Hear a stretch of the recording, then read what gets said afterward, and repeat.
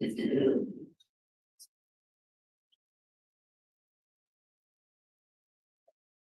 we could have the jury file. Yes, no. You can see it.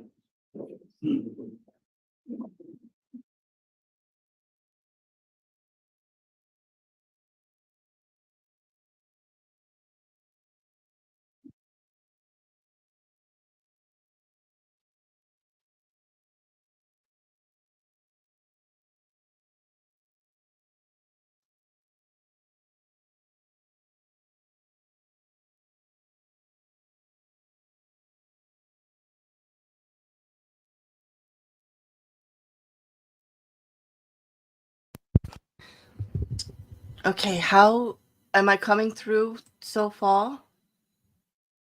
How about now?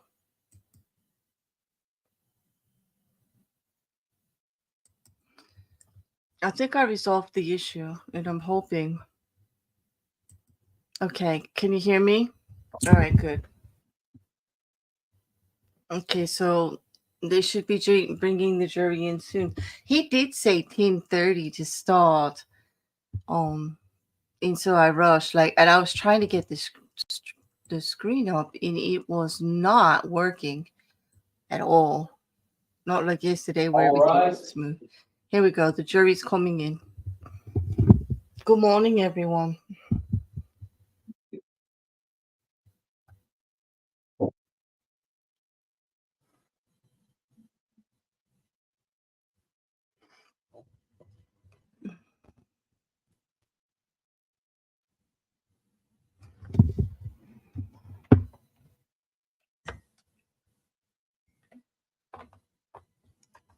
All the jury is present and accounted for. Please be seated.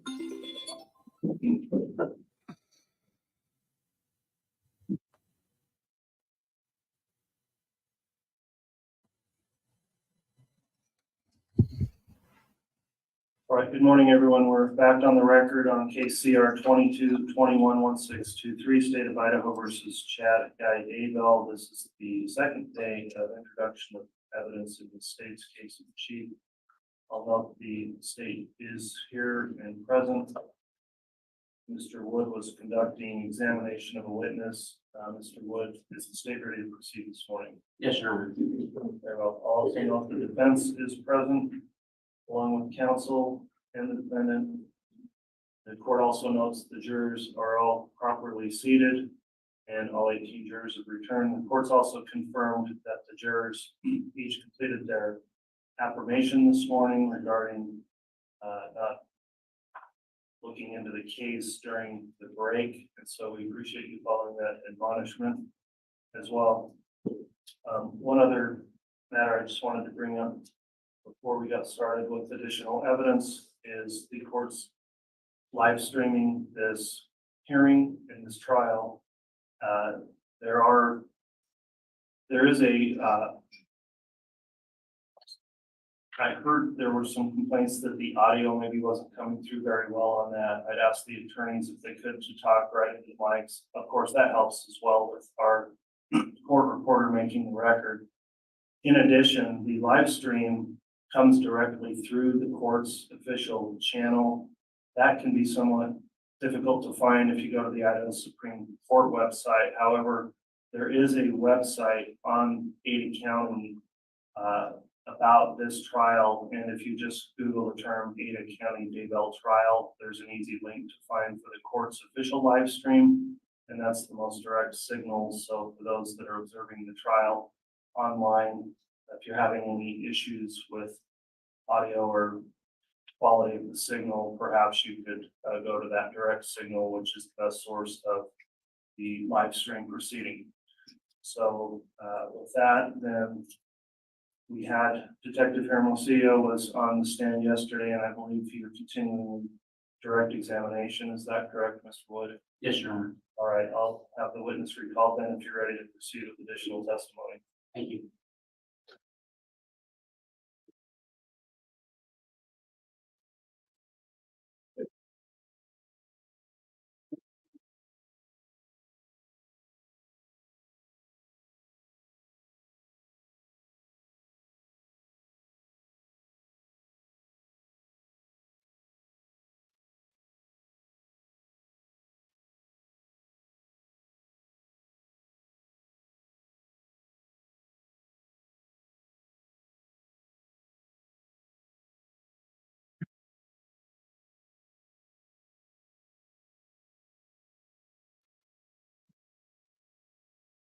All right, Detective Hermosillo was sworn in yesterday. I'll remind you, you are still under oath for your testimony today.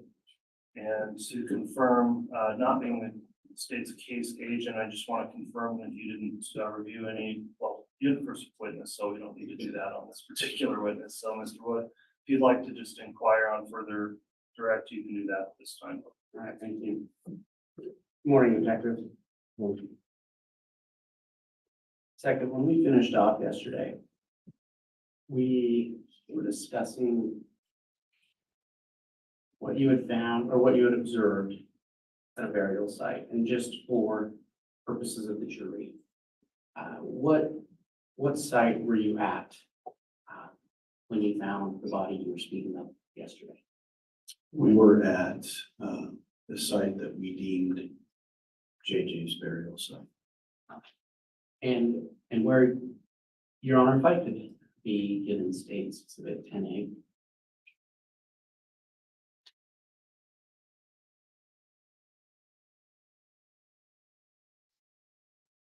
And if I may publish that? Yes, it's admitted, correct? Yes. So,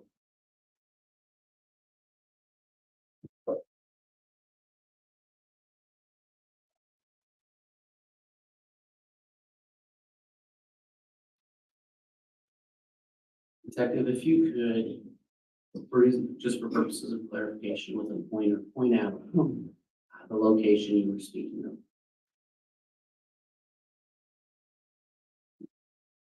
It's the burial site on the other side of this pond, just underneath this tree. Okay. Now, you call it a pond. When you were out there on June 9th, was there water in it? No, there wasn't. And again, just to clarify, when we had left off your testimony yesterday, is it correct that what you observed was what appeared to be a small body wrapped up in a black plastic bag? That's correct. Your Honor, I'd ask that the witness be handed State's Exhibits 10B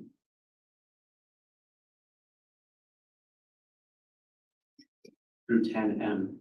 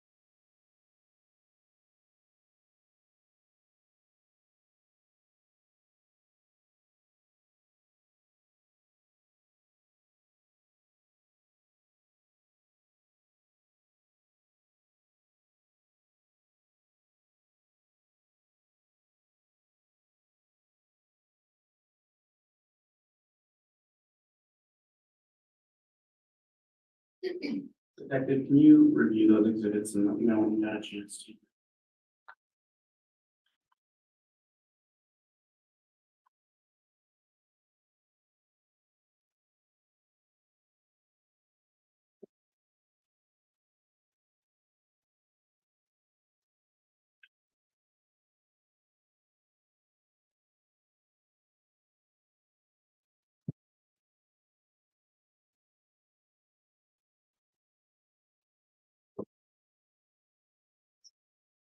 Detective, do you recognize state's exhibits 10B through 10M?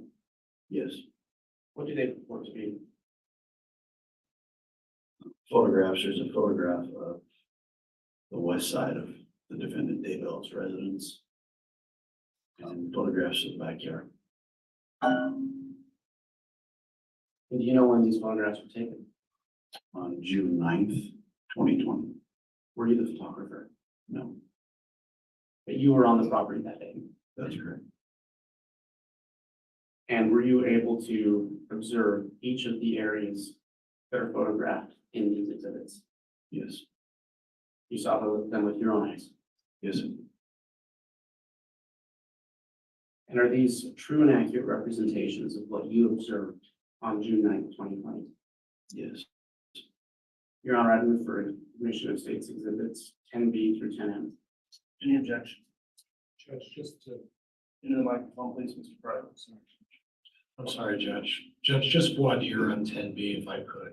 Otherwise, I'm fine with the rest of the exhibits. Okay, so let's do that then. So 10C through 10M have been offered or admitted, and Mr. Pryor, you can board there on 10B. And officer, you're looking at 10B, is that right? Yes, For sir. now. Yes, And the vehicle that's parked in 10B, is that the vehicle that was, the position of the vehicle at the time that you testified about Mr. Daybell? that's not the vehicle that Mr. Daybell was in. That one. Do you know what vehicle that is? In the driveway looks like a Subaru. Okay, is that the driveway that you're making reference to? That's correct. So in other words, somebody else's vehicle is there. We don't know whose vehicle that is, It's not the one that Mr. Daybell was in. but you don't know whose vehicle that is. I don't know whose vehicle that is. You don't know when the vehicle was put there. No, sir. You don't know who the owner of the vehicle is. That's correct. I would object, Judge, on foundation. All right, Mr. Wood. Thank you, Your Honor. Detective, said you don't know whose vehicle that is, correct? Correct. But you were still there that day.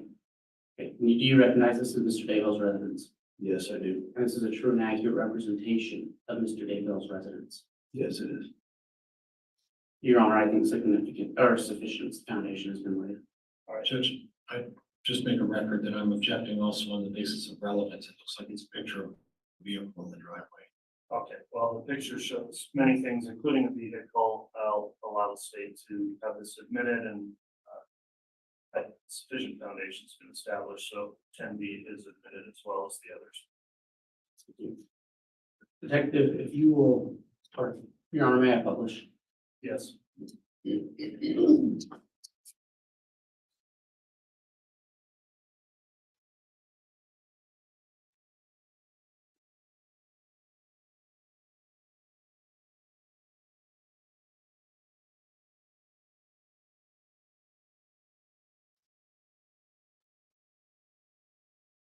Detective, what did you observe in State's Exhibit 10B? That is the west side of the Daybell residence. When I testified earlier to coming out and standing in the lawn area, that's not the vehicle that Mr. Daybell was in, but it was similarly parked that way back in. And that's the driveway he was sitting in when I was observing him look over his right shoulder toward the pond area.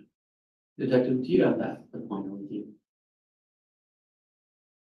Can you point to where you were standing when you initially observed Mr. Daybell's behavior?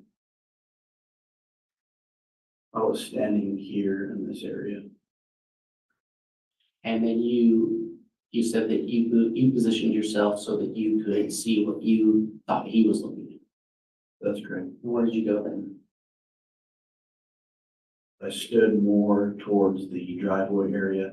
The vehicle that Mr. Daybell was in was up further this way. It wasn't backed in as far as this vehicle in the photograph.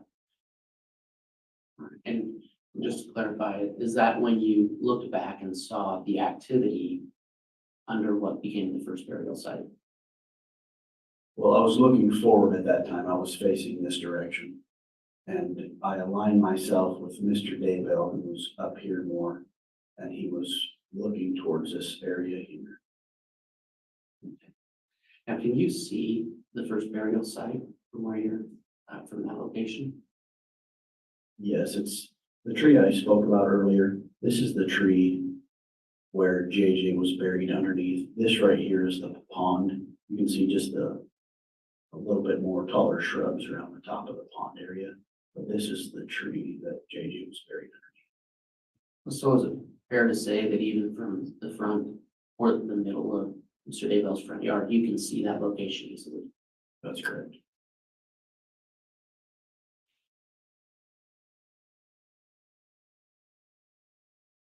Detective, what did you observe in State's Exhibit C, 10C? When I testified, I was tasked with sifting through the fire pit. This is what we deemed the fire pit. It had burnt tree limbs. There was various little pieces of trash. It was in the middle of round cinder blocks.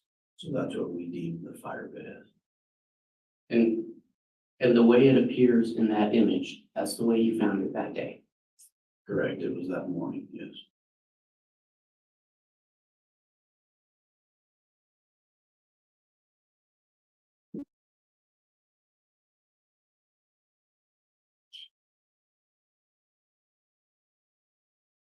And what do you observe in State's Exhibit 10D?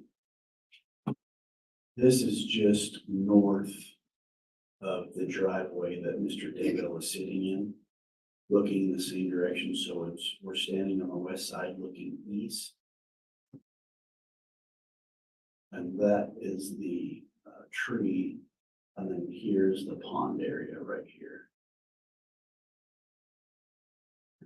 Jacob, I'm going to put up State's Exhibit 10A again, and if you can point to the approximate location of where this picture was taken from.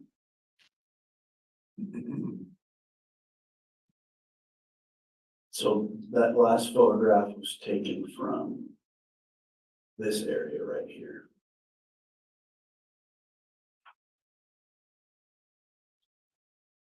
And so it's fair to say from that location, you can easily see burial site number 1. Judge, I'm going to object at this point. There's been some leading questions. Continues. I'll sustain that last question, Steve. Right. From that perspective, what were you able to observe? Burial site, number 1, JJ's burial site. Was it difficult for you to observe it from that location? The actual grave site on the ground, yes, from that location, but where the tree and the pond are, no, it wasn't difficult.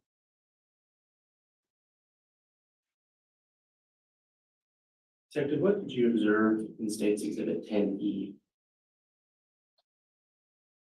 So when I testified earlier about the difference in length of grass and shrubs in that 6x6 section that was marked off next to the pond, this is what I'm referring to. If you look close, you can see there's smaller grass and dirt protruding right here. This is probably a little bit difficult to see. There's probably a better photograph.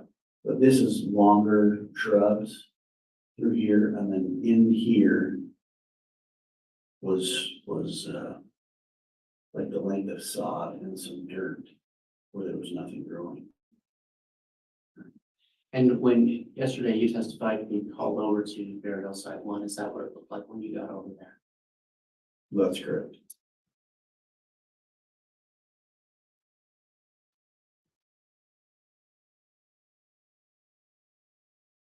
Detective, can you describe to the jury what you saw in State's Exhibit 10F?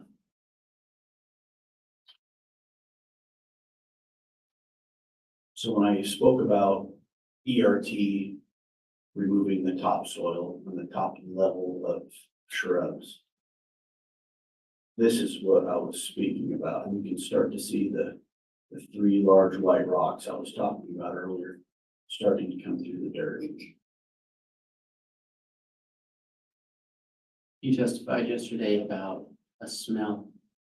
Was this the same time that you began to smell what you described yesterday? Yes, as soon as they removed this and the topsoil, that's when I instantly can smell the smell of a decomposing body.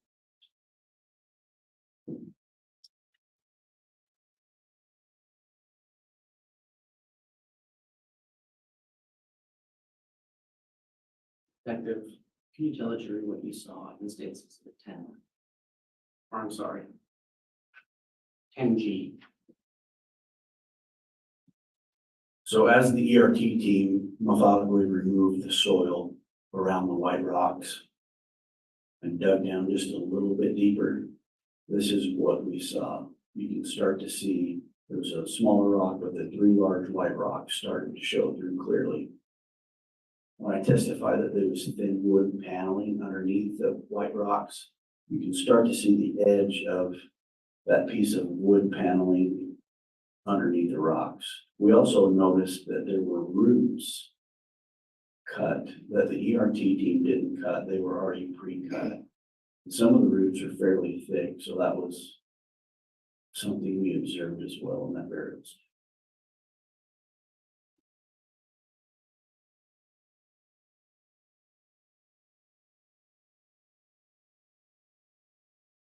Detective, can you describe for the jury what you saw in State's Exhibit 10H? After the ERT team removed the white rocks, this is the two pieces of wood paneling that were underneath.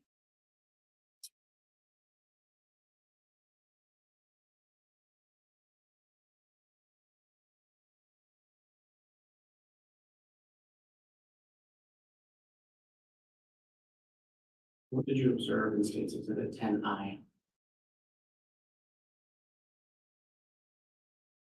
I spoke earlier about the distinction in soil. Some of the soil looked wet or moist, some of it looked dry. Excuse me. What you're looking at here is once we remove the wood paneling, this is what was underneath, and you can start to see the distinction through here of the wet soil. And up here is just the dry soil. So the rocks and the paneling were all through here. So that was the other thing that we observed. And as we took the paneling off, the odor began to become a lot stronger. So we knew we were at the right spot.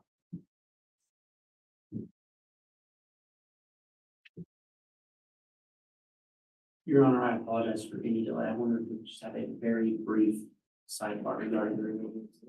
All right.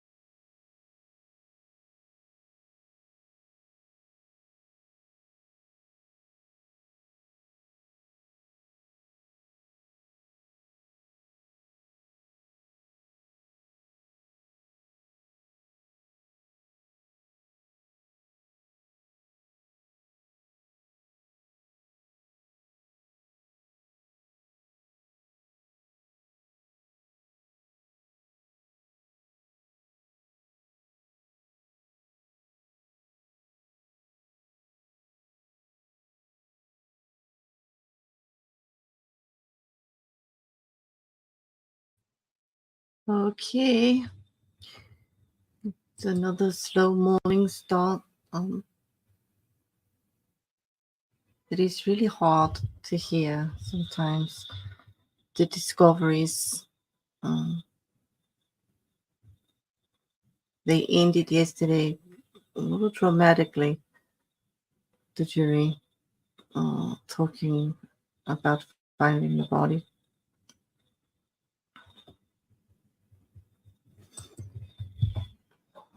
Hopefully they will just keep this one short. Good morning, Anna.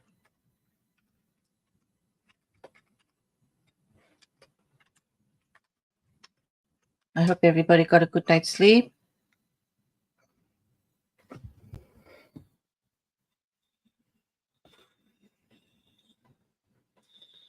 And I'm hoping that the tech issues this morning are the only tech issues that we have today. Does the volume of the court seem just a little bit louder today? When we came on, the judge was speaking about that, saying he asked everybody to get closer to their mics and all, but I don't know if they did anything technically with IT.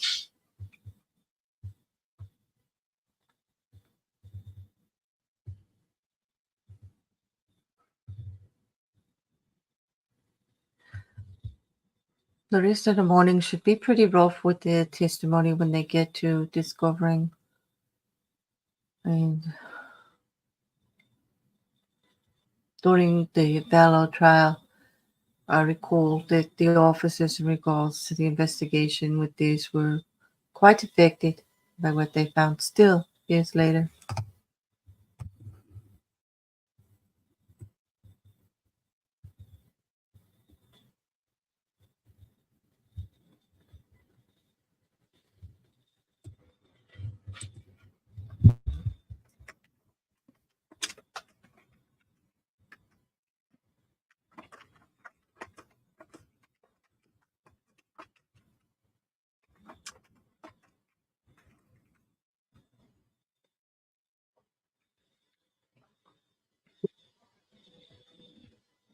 Mr. Wood, you can continue. Thank you.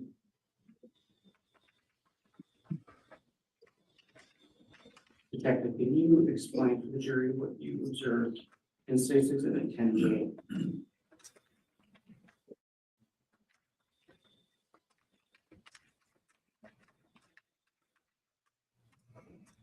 So once we started removing the wet soil, and I testified earlier to a black round object protruding through the dirt, this is what we started to see. It appeared to be like tight wrapped black plastic. It wasn't very too far underneath. It's fairly shallow, but that's what we started to see. And I talked about what appeared to be the crown of a human head.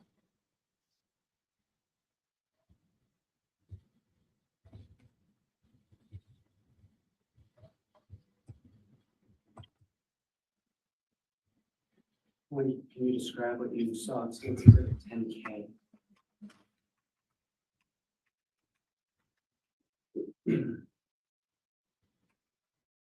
So once that appeared, the ERT team leader Steve Daniels used a small, sharp instrument. And I testified that he made a slit through the black plastic. And you can see the black plastic kind of peeled away on the top of the head. And then I testified there was a white piece of plastic underneath. And this is the white piece of plastic here. He made a slit in the white plastic. And when he did that, you can see what appeared to be brown human hair. Some of the hair kind of came out with the sharp instrument, and that's the hair you can see on top of the white plastic. But that's what you're looking at there.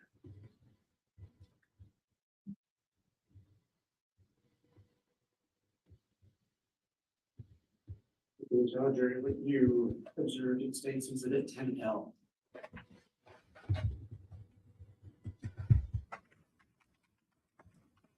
Once the ERT team continued excavating, they removed all the soil on top of this small body that was wrapped in completely black plastic. I testified that it appeared to take the shape of a small body in black plastic. And this is what we saw here. It's probably a 4x2 grave, and I'm guessing at those measurements. But it started to take the shape of a small body, and then it had different pieces of duct tape throughout the black plastic on top.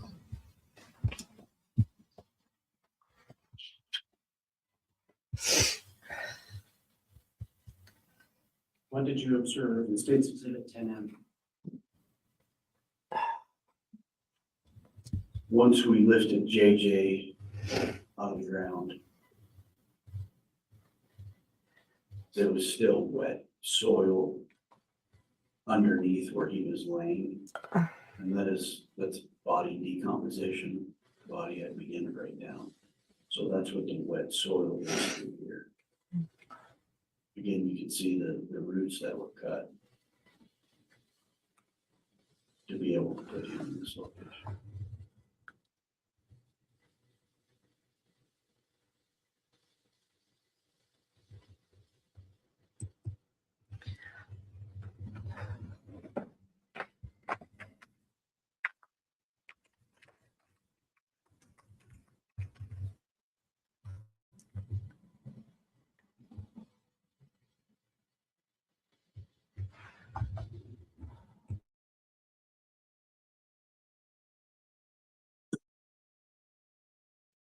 Detective, once that body was recovered, what did you do? And to clarify that question, once that body was taken out of the ground, what did you do? I assisted the coroner and a few other officers in placing JJ in a body bag, a black body bag. The coroner locked the body bag for evidence. We then put it in the back of the coroner's vehicle. The coroner and a Fremont County deputy drove the vehicle up to the morgue, and myself and Lieutenant Rockwell followed behind that vehicle. Once we were at the morgue, JJ was placed in the morgue, and then we returned back to the Daybell residence. Do you recall who the Fremont County coroner was? Brenda Dye. And do you recall what other officers traveled with you to the hospital? In my vehicle was just Lieutenant Ron Ball. With the coroner, Brenda Dye, I believe it was Detective Kaiderman. And just for clarification, you had said this already, I apologize, but what hospital did you take them to? Madison Memorial Hospital And where is that located? in the city of Rexburg.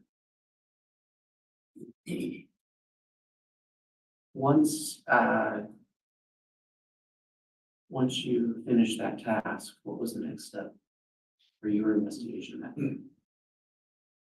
We returned back to the Daybell residence. As we got there, we were told that they had possibly Judge, I'm going to object at this point. There's some hearsay. I'll ask another question.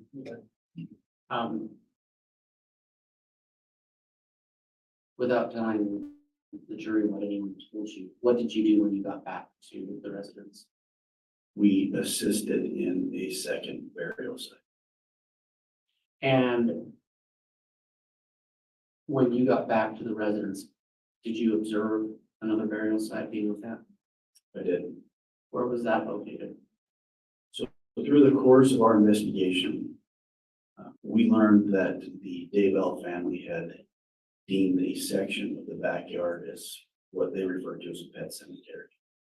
And we knew through talking to family members that the pet cemetery had a little black dog statue next to a post that kind of signified where the pet cemetery was. And so when I returned back from dropping JJ off at the morgue, I observed ERT digging in the pet cemetery area. And did you aid in that excavation? I did. What did you personally do? ERT began taking off top layers of soil in this specific area in the pet cemetery. Once they began to again see wet soil start to protrude through the dry soil, they slowed down, and we got on our hands and knees and began excavating that by hand. And by hand, did you use tools to do that? We did. They had small tools that we could use, trowels, like paintbrushes, things of that nature. Approximately what time of day was this?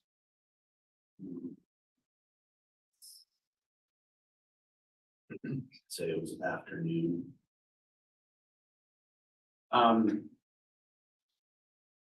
And approximately how many people were there with you using hand tools?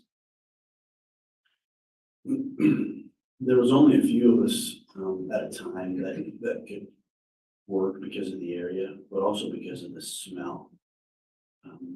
We had to take turns digging because we were on our hands and knees and the smell was so bad that we could only work for a few minutes before somebody else had to take turns, get on their hands and knees and start digging by hand. And you said the smell, what did it smell like? Decomposing body. How long did you aid in that excavation using the hand tools? Hours, probably. And did you find anything? We did. We ended up digging down and started to uncover burnt pieces of flesh, charred bone, fatty tissue. Just, and I apologize for the lack of better words, but globs of burnt flesh starting to protrude through the dirt.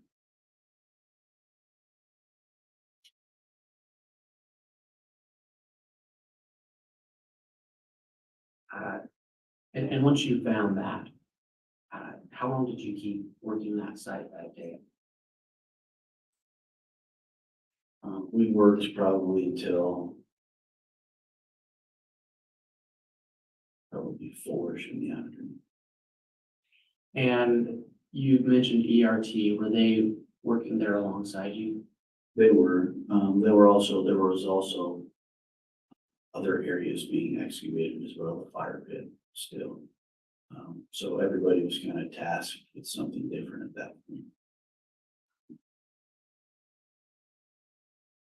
And once we started getting down a little bit more in Tylee's burial site, we assumed it was Tylee, we could start to see the top of what appeared to be something plastic and green. And at that point, the ERT team leader, Steve Daniels, decided we were done for the evening. When you were done for the evening, what happened? We had Fremont County Sheriff's Office, the Madison County Fire Department, bring in 2 large light trucks to illuminate the crime scene. The crime scene was taped off. We had officers from Rexburg City Police, deputies from Fremont County Sheriff's Office that remained on scene all night long, walking the perimeter to make sure that the scene wasn't compromised. And it was well illuminated. And did you return the next day? Yes, we did. And when you returned the next day, who else returned? Everybody that was there the previous day. So ERT came back That's correct, yes. and other members of the FBI, Yes, Fremont County officers, yes. Rexburg police officers. Correct. And I believe you testified earlier that there were some attorney general investigators there as well. Yes, And they were all there that second day. that's correct. Approximately what time did you arrive that second day? We started fairly early. It was approximately 7 in the morning. And what did you start doing when you got there on the second day? I went back to Tylee's burial site. We had put up canopies to keep sunlight and wind. there was media, helicopters flying overhead, so we wanted to keep the scene from being compromised as much as we possibly could. And at that point, we got back down on our hands and knees and began digging again with those same little tools to get down to see what exactly we were going to take out the ground at that point. And,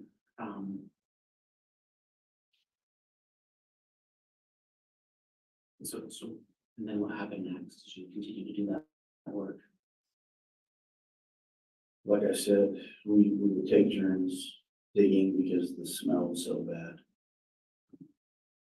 And we would just keep excavating slowly around this green object that started to come through the dirt the first day. So it started to take a shape, a roundish shape, when we began digging down and methodically removing dirt. And at that point, we could start to see what appeared to be the shape of a green melted bucket that appeared to have the remains of, we assume, were tightly that were charred and burned inside it. And were you there for the excavation of that bucket? Yes. How did that happen? Once we got down to what we thought was the bottom of the disformed bucket, we observed part of a human skull underneath the bucket. There was some teeth that we ended up excavating from underneath. At that point, the goal was to lift that out of the ground. And so there was we made kind of a little hole around it to try to get underneath. So we put tarps out. Like I said, the goal was to try to lift it completely out without manipulating it in any way. But when we tried to do that, when we lifted it, it all broke apart because there was nothing holding it together. So at that point, we had to go back in and remove all the pieces of the charred flesh and burnt bone and organs and pieces of tiley that put onto the tarp. And while you were doing that, you talked about the smell. Is that still present? Yes, very much so. Strong odor, yes.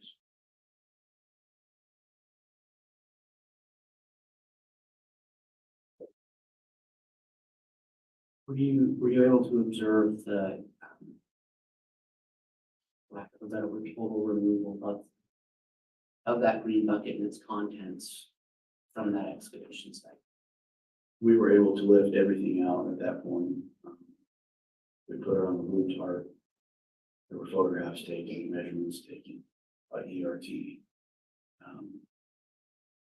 Once that was completed, we dug down even further to make sure we didn't miss anything. Once we figured out everything was out of the ground, that tarp and those Tyler's remains were then put into a body bag in the corner, again, lock the body bag for evidence purposes. And Tyler was also transported to the morgue. And did you follow along when Tyler was transferred to the morgue like you did with JJ? We did. We followed in the same manner. Myself and Lieutenant Law. Once Tyler was placed in the morgue, we returned back to the Daybell residence.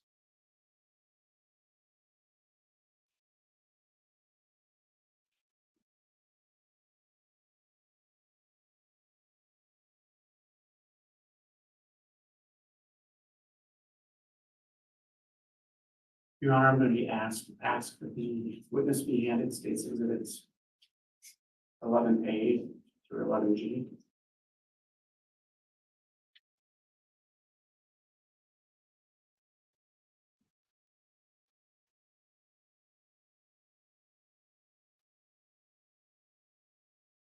Judge, for the record, I've previously reviewed these and I will object to admission of these as exhibits. All right, exhibits 11A through 11G are admitted without objection. This time, as we get into this evidence, I'm gonna announce that because of the graphic nature of some of this evidence, I'm not going to be showing this on the court's live stream, nor to the general public in the courtroom. The jurors will be viewing the evidence as well as the parties are permitted to see that. In addition, the court will provide an opportunity for any victims that wish to see the evidence in a private setting to view it as it's now been admitted into the record. But we made arrangements to not display this to the general public. And so, Mr. Wood, with these exhibits, that's how we'll proceed. And we will not include that on the live stream, but you can discuss it on the record in open public with witness.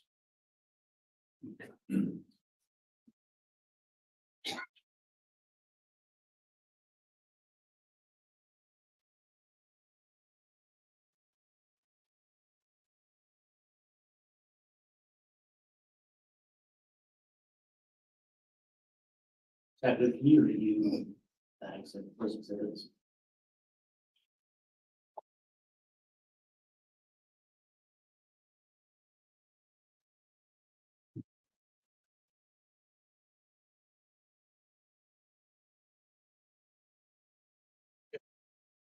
And Your Honor, I understand these are already admitted. I am still ask a few foundational questions just to establish knowledge. Very well for the record. Detective, what do those, what does states exhibit 11 and 14? And its subparts?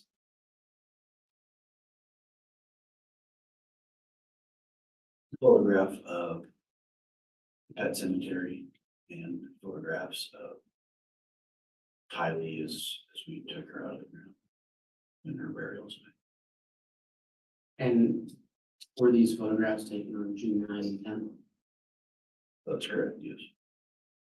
And were you on the scene that day when those photographs were taken? Yes, Are they true and accurate representations of what you saw? yes.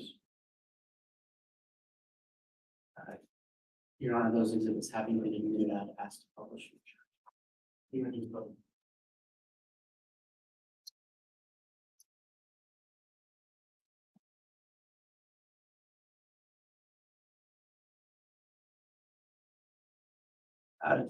Detective, before I publish that, I'm going to place State's Exhibit 10A up again.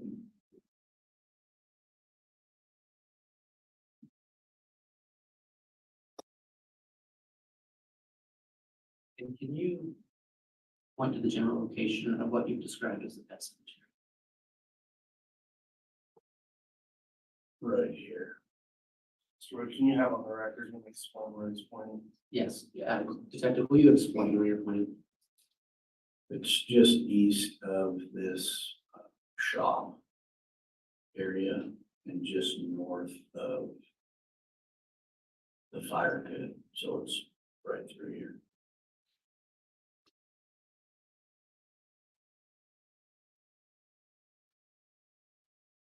And Your Honor, I do think that the state's first picture under State's Exhibit 11 is okay for public consumption. It is. I just wanted to make sure our system was working as well, that exhibit 11A is fine. Detective, what did you observe in State's Exhibit 11A?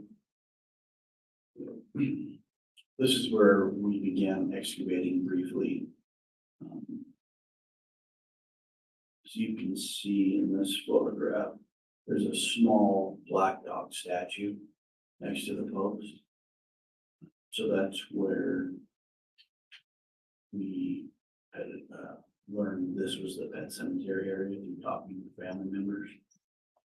And then there's just some tarps laid out for some of the soil. You can see in the back the markers that had been distinguished and laid out by ERT for the fire pit area that I talked about earlier.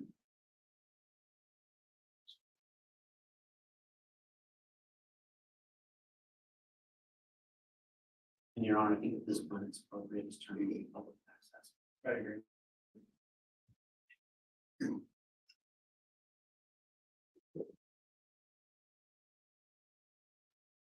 Detective,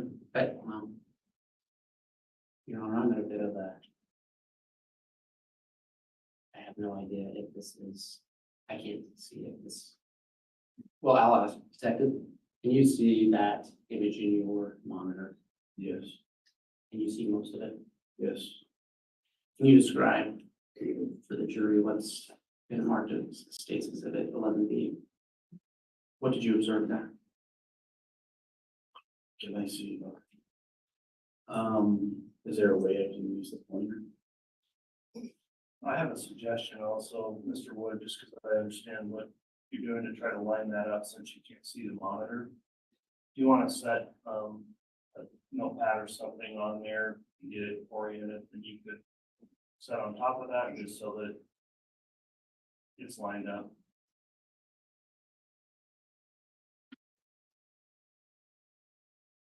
And if I could have the screen for 1 moment, thank you. You remember that suggestion?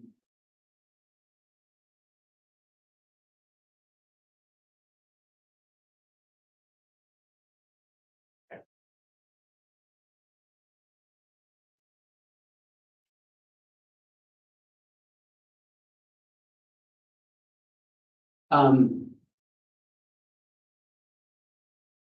Detective, what did you observe in State's Exhibit 11B?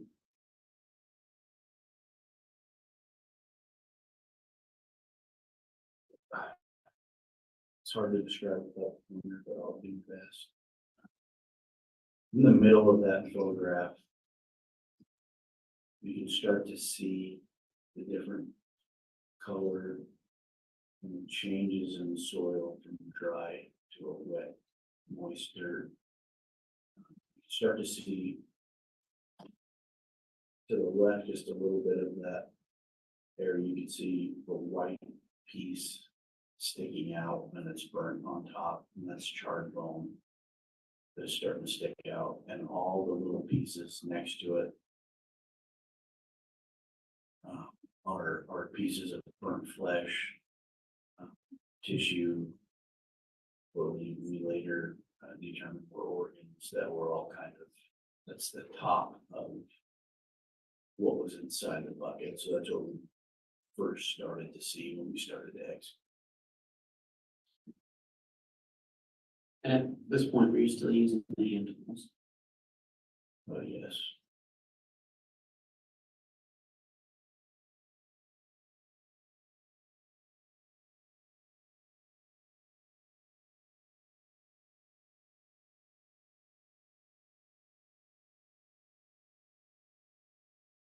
Can you explain for the jury what you observed in State's Exhibit 11C?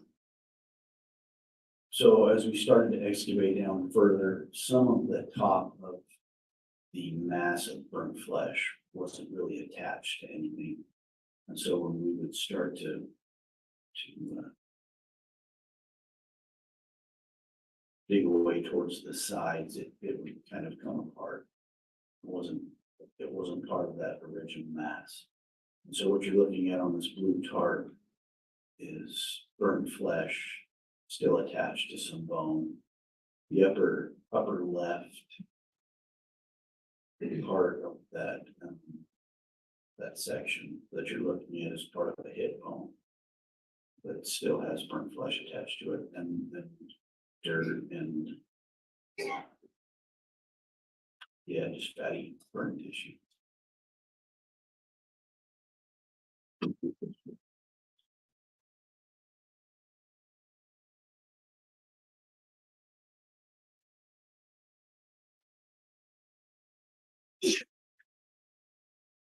You described to the jury what you observed in State's Exhibit 11D. So when I talked about it started to take a roundish shape, this is what I'm referring to. And we dug around the sides of it, trying to get to the bottom, because like I said, the goal was to get underneath, have 3 or 4 guys in there and just lift it onto the tarp. So that's what you're looking at in this photograph is just the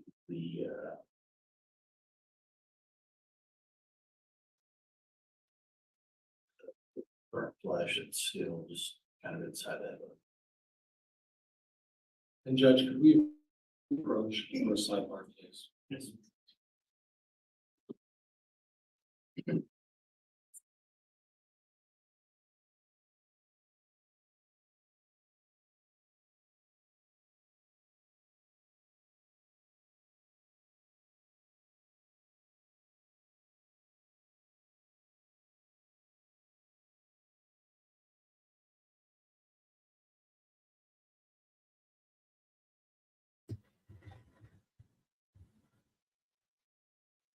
These sidebars are so frustrating.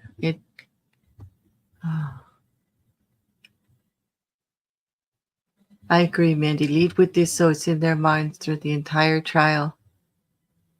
Plus, it's just the beginning. The jury isn't tired and been sitting 6 weeks. This may be a genius move to lead with this information. Yeah, I'm of two minds of it. Like, I'm hoping, like, it was very impactful, especially ending with it yesterday. And it is horrific information. I remember the first time we heard it, and the law enforcement officers all testifying like how horrible the ordeal was. Yeah, Anya, it's like every 30 minutes there's a sidebar, right? This is going to be the trial of sidebars. Yeah.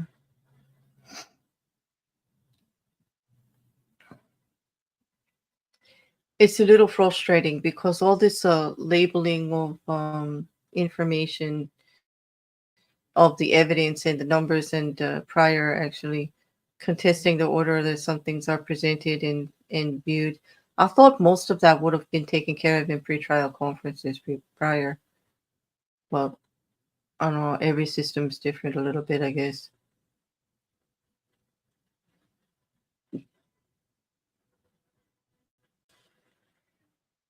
Morning, Rodin.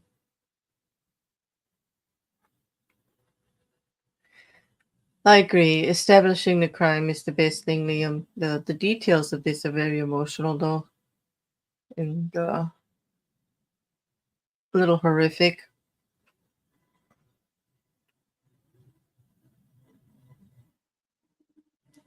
They have changed the view a little bit of the witness stand. Like, it looks like we can see more of the witness, like the angle is different, but now the evidence screen is smaller. He appears to be farther away. I don't know. And that's part of the human skull just to the right of that. Okay. Bucket. There were teeth there in the dirt as well. But that's what you're looking at, just a close up of the bottom of it.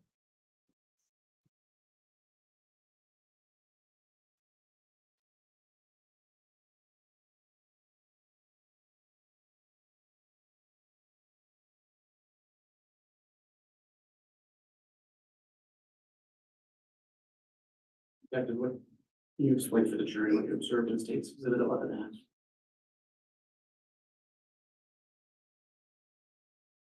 So once we removed that mass, and put it on the blue tarp, there was still some wet soil underneath. So we dug down even further to make sure that we had excavated everything we needed. And so what you're looking at, you can see the tarps in the background we had put up. You can see some of the hand tools that we used just to the right of that hole. But that's what you're looking at is just after we got that mass out, the wet soil.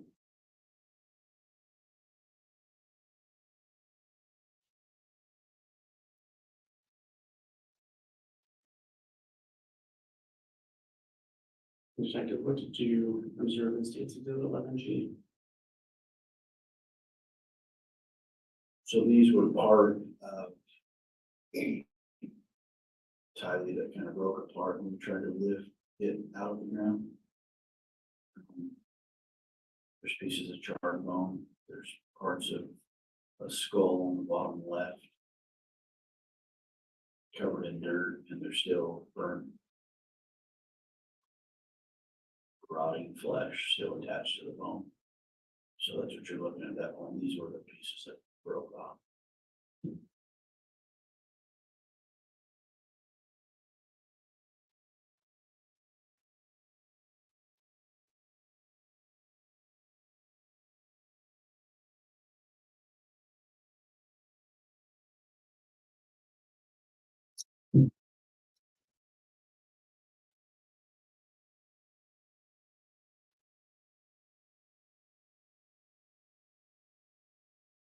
Detective, I believe you testified that you assisted in transferring those remains to Madison County to the hospital, correct? Correct. I followed behind the corner. Was Lieutenant Ball with you again? He was. Once you got up to the hospital, what did you do? We observed the Fremont County coroner, Brenda Dye, transfer Tylee's remains into the morgue. The morgue was unlocked, but there was evidence they put up. And at that point, myself and Lieutenant Ball went back to the defendant Daybell's residence. And what did you do when you got back there? We assisted and made sure there were no other burial sites or anything that the ERT team needed assistance with. At that point, we decided that we were going to take JJ and Tylee to the Ada County Coroner's Office to have an autopsy performed. So roughly 4 p.m. on June 10th, 2020, it was decided that we were going to follow the county coroner with the remains of JJ and Tylee to the Ada County Coroner's Office for an autopsy the next morning. And when did you arrive in Ada County, approximately? Approximately 8 or 9 in the evening on June 10th. And what did you do once you got there? We went directly to the coroner's office, and JJ and Tylee were dropped off, and the coroner's office took custody of both JJ and Tylee. So that was later in the evening. Correct. And was an autopsy performed that night? No. When was the autopsy? The autopsy, Judge, I'm gonna object. There needs to be some combination. Overruled, if you know, you can answer. the autopsy was performed June 11th, early morning hours. That was the next day. Correct. And were you present for that? Yes, I was. And where did that autopsy take place? At the Ada County Coroner's Office. So when you arrived at the coroner's office, what did you do first? Initially, when we arrived, we had a little debrief with the medical examiner, Garth Warren. He told us what he expected. Judge, objection. Grounds, Hearsay? same. You met with Dr. Ward. Correct. What was the purpose of that meeting?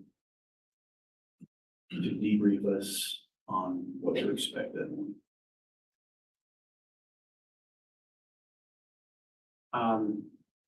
What did you do next? We went to the room where the autopsy was performed. Put the sanitary booties on our shoes, signed in on a whiteboard with our name and cell phone numbers. So he had a record of everybody that was in the room. And at that point, we stood back against the wall and observed the autopsy. Now, as a detective, you don't perform an autopsy, correct? Correct. But you were able to see it take place. That's correct. And what did you observe happening during that autopsy? One of his team members brought out the body bag. And I recognized it to be the same body bag that we took from defendant Daybell's backyard that day because it still had dirt on it. It still had the same lock. And at that point, they opened the body bag and revealed the same black plastic and small body that appeared to be in the black plastic. And then what did you observe? Dr. Warren and his team cut down the middle of the black plastic to open up what was inside. At that time, I observed a small child with duct tape on his head from his chin to his forehead area, tightly wrapped around his head. He had red pajama pants on, red pajama shirt. He had his arms folded this way across his body. And there was duct tape from elbow all the way around to his other elbow. He had his ankles also bound with duct tape. He was still wearing his nighttime pull-up diaper. He had black socks with the word Skechers in orange. I could tell that he was going through various states of decomposition based on his skin color. Judge, I'm going to object. Grounds. He doesn't have the experience to make a determination about the levels of decomposition. He's speculating. I'll sustain the objection and strike the final part of the answer about decomposition, Mr. Williams. All right. Detective, what did the body's skin look like? The skin was sloughing. It appeared to be bluish green, black, yellow. And through my training experience, going through and handling different dead bodies at different stages of decomposition, that's what I read. Judge, I'm going to object again. There's been no foundation for him to make that sort of medical assessment. He's not a medical doctor. Your Honor, my argument would be that's not a medical assessment. It is based on his training experience. I'll overrule the objection. If you'd like to cross further, you'll have a chance, Mr. Pryor. The objection is overruled. The foundation laid in the previous response. Detective, once this the body was taken out of the bag and you made the observations that you've just described, what happened next? Dr. Warren and his team then cut the white plastic that was wrapped around his head and duct tape. They cut down the middle to reveal what was underneath. And at that point, I observed another piece of duct tape stretched from JJ's jawline to jawline over his mouth. He also cut the several layers of duct tape from his arms, and it revealed some more duct tape that had his wrist bound underneath all those layers of duct tape. He then took his bottom pajamas off and shirt, and it also revealed the nighttime pull-up diaper he was still wearing. Now, Detective, you spoke about the duct tape and bag over the head, correct? Correct. And you've been referring to this as JJ. Yes. Until that duct tape and bag were removed, though, were you able to identify him as JJ? No. Once they removed the duct tape in the bag, through looking at all the photographs for the last 8 months of JJ,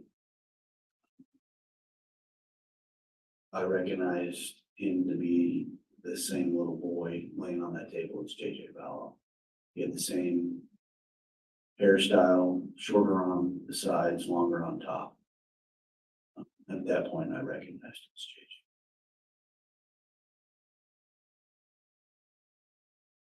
Once the clothing was removed, what did you observe happen next? Dr. Warren pointed out some bruising on his arms, on his ankles, on his chest. He also pointed out some scratch marks on the left side of his neck, just under the duct tape. At that point, Dr. Warren and his team performed the autopsy.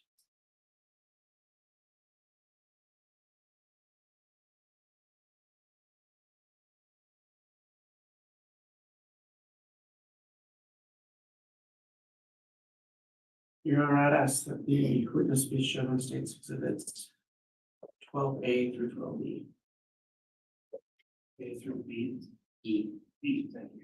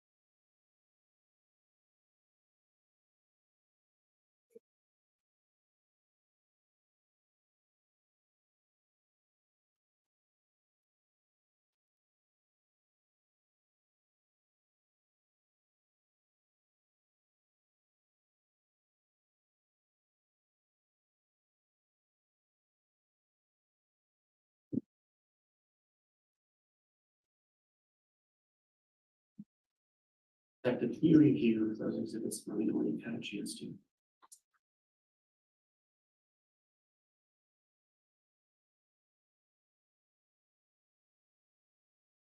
Yeah. Do you recognize State's Exhibits 12A through E? Yes, What do they purport to be? JJ Vallow laying on the table after they opened the black plastic. And were you present when those pictures were taken? Yes, You were in the same room. Correct.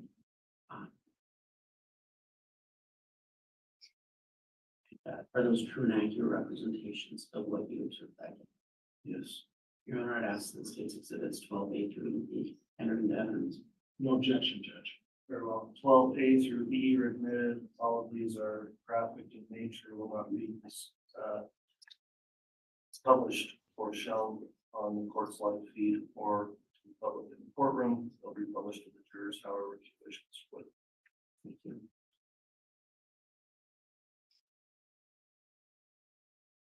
Detective, can you describe to the jury what you observed in State's Exhibit 12A?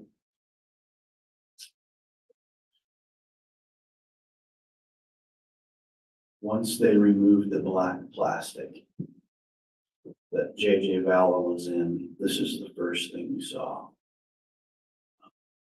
You can see on the white plastic on top of his head, that's the slit that was made when his head was sticking out of the ground.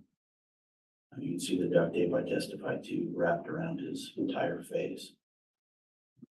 His red pajamas are still soaked with body decomposition. The level of duct tape on his arms is what really caught my attention. And he still has he has a white and blue child blanket wrapped around him.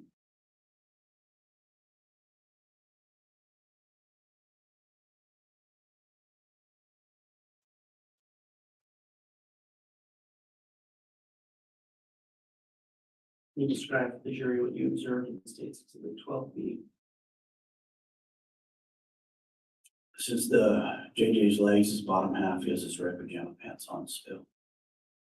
his ankles, like I testified, are wrapped with duct tape.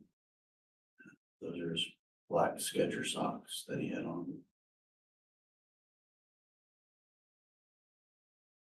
It's hard to see there too, but his legs and body are also soaked with decompositions.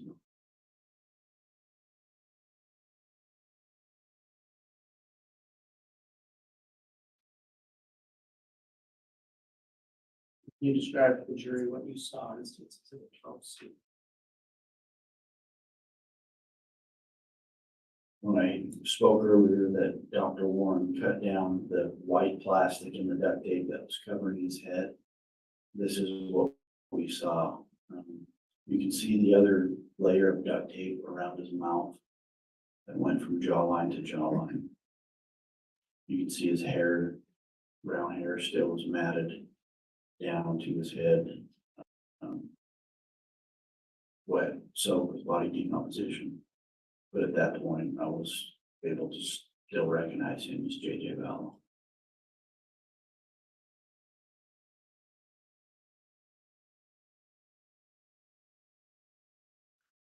You observed in 12D.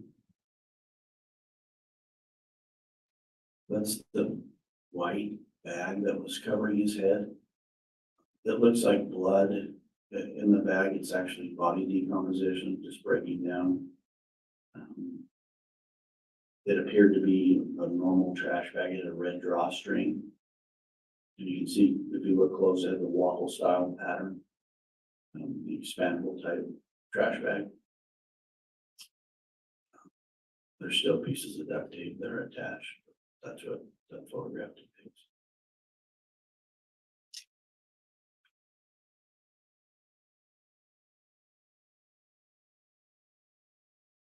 You described to the jury what you saw in 12D.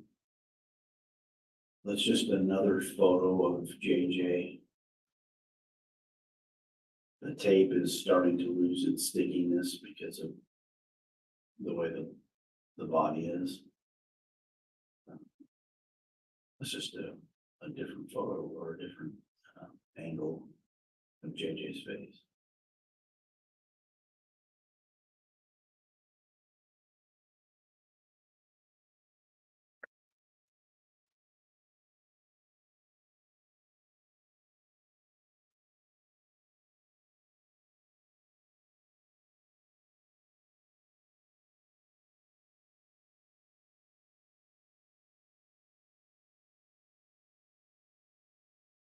So can I have a recite bar, counsel?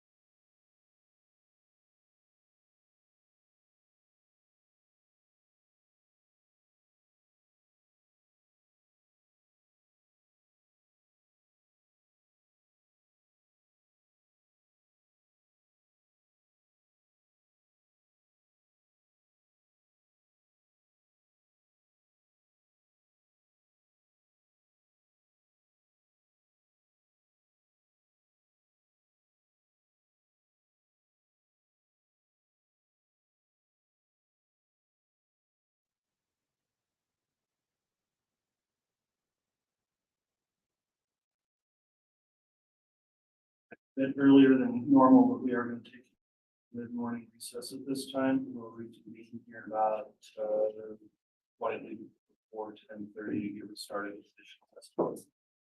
All rise, please.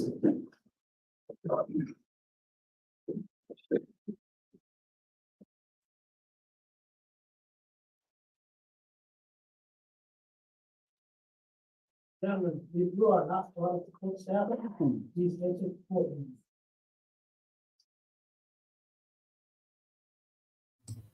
Okay, we're taking our first break. Oh, that was pretty tough. To be honest, this is the part of the Valor trial where I started to bow out a bit. It was horrific. Like I was mentioning in the chat with Mindy, like I'm wondering if this is going to stick with the jury for the whole 8 to 10 weeks that is anticipated to be the length of this trial. It is the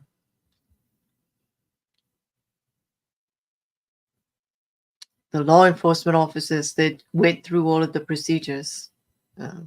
It still sticks fresh in their mind. You know, this case is 3 years old, 3+. Chad Daybell wasn't arrested until the bodies were found. The process towards trial started then, you know. And law enforcement and everyone involved with this case has had to deal with those horrific details every day since. But I'm glad they didn't show the most graphic ones on the screen. There's a kindness afforded to the families and those in the galley. They are horrific details. I am hoping so, Juju. I was saying to Mandy, this was a bold move on the prosecution to lead with this. Or hopefully it will stick with them. They ended yesterday with the statement of finding the body. It was pretty impactful, you know. Yeah, it does seem quite solemn today, and rightly so. I myself feel quite solemn listening. You just can't help it. You really just can't help it.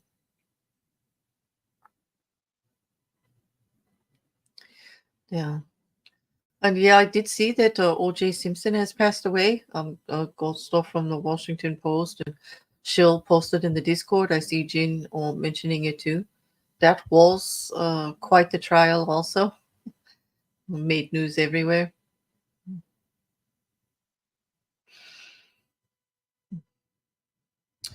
Juju says she thinks it was a great move to lead with it. Try to shake those images from your mind as other evidence is presented, and you can't. Exactly, and there'll be plenty of supporting evidence. We're still going to hear from the coroner, the CSI, you know, the crime scene analysis, you know, all of the testing that was done, how they identified the bodies. This is just one law enforcement officer's view, the lead investigator at the scene and discovering yesterday's testimony kind of moved me a bit when I realized that he was actually giving testimony as to why they started looking in a particular area and watching Chad Daybell's actions. And I think that's going to be impactful to the jury too. It did hit me. Like if he's out there on a phone call and he's like, his eyes are darting over to certain areas that they were watching him closely. They had been looking for these children for months.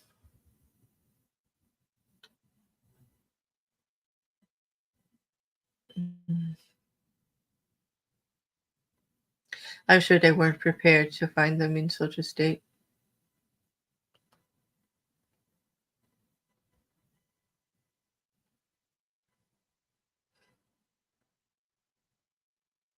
We have to remember at this point, they're not like they're suspecting that is Ty Lee, but the condition of the body, I don't think there was much of a chance that they knew for sure as they were bringing it all. Yeah, you're right, Juju. It does make the boring facts more bearable, but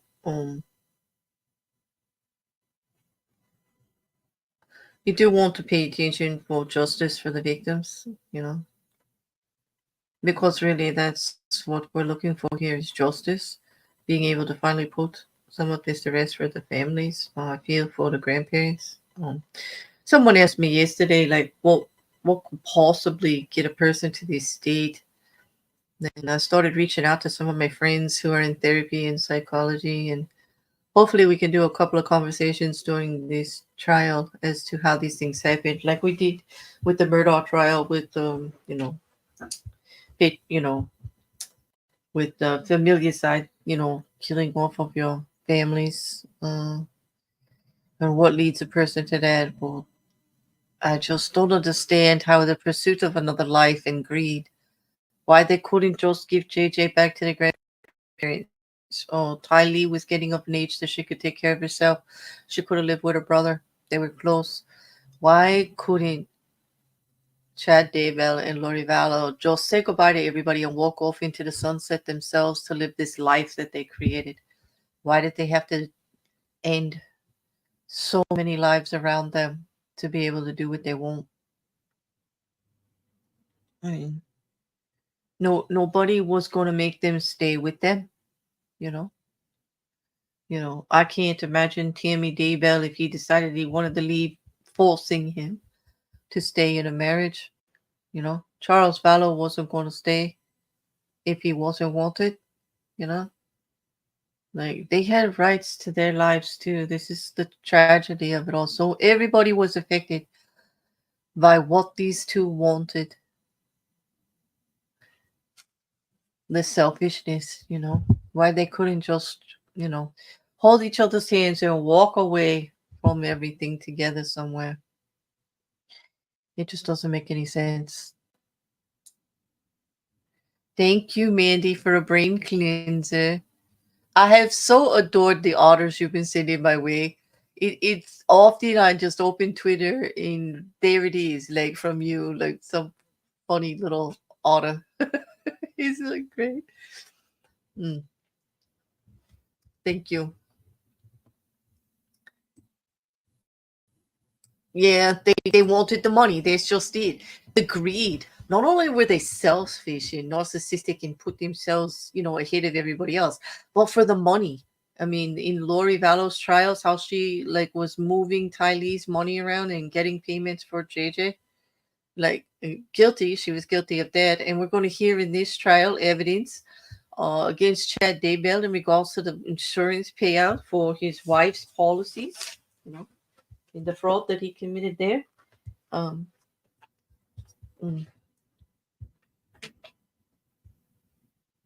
Well, we don't want to get ahead of ourselves. We actually only want to consider, from the jury's standpoint, the evidence that actually gets submitted in this trial. You see, just like Mandy, very reminiscent of when you and I were looking into Depp v. Heard, and we knew so much of the evidence that could be entered. And it's just, you have to kind of try to balance it. And remember, it is only what they get to actually admit here and how it plays out. Like we watched a lot of evidence that had been circulating get debunked. I remember Law and Lumber debunking the bed, the actual bed, and how the markings and everything got on the bed that they were saying were done by certain things, and it was just like totally debunked and impossible. But then some things just didn't come up, in the trial. It was frustrating. And here we're going to have the same thing. Like, we know things that were presented in Lori Vallow's trial, but will they actually enter it into evidence and bring it here? Will there be new things? They're all like different charges. Remember, he's got like actual murder charges on him for Tammy Daybell, like hands on.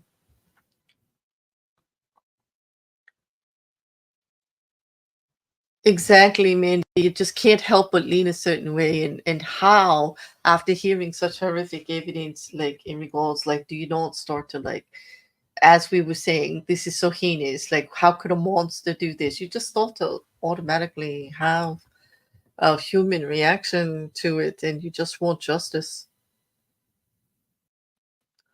Yeah, right, Rocket Couch. Like the whole process there, like with Depp Heard. And so I always find myself, just trying to hold back just a little, with all of the extra knowledge that we have, Good morning or good evening, Lucky.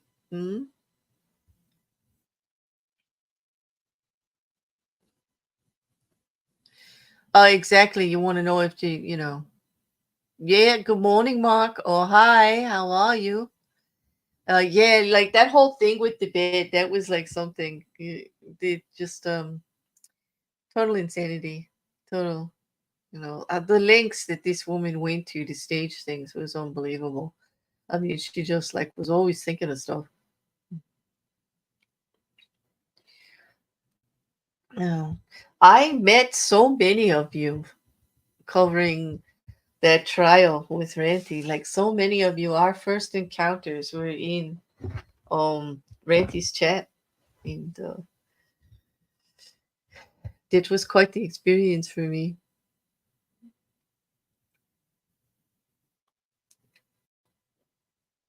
Yes, we did. We got stretch breaks, didn't we? Turtle moves. Like it was pretty cool. Like and we did in Murdaugh too. Like I loved Judge Newman would make us get up and stretch, and he just purposely had everybody in the courtroom get up and stretch with him. It was like I miss that personality. I mean, I'm kind of Mandy and I both were going back and forth about Judge Boyce in the beginning, way back in the beginning, when the trials, when the defendants were still in the same case before everything got separated, and we were so annoyed with him. We were so annoyed with him. But I've kind of grown. I don't know about you, Mandy, but I've kind of grown to appreciate his style a little bit and find him to be very pragmatic and cautious. You know, he came for the rants, but stayed for the bear. Thanks, Liam. I know you were not a fan, Mandy. Yeah. You know, we weren't because like he was closing down the trial and we thought he was like favored towards Lori Vallow. There was such a contentious in these proceedings and everything because the crime was so horrific, you know. And yeah, we just thought he was being like overly cautious and leaning towards her too much. But now I kind of understand why he didn't want her affecting the media, like the cameras and all. She would have turned it into a circus.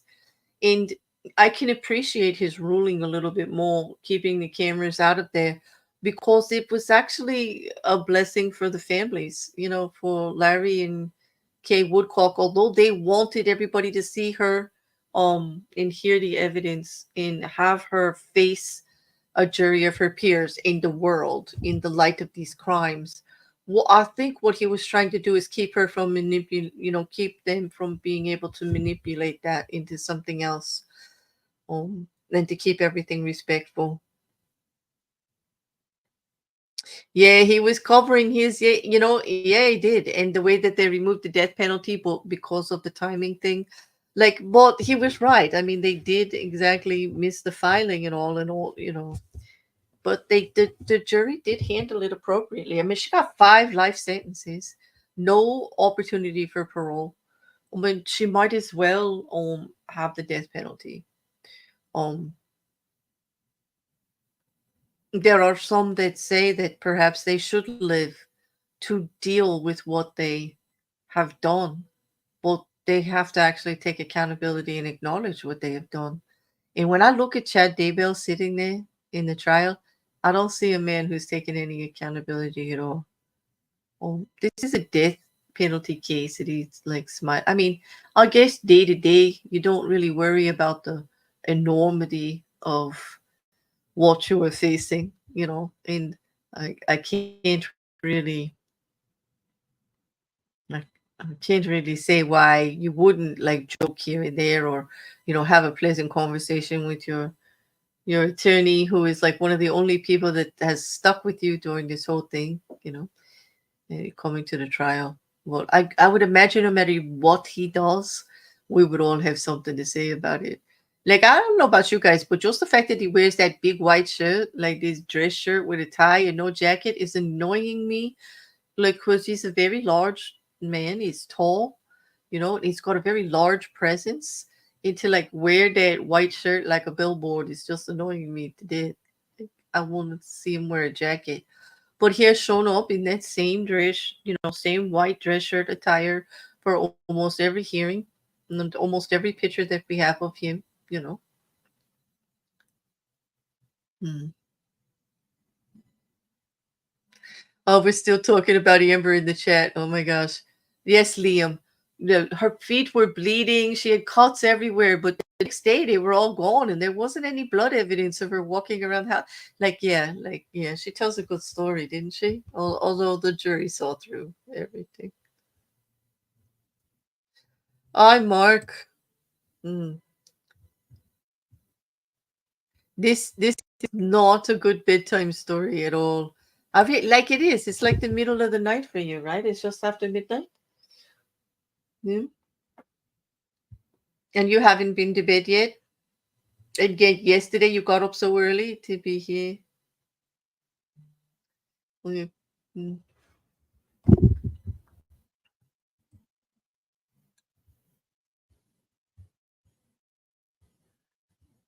So you actually are waking up after midnight? Wow. No, and like the Darnell Brooks was crazy. I didn't actually cover that one. I watched Triggered Limey cover that one, and like it was just too crazy for me. That man would have drove me crazy listening to that every day. I would have been screaming up here like constantly. I would have no voice. Like I probably have bald spots from pulling out my hair. You know, that was a very, very frustrating trial. That man was ridiculous. I give that judge all the credit in the world for getting through that. You know. Mm. Also, you're just waking up more. Mm. Hey, Maya, good to see you. I hope you're okay. Turtle Moves, it's really nice to see you too. I remember, yeah, another of the crew. Yeah, we did look at the trees. We did. We did. There's an article in the library, and I've been getting notices on my phone. Yeah, that O.J. Simpson has passed away.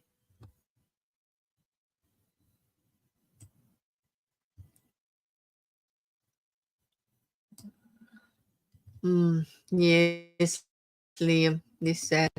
Well,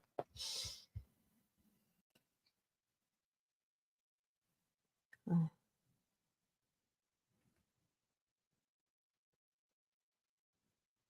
Yeah, Brooks was very frustrating. He just didn't get it. And even when things were straightened out, he would just go right back to the same stuff and the same routine. And like, I really feel for that judge trying to make sure that he had a fair trial when he was just like taking, like doing all of this damage to himself. Like, it was horrible.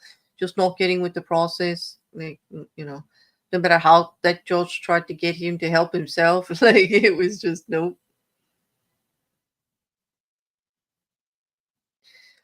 Yes, Juju, I agree. Look at us all, bucking the circadian rhythm.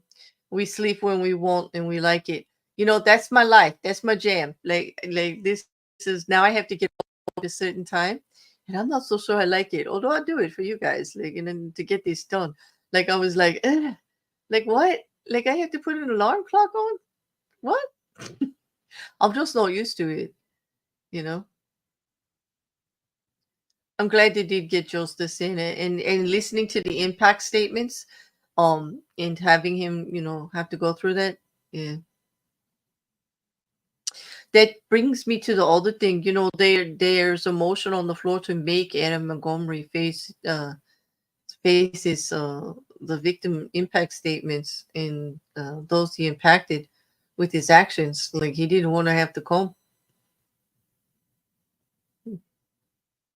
and that's part of our justice system too. They have the right to come and defend themselves, to be there at trials and hearings, but they could opt out. But also the other side of the coin is once there's a verdict, we have victim impact statements, and the victims get to come forward and say, how this crime affected them before sentencing. And I do think that it should be a requirement that the defendant be there. They should not be able to opt out of listening to that, because this is the part of the justice system that's for them, you know?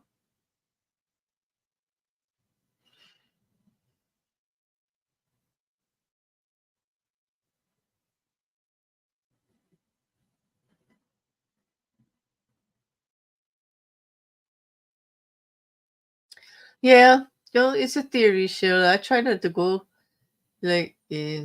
I'll never understand the depravity of the minds of those two, like how it got to this point, where the children had to go, where Charles Vallow couldn't live, where Tammy Daybell couldn't live, you know, all the violence of it.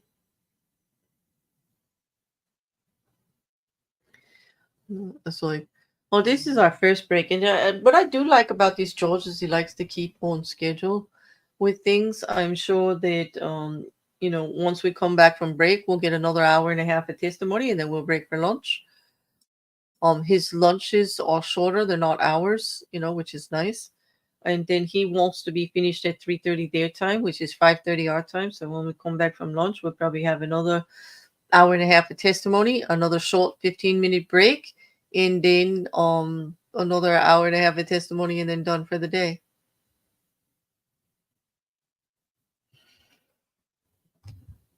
Exactly, Juju. They should actually, this is part of the justice for the victims' families, for family and friends and those that were affected by the crime. They absolutely should have to attend. It's just a matter of getting that process done. But I was happy to see that legislation was moving forward. It's one of the reasons that I follow these cases, are all these little legal intricacies that are different from state to state, especially here in America. And so trying to get everything unified in some kind of way, and dealing with archaic laws on the books that should have been rewritten or at least clarified, years ago, like as they come up, and just watching these situations change. Look at the legal wranglings in Idaho over probable cause with the jury, with the grand jury. The difference between reasonable doubt and probable cause, and what is actually the standard that should be used there, and the wording. That just makes it kind of messy. You know, we saw changes in wording in legislation due to the Eugene Carroll case because of the outrage of, like, well, what do you mean you can't convict somebody because of a word that's missing in the statute? Like, what? Yeah. Mm. Look at all the changes that have been made to with the Adult Survivors Act in New York, and all the changes that have been made to how we report and take care of samples, or in regards to assault cases, even when the victims do not press charges, or if the state doesn't go forward, and a whole different process on that. All of this came from legal cases, usually from not being able to do what needs to be done, and discovering how the law, the legislation and the law is not just applicable anymore to the situation. Mm. Mm. Well, that's my fascination with all of it. It's never been so much like the unfortunately horrific details of the crimes that get committed. That's the hard part.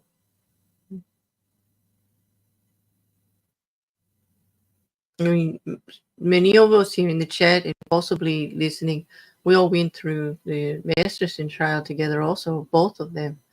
And just to hear the victims, affidavits, the statements, that was hard. That was hard.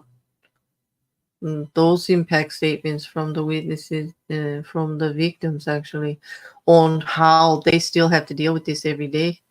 And all they wanted was justice to make Danny Masterson have to deal with it every day, which right now he is. Um, but,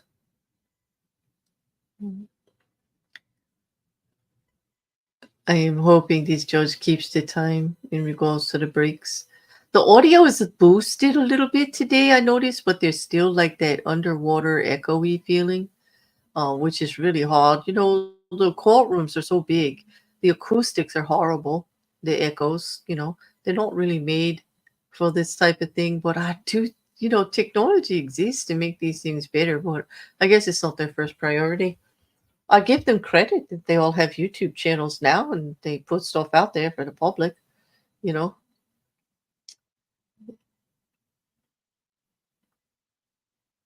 Yeah, Mark, the victim impact statements are really difficult. You realize what people have been dealing with, since it all happened and how it affected them. And, years later, you know, I'm sure we'll hear them again in this trial. We'll hear from the Woodcocks, we'll hear from the children, hopefully. Well, one thing I'm quite curious about in this case is John Pryor has said that Chad Daybell's children, some of his adult children, will be heard from. Not all of them. When he said not all of them, like the first thing I thought, but there's a story there. I wish I heard. Like, why not all of them? Lori Vallow's response to the victims was like a no response. Like, I could, like, she's delusional, Juju. Like, it was just, I felt for the victims' families even more because it was just so outrageously bizarre. You know, that outrageously bizarre, her response. Yeah, Liam, that's really sticking on me in regards to the Arizona law. Like, I can't even get into that. Like, I don't want to get on a soapbox about all of that today, but it is so frustrating to watch this happen. It's like we're going backwards. Yeah, it's just wow.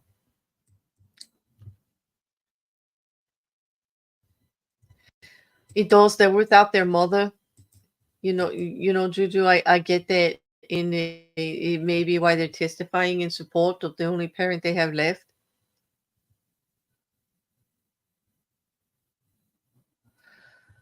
Yeah. Yeah, she loved Tammy. Nobody's dead. Nobody did anything. Yeah, I know, right? She loved Tammy enough to be having an illicit affair with her husband. Yes. Mm-hmm. Yep. This woman was, I can't even, like, she's psycho. She's a psychopath. Like, I don't know. I want to talk to somebody officially about that. Mandy, what do you think? Do you think she, like Lori Vallow? Absolutely. Do you think there was enough there? Like, is she a psychopath? You know, I remember going through the testing with Luke or Bearded Heretic or on the standardized testing for like psychopathy. And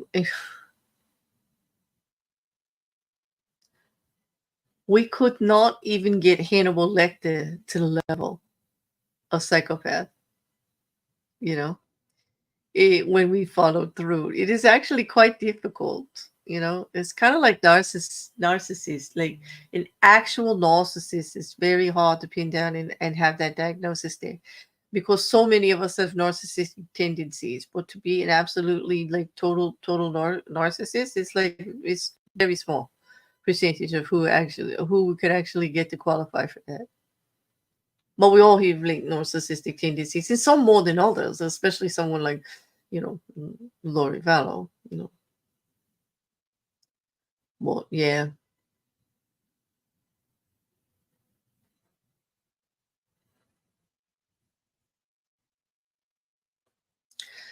You know what, Juju? It's like her mind is doing somersaults to try to justify the horribleness of what had happened. And to actually say that the children were free and that we're happy about what happened and there's no crime here it's just ugh, it just turns my stomach. I mean, she just, yeah, the Lori Vallow statement was just like one of the wacky, just could not believe it.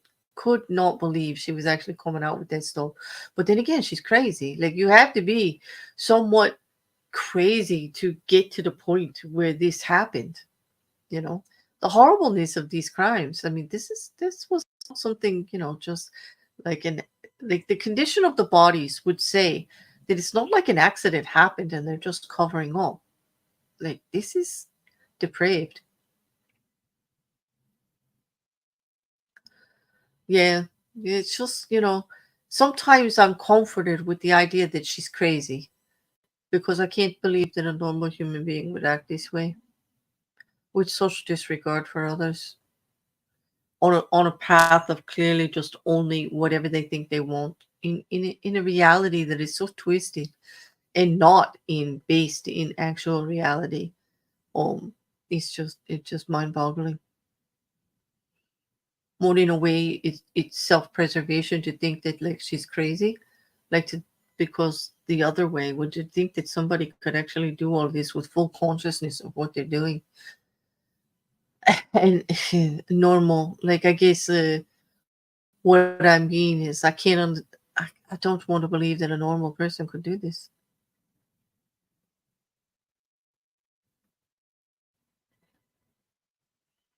Hmm.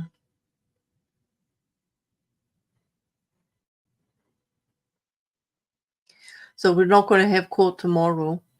And I'm wondering, like, at the end of the day, I've got to pay attention to what he says about Monday, if they'll be starting early or not.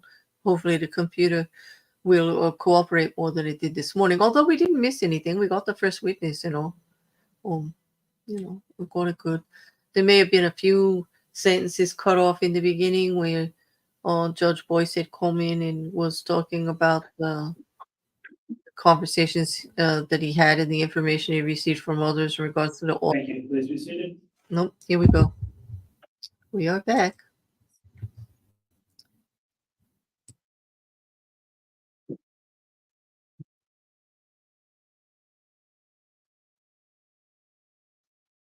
Counsel, if you're ready, we'll have the jurors brought back in.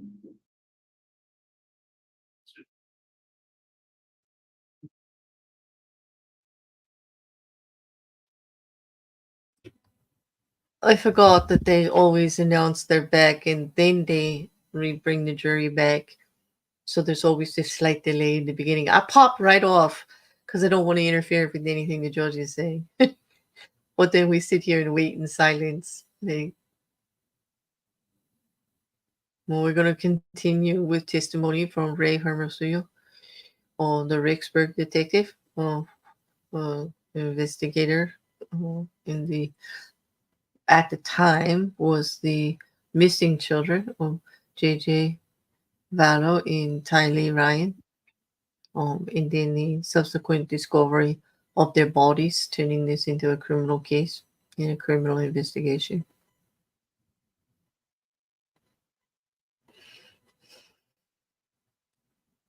It's not the outcome anyone looking for children would want, I'm sure. It's not like, it is like the worst outcome.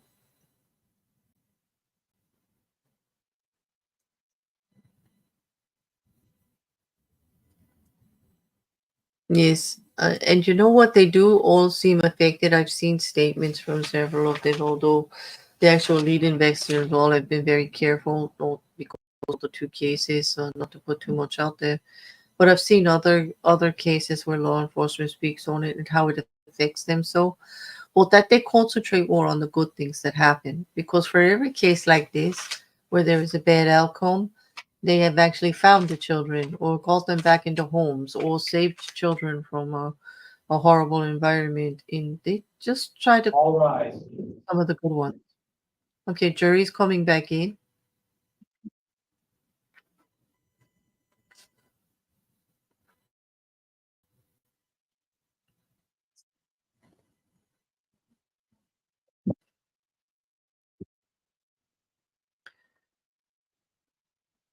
I guess my point to Joe is that thankfully that is not all there is to their jobs. No person could do it if that's all they face. Jury is present and counted for. Thank you, Mr. Bailey. Please be seated.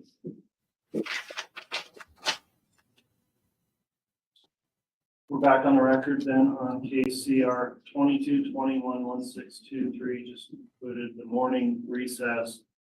Detective Hermosillo is still under oath, and Mr. Wood, if you'd like to continue with your direct, you can do that at this time.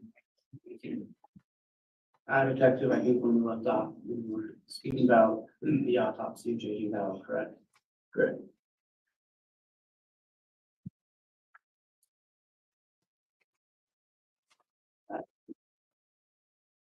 You had mentioned earlier that you did observe the actual, not only the body, but then the autopsy of JJ Vallow.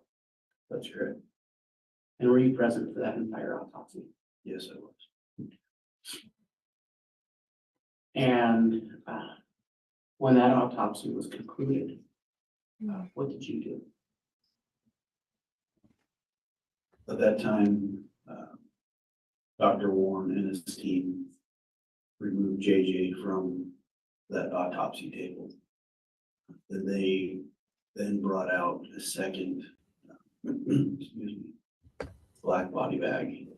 And I recognized it to be the same body bag from the scene because it also had dirt. And they placed that body bag on the table. And what did you observe next? Dr. Warren and his team opened the body bag, looked at the remains for what was left as far as remains inside. He stated there was nothing he could do at that time with an autopsy, so. Judge, I'm going to move to strike as hearsay, Your own statement already came through.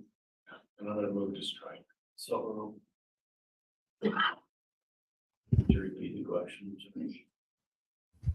What did you observe? What were you had just talked about the Attys remains being brought out. What did you observe? Once the remains were brought out, Dr. Warren opened the bag and looked at the remains and stated there was nothing he could do at that point. So at that time, we left the autopsy room for the day. And when you left, did you do anything in furtherance of your investigation that day? No, Did you return to the Ada County Coroner's office the next day? we did. On June 12th, 2020, we went back to the Ada County Coroner's office. At that point, Lieutenant Ball took custody of some of the evidence and we transported it to the state lab in Meridian. And were you with Lieutenant Ball when you did that? I was. And once you took it to the state lab, what did you do? Those items were checked into the state lab. And then that concluded what we did for that day. Detective, you spoke earlier about some of the other agencies you've worked with in this investigation. And is it correct you worked with Fremont County? Correct, yes. And I believe you testified that your primary focus in this investigation was looking for Tyler and JJ. Is that accurate? Yes, that's it. Was there an investigation in Fremont County at the same time that had connections to your investigation? Yes, there was. What was that investigation? Fremont was investigating the death of Tammy Daybell, who was married to the defendant, Chad Daybell. Kind of the exact same time we were doing our investigation with missing children. And would you meet with Fremont County and discuss the cases together? Yes, we would. And would you aid each other in those investigations? Yes, Would you share information? yes.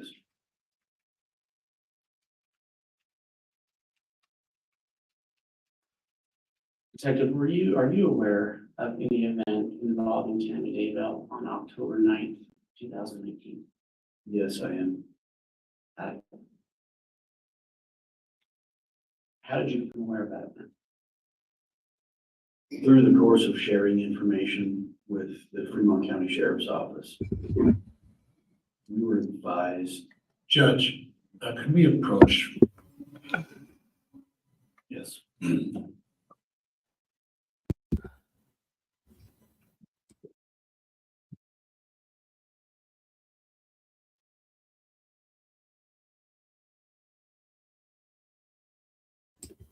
I hear you, Mandy. I want Lyndsey to. She's got a much more direct style. I am struggling with Wood's style of questioning. Liam made the point in there that a properly formed question would have bypassed it being hearsay, which is correct because he was part of the conversation, which he's allowed to speak on. If properly formulated, they wouldn't give Pryor an objection. Well, Pryor is actually earning his money here is more as annoying as it is to have all these sidebars. He is questioning how they're getting the evidence in there, and now we're getting into a part where this is very important. Tammy Daybell's murder is directly related to Chad Daybell, like no one else. Like everyone else may have conspired, but he was I there. want to have the court reporter, if we could read back Mr. Wood's previous question before the sidebar, and then I'll see if there's an objection held by defense.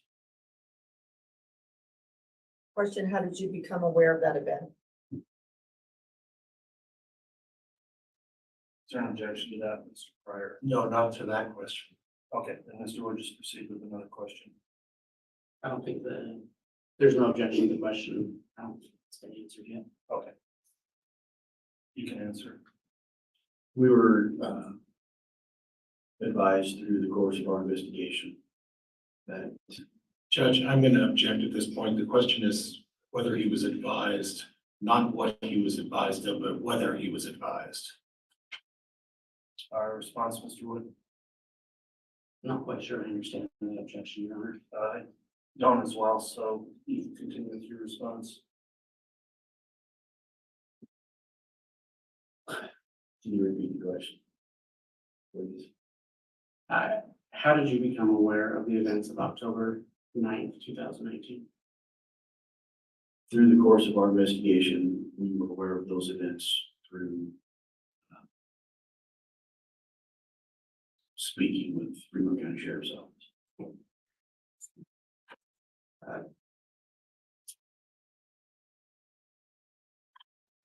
Why was it important to you in investigating your case to share information and receive information from Fremont County?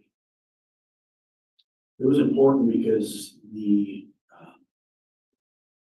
suspects in that case were the exact same suspects in our case. And so we wanted to make sure that we shared information so nothing was missed. At that point, we were still looking for two small children. And so it was imperative to us that we shared information and gathered information from neighboring counties and anybody that was involved with this case. And did you also confer with Arizona law enforcement?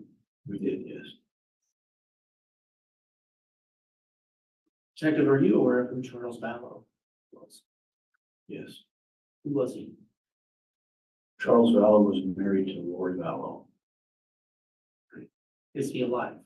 No, he is not. Do you know when he died? Charles died July 11th, 2019. Are you aware of how he died? Charles was shot by Alex Cox, Lori's brother. Now, you testified earlier that your initial involvement in this case involved looking for a Jeep. That's correct. And I believe, correct me if I'm wrong, I believe you testified that you were looking for that Jeep because it was requested by Arizona law enforcement. That's correct, yes. And are you aware of why they were looking for that Jeep? Yes, I am. Why were they looking for that Jeep? That Jeep was a suspect in an attempted homicide of Brendan Boudreaux, who was married to Lori's niece, Melanie Boudreaux. The suspect in that homicide was also Alex Cox.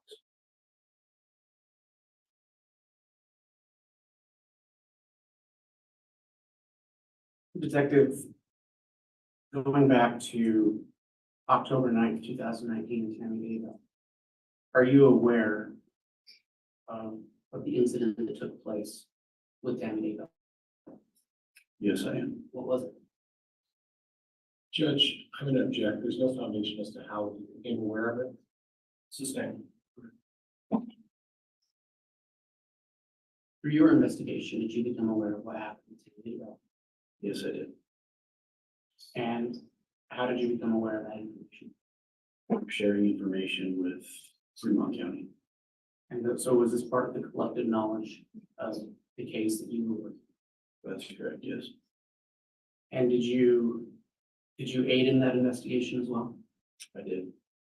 So you personally became aware of these events? Correct.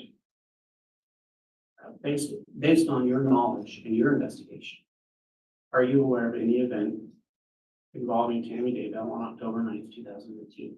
Judge, again, there hasn't been proper foundation. I think at this point I've established that it's through his investigation and knowledge. This objection's overruled. You can answer the question. Yes, I'm aware. And what was that event? On October 9th, 2019, Tammy Daybell believes that she was shot at in the driveway of the defendant Daybell's residence. And when you say shot at, are you aware of how she thought she was shot at? She initially reported that it was possibly a paintball gun.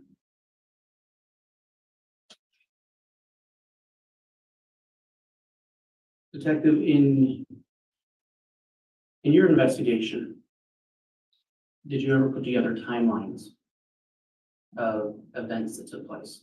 Yes, I did. Why is it important to do that? Just to establish who the key figures were, and the key dates to aid in our investigation, so we can make sure that we share the accurate and correct information with the other agencies. And in preparing for this trial, did you prepare any charts of key figures to aid the jury in understanding your testimony and the testimony in the trial? Yes, I did.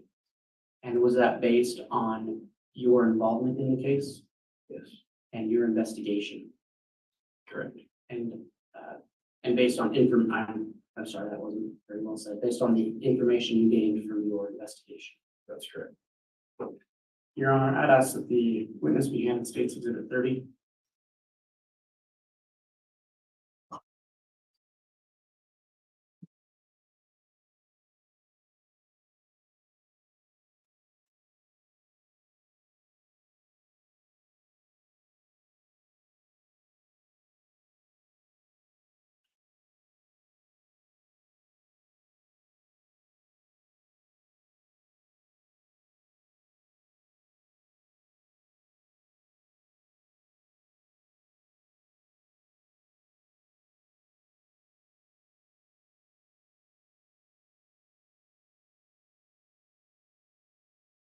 Detective, do you have State's Exhibit 30 in your hand?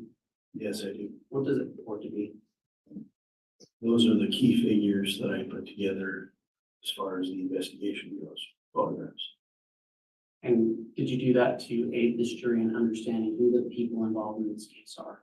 Yes, And did you do that in anticipation of your testimony? yes, I did.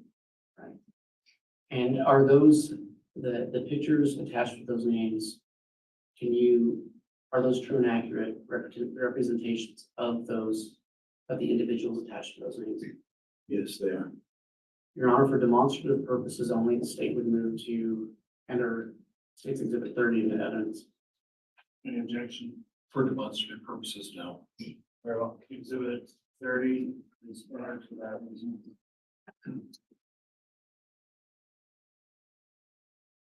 May I publish? Yes.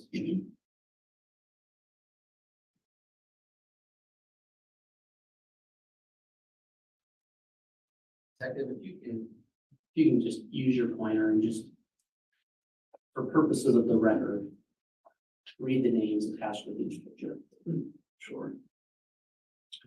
This is Lori Vallow Daybell, Charles Vallow, Alex Cox, who's Lori's brother, Chad Daybell, Tammy Daybell, his deceased wife, Tylee Ryan, who is daughter to Lori, JJ Vallow, who's a son to Lori, and Melanie Pulowski Boudreaux, she was remarried, is the niece to Lori Vallow. And when you say that JJ was Lori Daybell's son, was he also Charles Vallow's son? Yes, he was. And that was by way of adoption, correct? That's correct. And so Alex Cox was JJ and Tylee's uncle. Yes.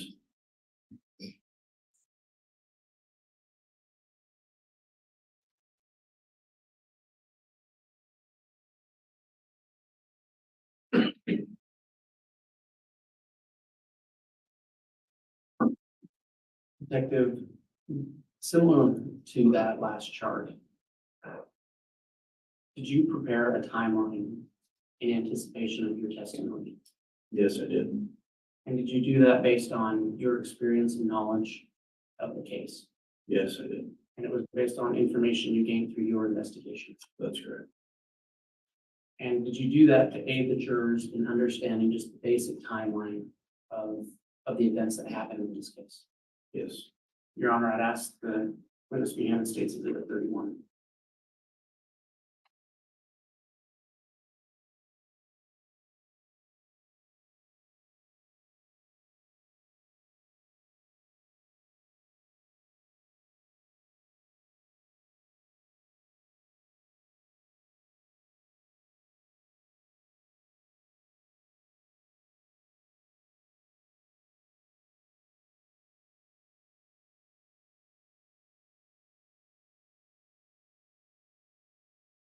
Judge, could we approach please with sidebar? Yes.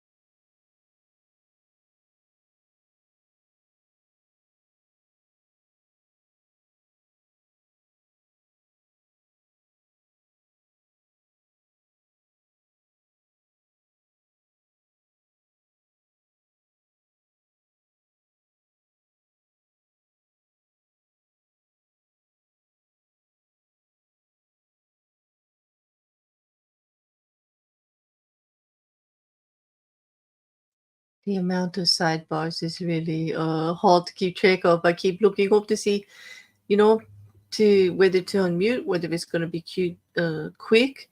But there was a note on Twitter I wanted to share with you. Nate Eden is posting that someone was stating that they were watching Chad Daybell while the pictures were being put out of the bodies in that his reaction seemed like he had never seen them before. He was shaking his head. He was not a very strong reaction, but they were watching him closely and remark on it because like we were all here in the chat wondering what his face was like, what it must have been like for him to see that, Okay, Mandy says, in Idaho, to be convicted of murder one, they don't have to provide he did it, just that he is involved, correct? Or am I thinking about another trial we followed? I do believe in Idaho, as long as it's plausible that it's more than likely him. Like they don't need direct contact DNA or anything like that, like the fingerprints, things like that actually connect them. If they can paint a story well enough that this is what happened and have supporting evidence in regards to the bodies and things like that, yeah.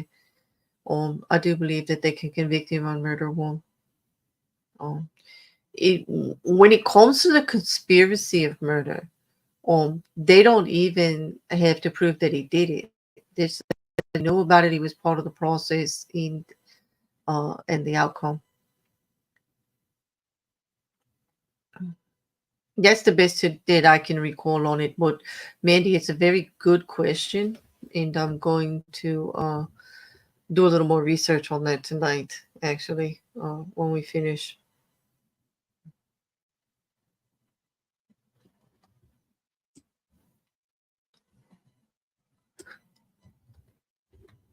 Well, like for example, in Las Vegas, okay, in Nevada, where Dwayne Davis, KVD, is facing murder charges in regards to Tupac Shakur. They don't need evidence that he actually pulled the trigger. because his own words said that he supplied the gun and gave it to the shooter, and that will make him, liable for the murder. He doesn't have to prove that he actually did it, but that he willingly contributed, knew about it, didn't do anything to stop it, and his actions led to right to it, or active participation in those manners. He can be held guilty, can be found guilty of murder, even though he didn't pull the trigger. It wasn't his hand on the gun. But that's Nevada, not Idaho. But I'm going to check in Idaho if it's something similar. Many states have it the same way. And you don't have to charge them with conspiracy. You can charge them straight out for the murder. But in the Daybell case and in the Vallow case, they are charged with both the murder and conspiracy of it. Especially here he is. Yeah. It's going to count for murder on each of them, and it's going to count conspiracy to commit murder on each of them. Mm-hmm.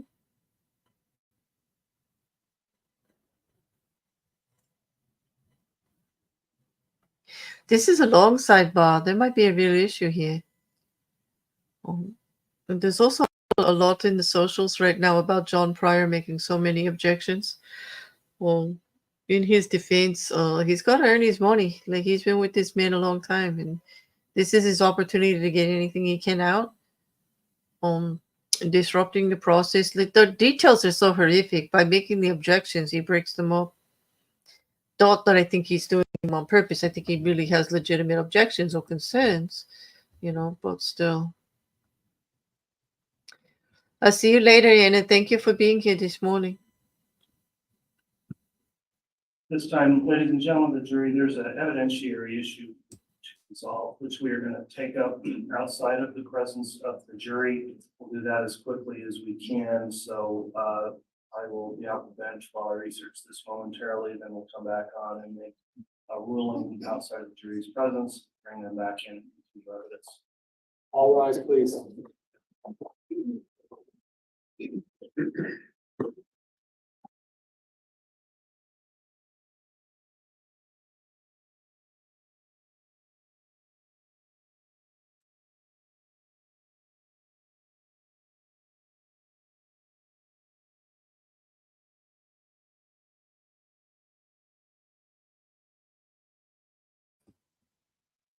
Okay. Are they going to do this all in camera? I know the jury's not going to be present, but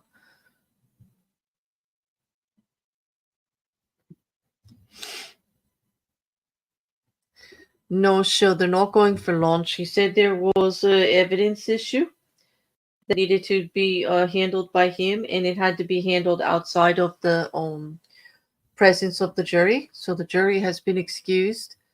I don't know if we're going to go sidebar or if he's going to stay in camera. Right now, I don't hear anything. I think they are muted.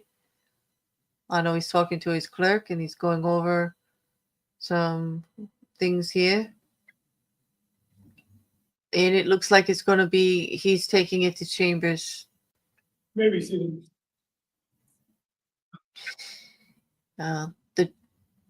The judge has taken the information he needs to go over it, and he's gone to chambers. The jury's been excused. Court is still in session. Everybody is still sitting there.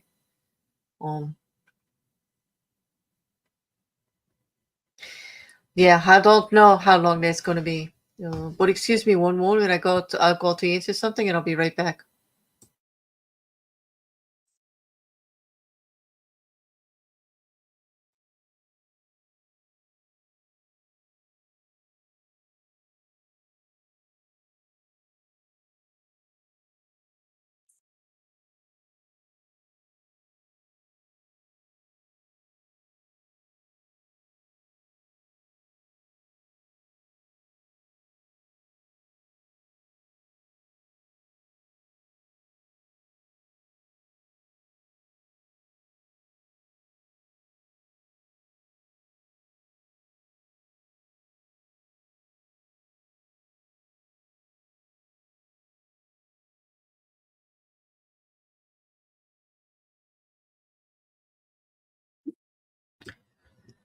Like, I'm wondering what this is in regards, Yes, Liam, like we should have that, right? I had to do my own little sidebar there. Sorry, like I didn't. The call came through that I did have to take.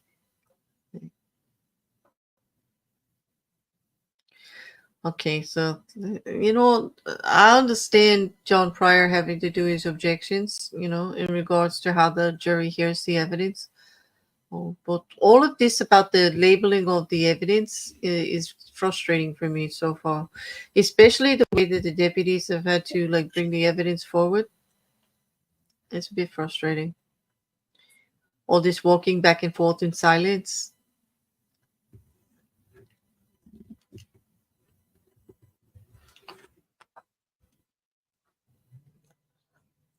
I'm also looking on the socials to see what those in the courtroom may have heard.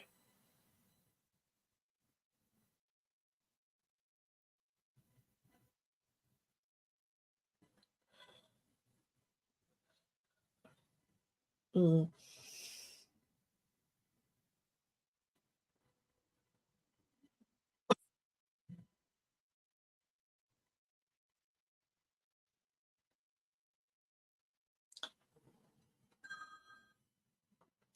So basically, what happened right before the judge went out is that uh Detective Hermosillo was talking about a timeline that he had prepared on the case, and as soon as Rob Wood asked to submit that timeline that was prepared by Detective Hermosillo, that's when John Pryor objected. They went to sidebar, and that is when Judge Boyce came back and said there's an evidentiary issue that he needs to resolve. And he took it into chambers, and here we are sitting. They're reporting from the courtroom that Chad has a laptop and he's reading from it, scrolling through. He's been given a laptop from the Fremont County Jail in order to review evidence in preparation for the trial. But it does not have internet access. He can only look through what is actually on the laptop that they've given to him, which that is done in almost all cases. You know.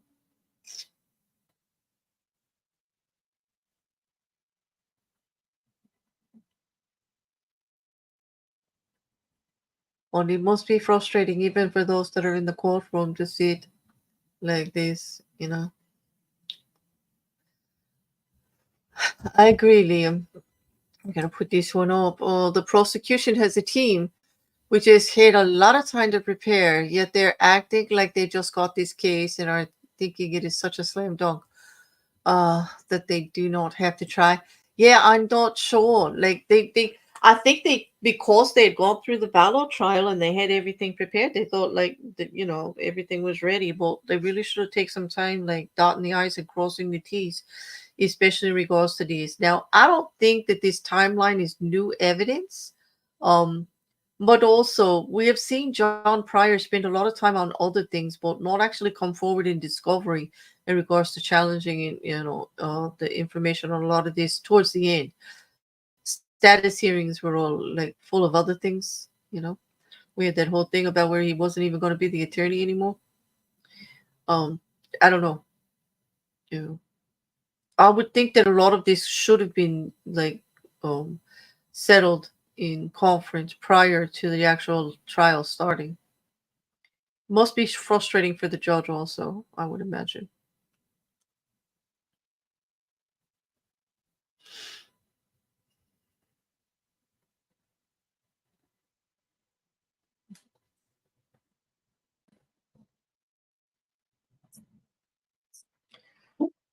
At this point, I don't see anything else coming through until the judge comes back after looking through this. I guess he's going to find out, like, had it been entered before, or if anything changes is made.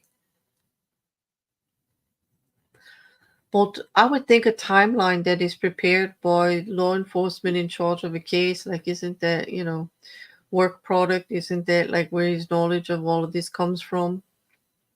He's speaking to what he has found out during the case and what he knows to be of the facts. You know, I don't understand the objection to this information.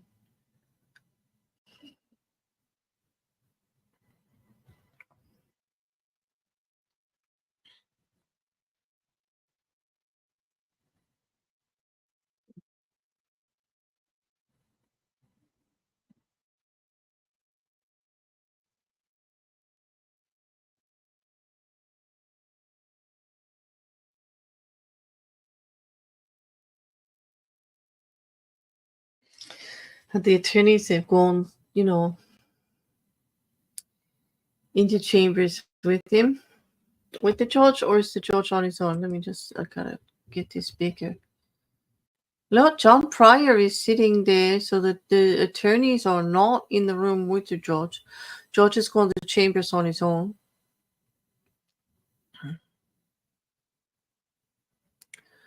Prosecution is all talking amongst themselves. Chad and, John Pryor are discussing. Chad's wearing a bright red. Is it a bright red tie today? With that big white shirt.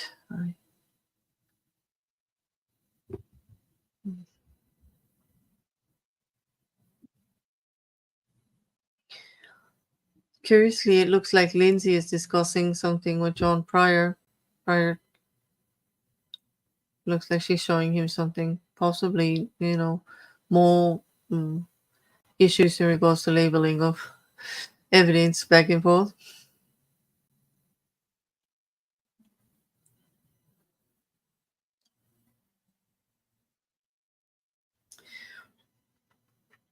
This is the part that gets to be frustrating when you do not know exactly what is going on.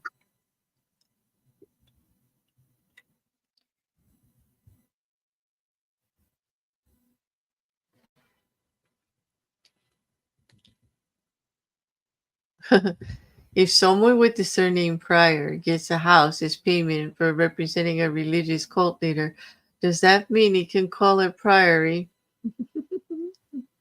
Yeah, perhaps. Nice play on words there, Leo. Yeah, I they just blew my mind, the hearings in the past in regards to John Pryor's motion to leave the case. They go through the whole thing, how it's not the best interest of Chad Daybell to stay, but when asked directly by the judge, they both say they're gonna stay. Like Chad wants him, John Pryor's not gonna leave. Yep, the judge said there was a question about evidence and he was gonna research it. Yeah. And the clerk handed him, some things, and he went off. And the attorneys are still here.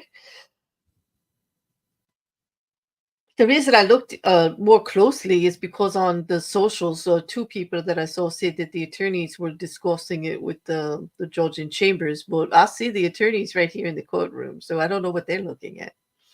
I don't know if that was like third or fourth hand posting,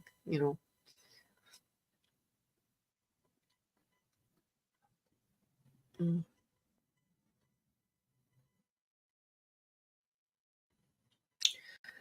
Either way, the Judge Boyce, when he comes back, I'm sure he will just give a ruling on that evidence one way or the other, and we'll move forward. It looks like today is going to be another long day of Joss Ray Hermosillo. We can see why they have now listed this trial to go on for 8 to 10 weeks.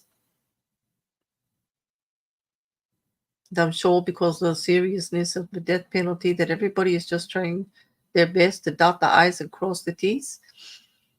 Make sure everything is so. Although, in a death penalty case, there's an automatic appeal, right? Even,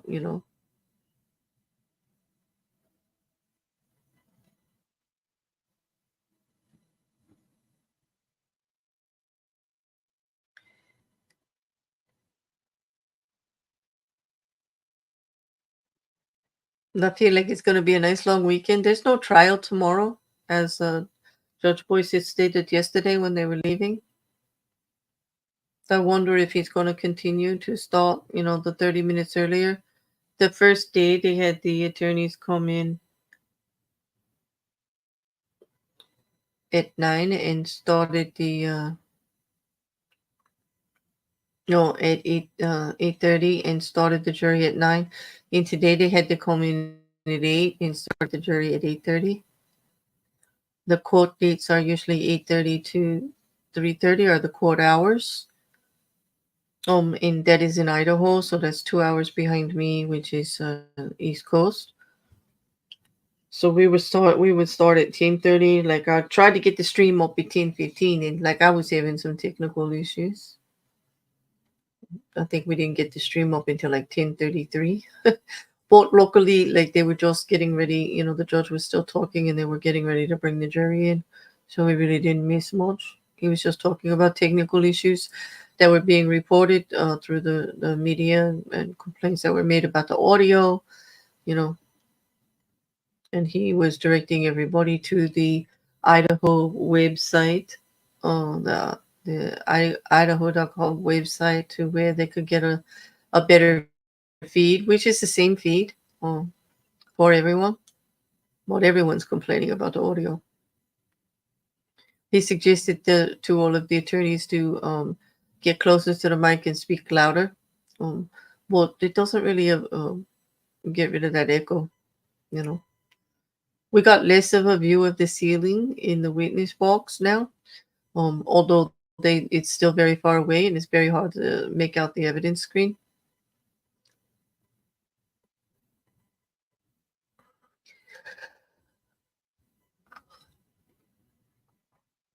We have a large view of like the judge's desk. Well, I would prefer like a smaller view of that and like a closer view of the witness stand, which is important.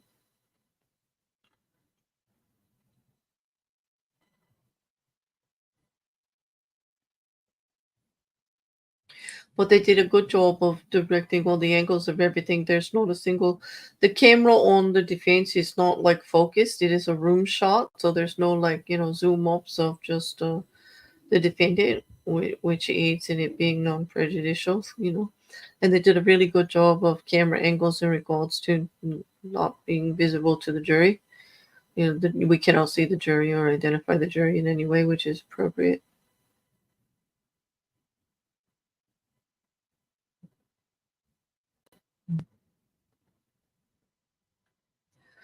Wondering if we're going to go late to lunch or when he comes back. Like it's almost 1:15 now in schedule in Eastern time. 2:00 is the lunch that he usually does. I wonder how he'll deal with these kind of delays in regards to the scheduling.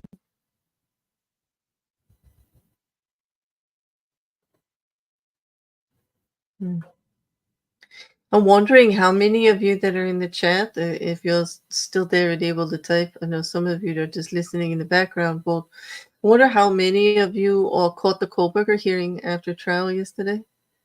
Because, oh my gosh, are they getting snippy with each other? This could be quite the year if this keeps up. Like, I'm starting to look at everybody with my head, like, cocked to the side.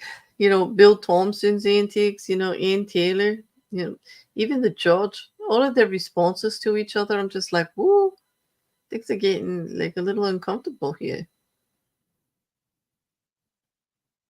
But the judge did not rule. We heard evidence from Ann Taylor's side. I believe the expert witness, the man preparing the survey himself, with all of his experience, he came to give additional information to the judge in regards to the process and how they did what they did and why it was necessary and yada yada.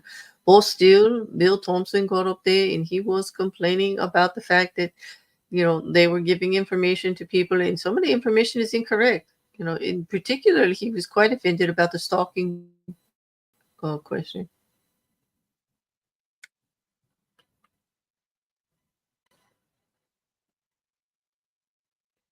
Yeah, I get he didn't rule last week. He hasn't ruled all week on it. They had to hear. Well, he can't until they had the hearing. She wanted this hearing, Juju, right? Like Juju says, I caught part of that hearing, the first part. The judge didn't rule last week, so I get why Ann Taylor was hacked at the start. I get like she's all amped up because she brought the expert witness and all to the first hearing, and he wouldn't hear him. He was just like answering her complaints in regards to lack of process in this and then, violation of process, and only he was quite offended. And so he's giving her the opportunity for another hearing to present it all, and they did. And just the prosecution kept objecting, to the fact that like he's not an expert. Yeah, the judge said he was going to take him as an expert because of all of those in the room. Like he was the most expert in regards to why the poll was done and how it was. And he seemed to kind of know his business. Well, Bill Thompson was even complaining that there was a presentation that he wasn't prepared to argue for change of venue, and that Ann Taylor was using this hearing to make her motion for herself. But no, she was trying to justify the survey, I believe. I mean, everybody seems a little wrong in this. It doesn't even seem like there's going to be a right party. All I know is they're acting a little contrary. They're not getting along very well. It seems a bit petty, especially the swiping and the snarkiness back between, Ann and Ann Taylor and Bill Thompson, and then the judge in it too, going back and forth. You know, it's just not a good look.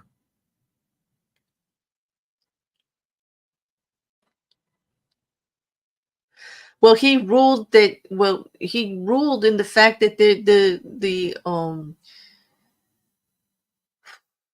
survey has been stayed. That ruling, he made that ruling the night of the motion. He stayed it until they could find out more information. I think that was semantically what the judge was saying. But prosecution, no, they took it too far. You're right, Juju. They were acting like there's no more issue here and that the whole thing was dead. And that is not what the judge said. The judge stayed it until the hearing to speak with Ann Taylor with prosecution again, the defense and the prosecution again, in regards to what can be done for the survey to continue in a more appropriate manner. However, Ann Taylor doubled down, and during the information that he presented, her and her expert witness, the man from the survey, actually said they wouldn't change the questions. It would make everything null and void, and try to petition as to why the questions needed to stay the way they were. So there is another ruling coming, in regards to whether they'll be able to continue in this way or not.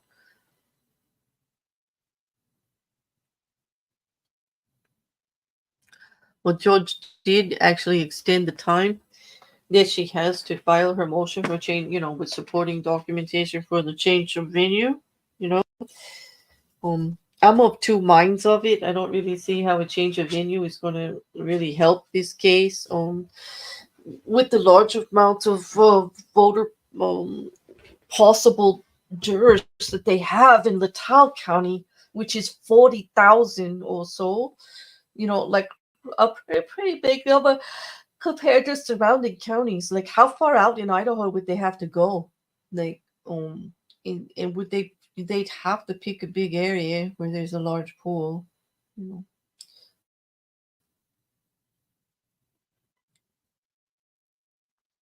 Finding an unbiased jury is always, difficult.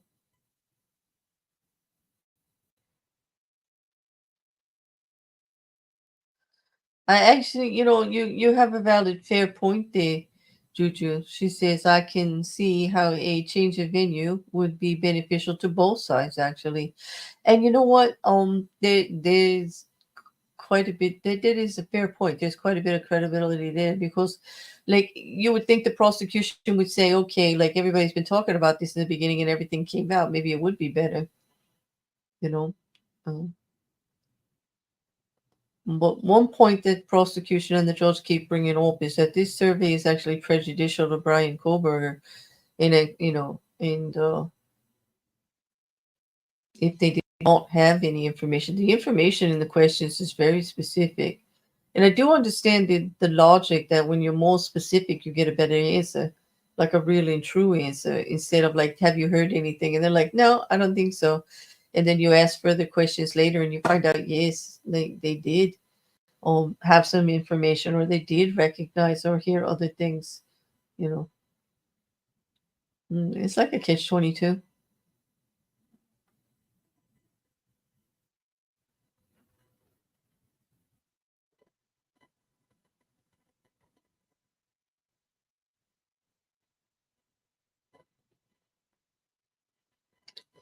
Yeah, I do think it's a bit prejudicial, but I mean, I understand they need to do surveys and stuff, but I was quite surprised by the questions. Although this expert seems to think this is just normal, that all this was out, you have to ask the information that you actually find out in the media, like to find out as if, okay, like it's kind of leading them, at least I thought so.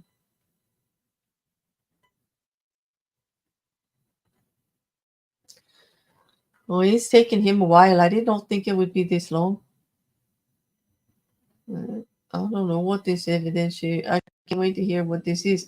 Well, since the question was about Hermosillo's timeline that he put together of events, I'm wondering if that's what it's in regards to. That's the last thing they were talking about before the objection.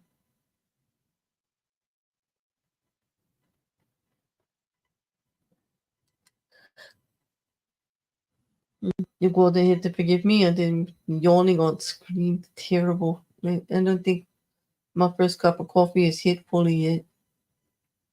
Yes, we all should get up and stretch and breathe. That would help with the yawning that I'm doing. I need to stretch a little bit more.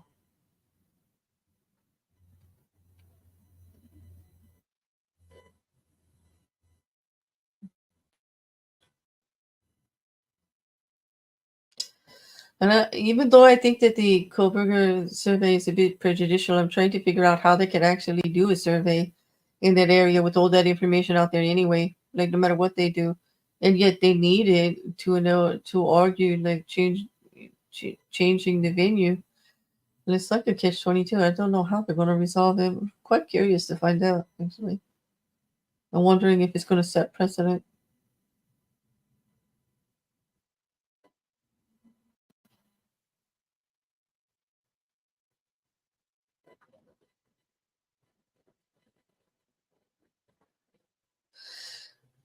Juju says she's sleepy today too. Her eclipse exhaustion has kicked in. Is she dragging? Yeah, I get it. Like yesterday, I was so hyped up, like with all the events and everything like that. And then for some reason, I just could not settle down and go to sleep last night.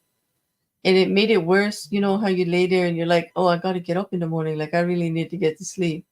I've got a dedicated time. Like I got to go, you know? Well,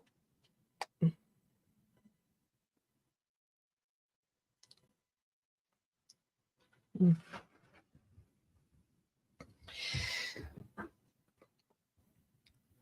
It is like I can't like then you're like torturing yourself trying to get to sleep, and you're like the more you start thinking about it, the worse that it gets. Yeah, was it that was how your beginning of your week is? That's so how it was last night. And as the hours are ticking away, I'm like, okay, I could get 7 hours sleep. I could get 6 hours sleep.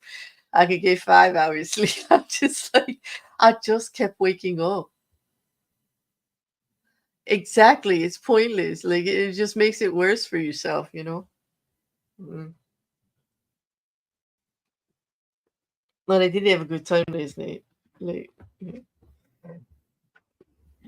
we were playing games for a while.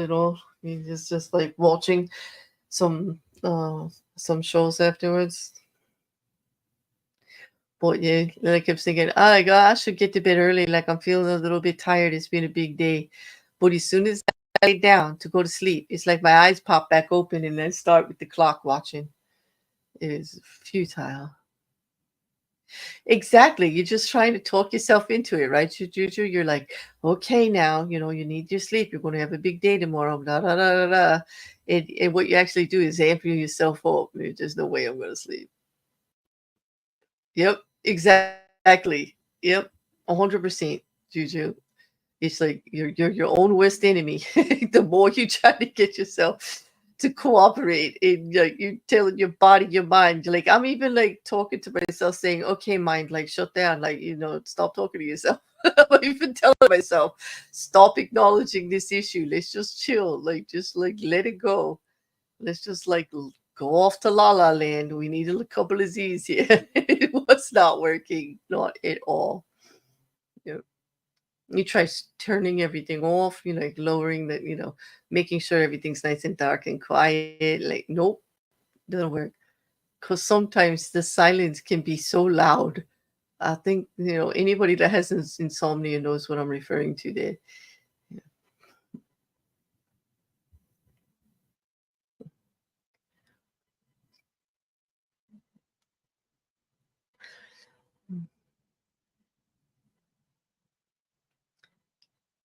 They're just watching the courtroom is quite still. Everybody just busying themselves, just patiently waiting. Well, I do see that prior in, I think it's Lyndsey Blake, or in a discussion in regards to the evidence of that. I will be right back. Again, hold on.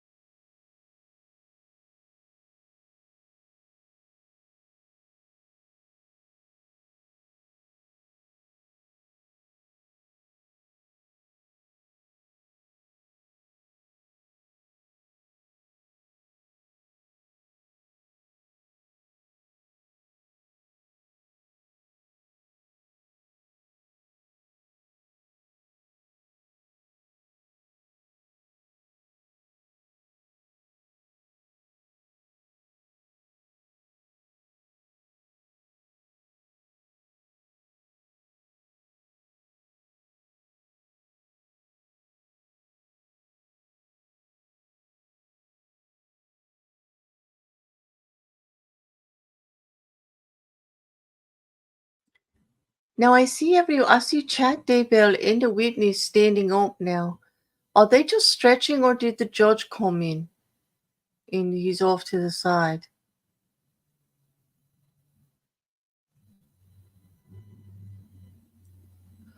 Yeah, Juju is very somber, I agree. A mariachi band, Liam, that would be something. Oh, I think that would be just a little too much excitement for a case like this. Okay, the judge is back. Here we go. All right. I'm going to mute. Thank you. Please be seated.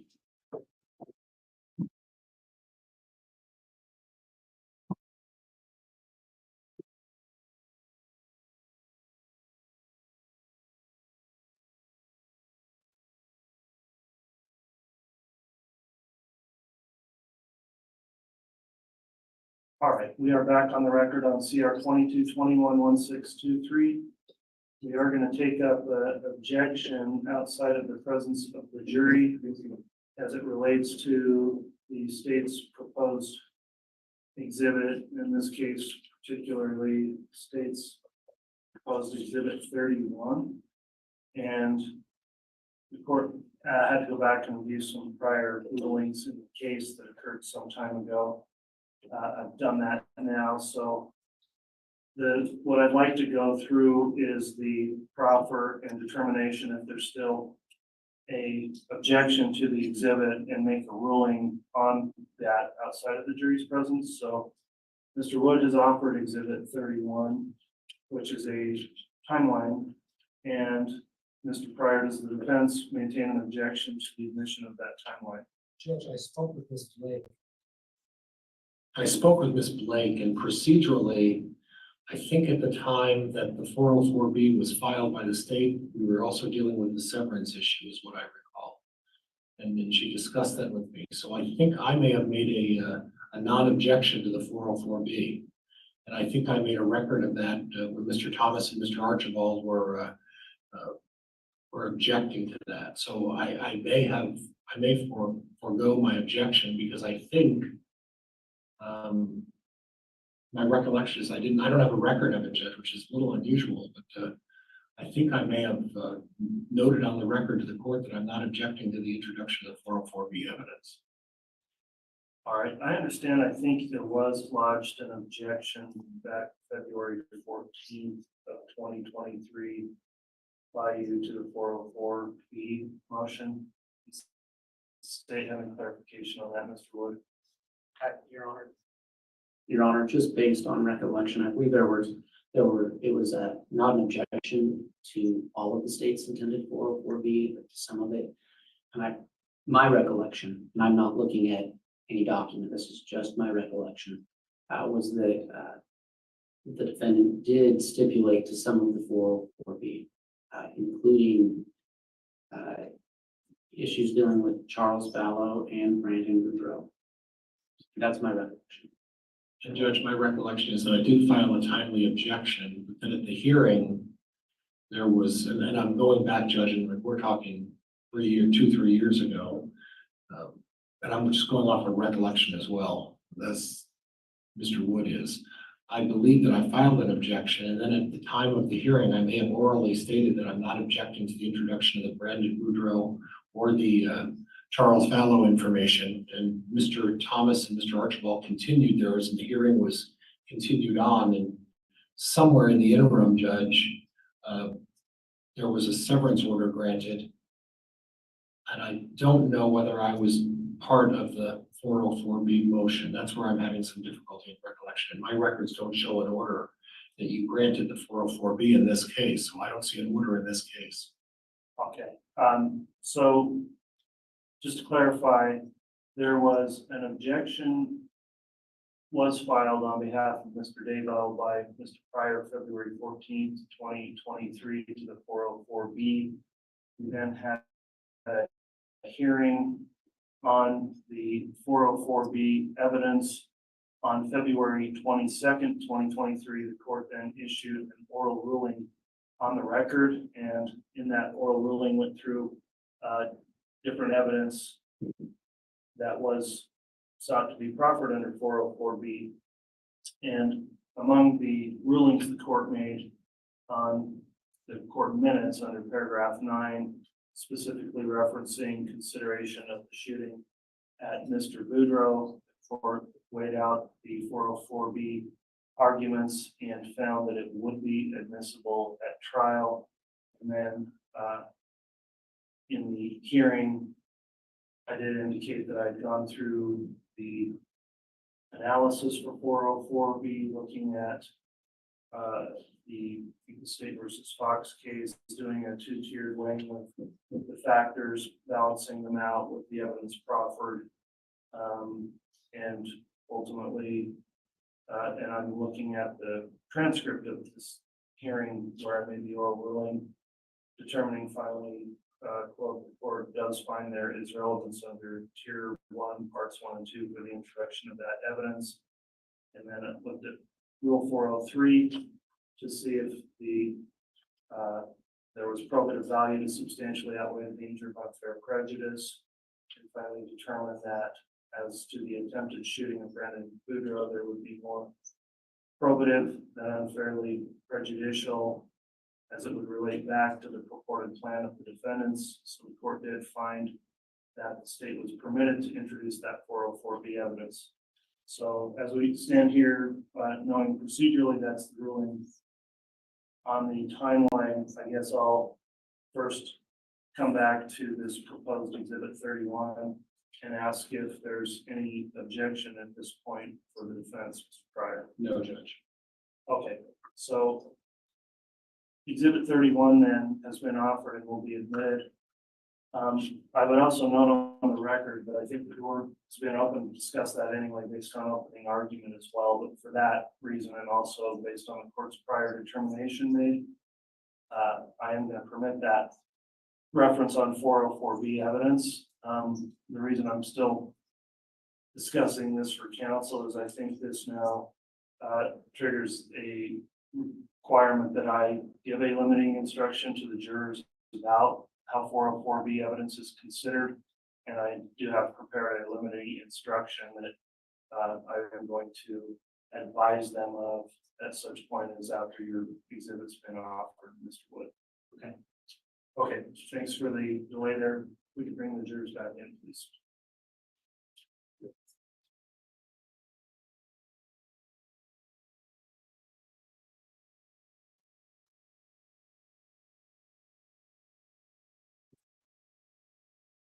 This is, I don't know where I've got the actual.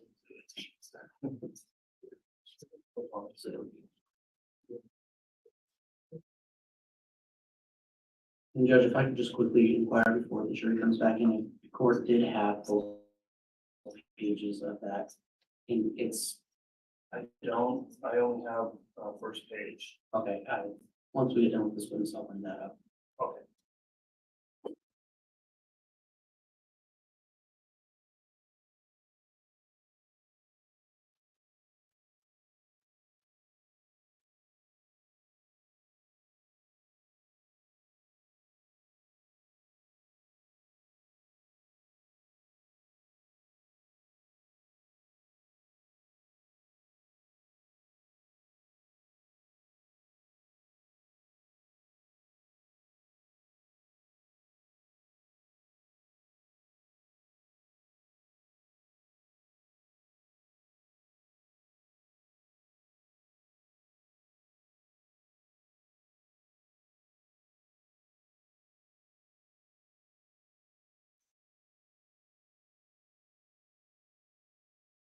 All rise.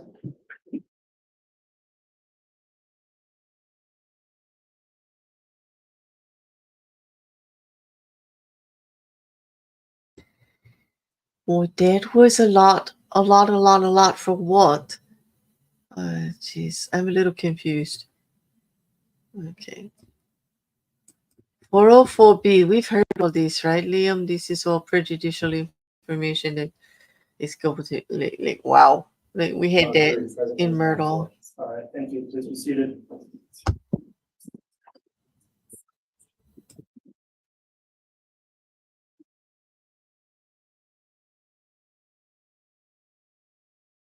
right, ladies and gentlemen of the jury, apologies for that delay. We were working through an evidence issue.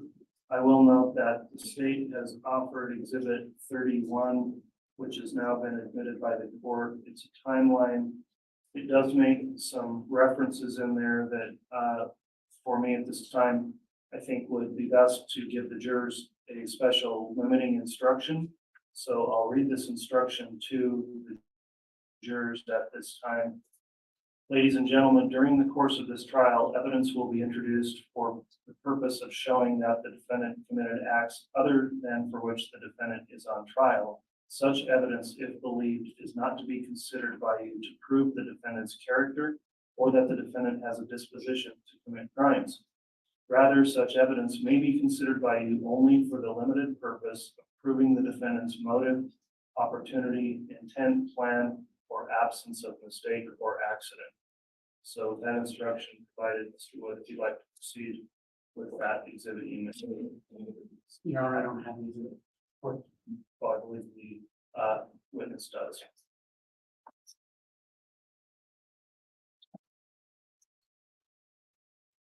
May I publish? Yes. Just briefly before I do, Detective, before we took a break, we spoke about timeline you had prepared. Correct. And the reason you prepared that was to aid the jury in understanding the events of this case. Yes.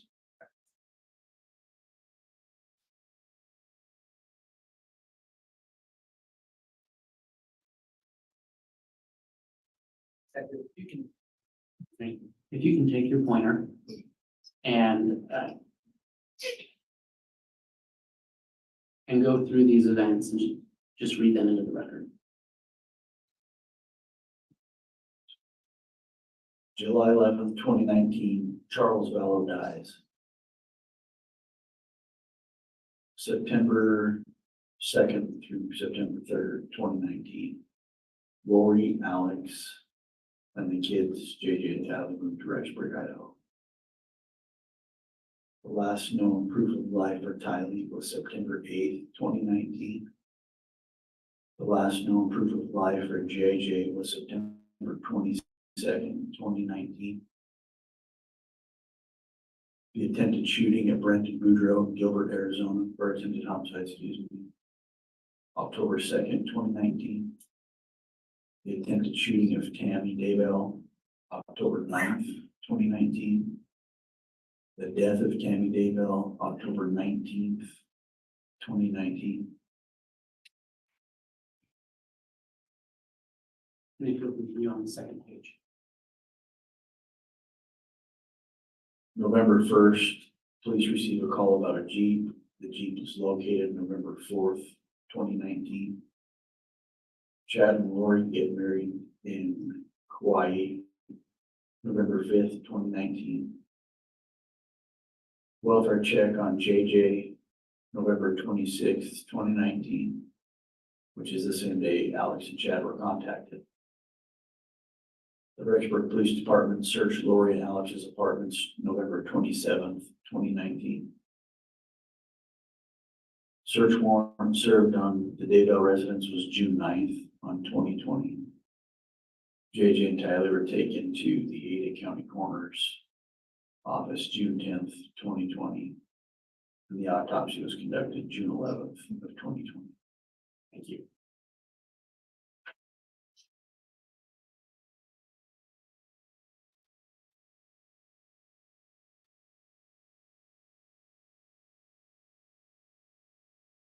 Your Honor, I have no further questions for this witness at this time. All right, thank you, Mr. Wood. Mr. Pryor, cross-examination. Judge, would the court like me to start, or would you like to take a break, a lunch break? Let's go ahead and get started with cross and go till it was, please.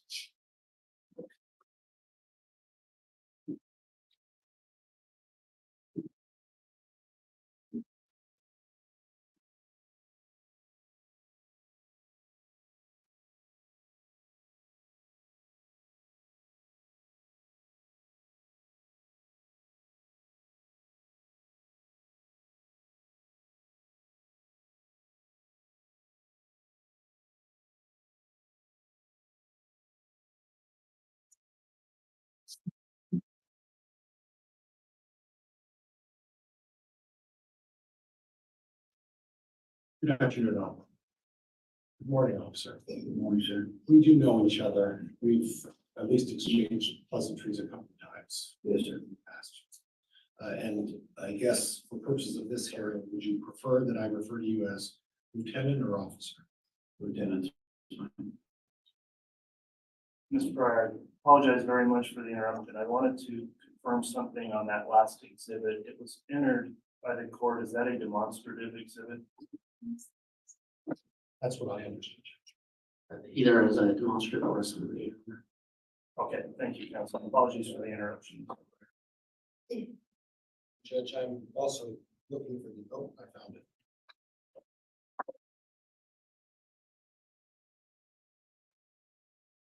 So Lieutenant, you've been involved in a number of aspects in regards to this case, is that right? That's correct. You've done some investigation on your own in terms of welfare check with Lori Vallow, is that right? Yes. But you've also interviewed a number of witnesses, is that correct? Yes. You interviewed Melanie Gibb, David Warwick, right? Yes. Several times? Few times. And you've interviewed a number of other witnesses as it relates to this case, is that correct? Yes. Okay, now you previously discussed your role as a police officer and investigator in this case.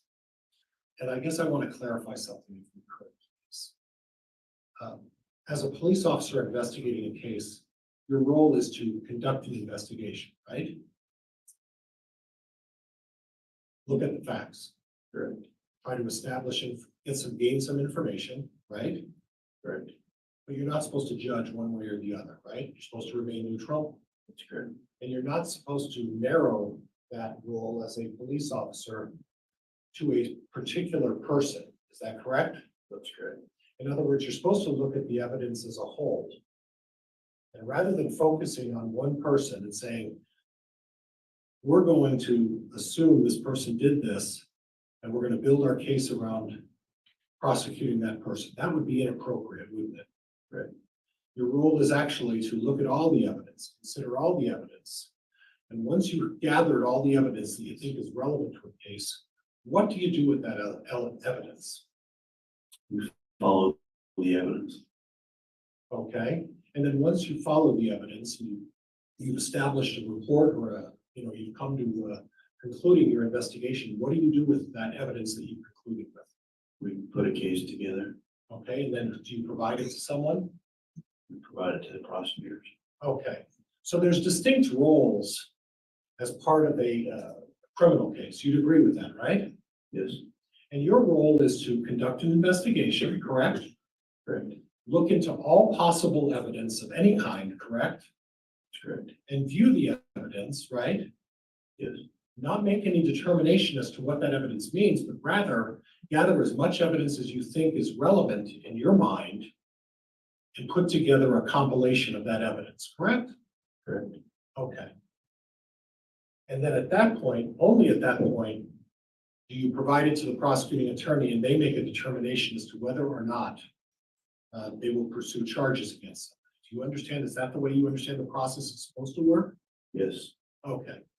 And if you were not to follow that process, if you were not to follow what I just described, that wouldn't be appropriate. There's protocols. You agree with that, right? yes, Okay.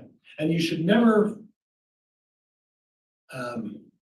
blend the roles of a police officer with the role of a prosecuting attorney. You would agree with that, right?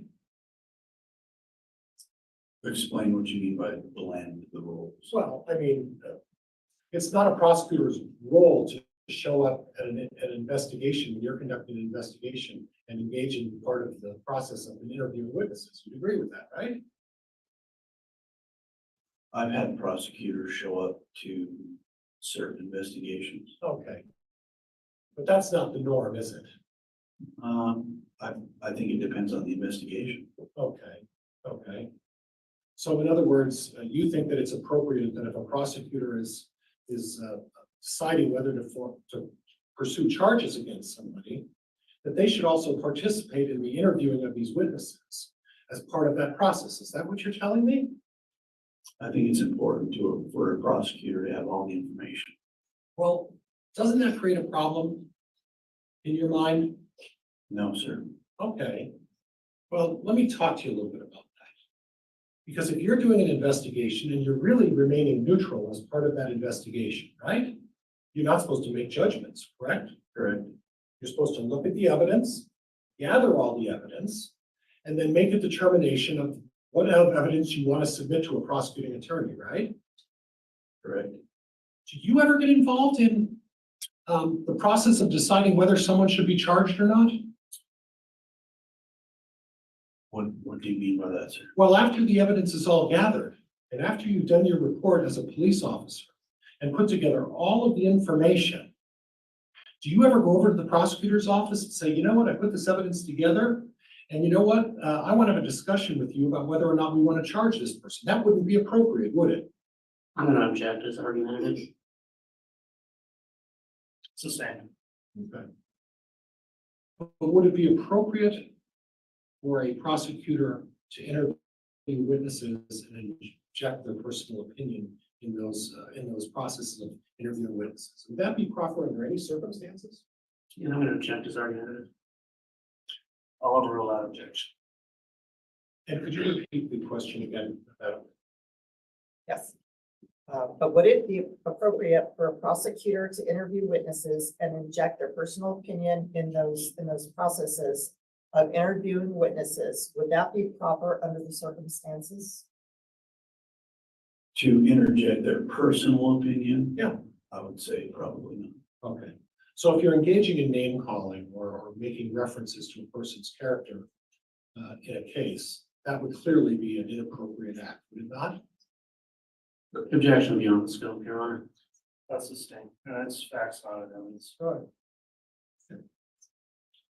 Now, you spoke a little bit about this body cam issue. And you said that it was a policy that there's only one body cam among 7 or 10 of you as detectives. Is that right? No, sir, I never once said it was policy. I just said there was only one body cam. Oh, so, Between 7 detectives. so in other words, you share a body cam. It's not a policy within the department. Correct. Okay, is there a policy in the department about recording or trying to preserve a record when you're interviewing witnesses? Yes. Okay, and what's that policy, sir? When we conduct interviews at the police department. Yeah. those interviews are recorded. Okay. Now, what about if you're out in the field and you're conducting an interview? Is that to be recorded as well? There's no policy that says it has to be recorded. Okay. Do you carry a microphone as well, officer, other than a body cam? No, not on my person, I don't. Okay. Do you carry a cell phone while you're doing that? That's issued by the county. Do I keep this cell phone in my car? Yes, I didn't ask you that. I said, do you carry a cell phone when you go out in the field? on my person or in my vehicle? Either one. In my vehicle.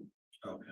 And does that cell phone have the technology that allows you to record or photograph and videotape images?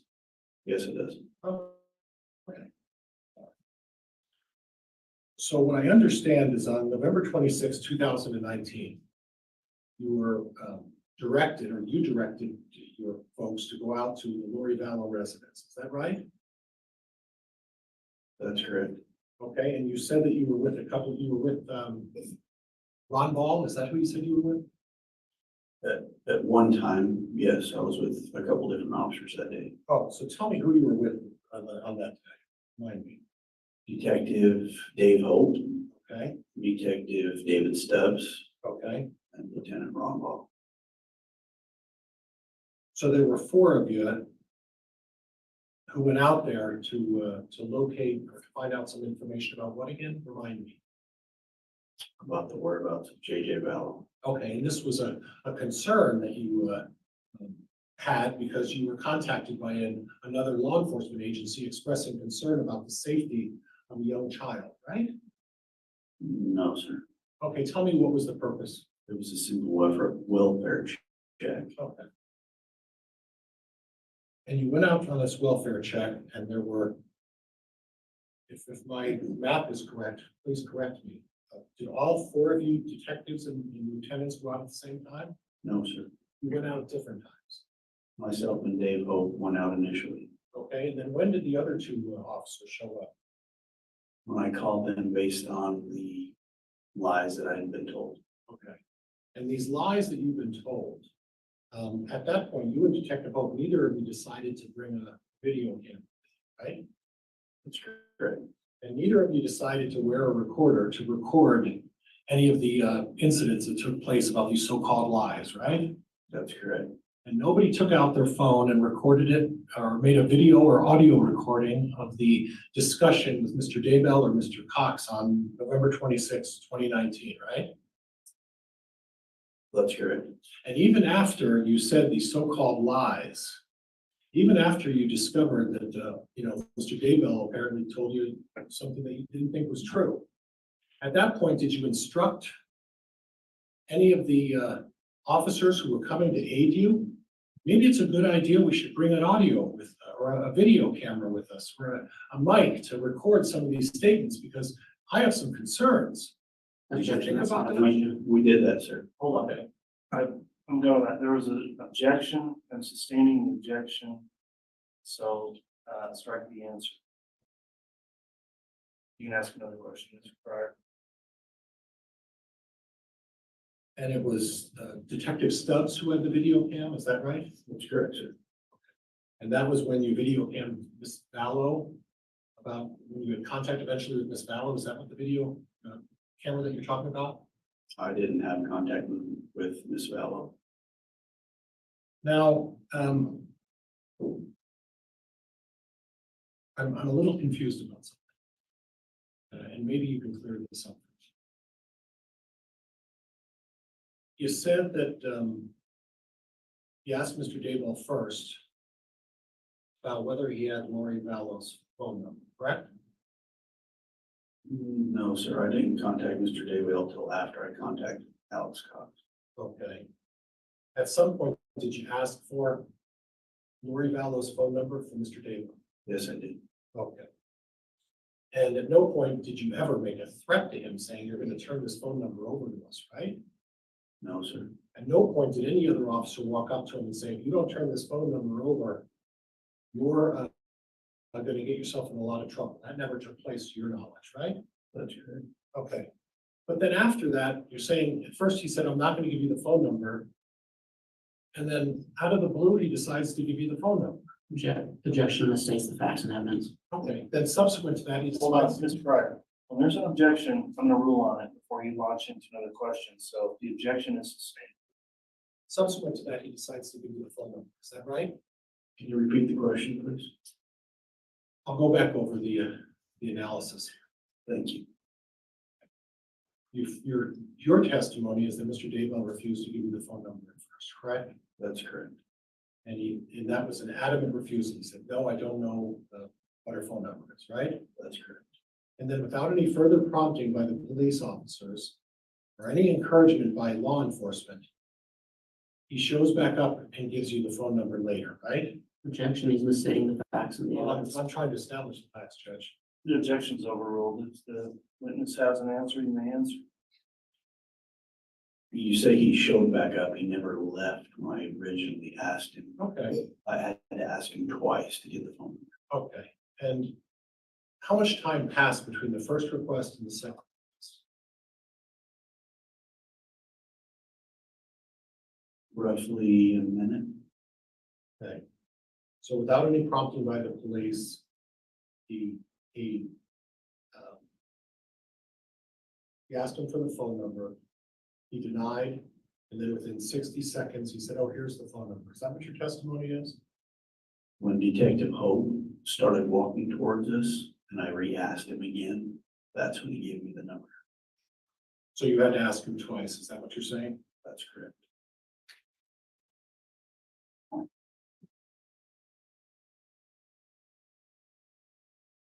Now I'm gonna kind of bounce around a little bit, okay? Please bear with me, okay? You made a comment about supposed paintball guns, and if I misquote your testimony, please correct me, okay? You said something about a supposed paintball gun incident with Tammy Daybell, right? Yes. Okay. And then you later on decided that it was the words you used were a shooting. Is that the words you used? Probably. Well, you were just here testifying a few minutes ago and just used the word shooting when Mr. Wood talked to you about that, right? Yes. Okay. Now, as part of your investigation, you've had a chance to look at all the evidence, right? In this case, you got access to almost all the evidence in this case, That's right? correct. And have you gone through all the evidence in this case? Yes, I have. Okay, and did you look at evidence of facts and circumstances surrounding the Tammy Daybell incident on October 9th? Yes. Okay. And Judge, just bear with me.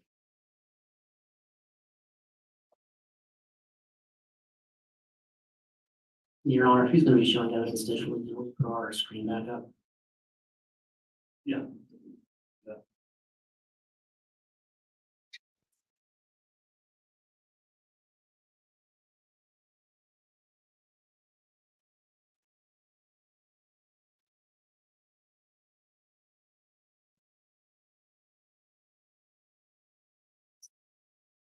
Not sure I'm gonna be up there, but okay. Now, I would represent to you that we previously stipulated to the admission of a number of exhibits in this case. And one of the exhibits is exhibit number 16. Okay? And the parties that previously exhibited, Judge, we've already moved it, it's already been exhibited. So what I'm gonna do is show you exhibit 16, okay? And this is one already admitted. It's already been admitted, Judge, previously. Now, you talked about facts, and you used the word shooting is what you used, right? With Tammy Daybell? Correct. And you don't believe that Tammy Daybell was shot at with anything other than a paintball gun, do you? Objection, relevance. Overruled. You don't believe that Tammy Daybell was shot with anything other than a paintball gun, do you? Yes, I do, sir. Okay, and what do you base that on? The evidence through our investigation. Okay, And part of your investigation is did you look at the Tammy Daybell evidence that she provided to your office? To my office or Fremont County? Fremont County. I did. Okay. And one of the pieces of evidence is exhibit number 16.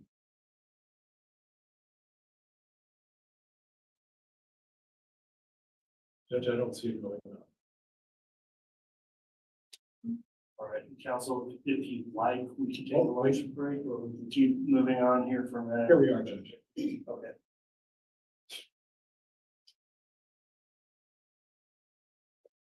Okay, and officer, I'd have you turn to the screen and see if you can read the screen.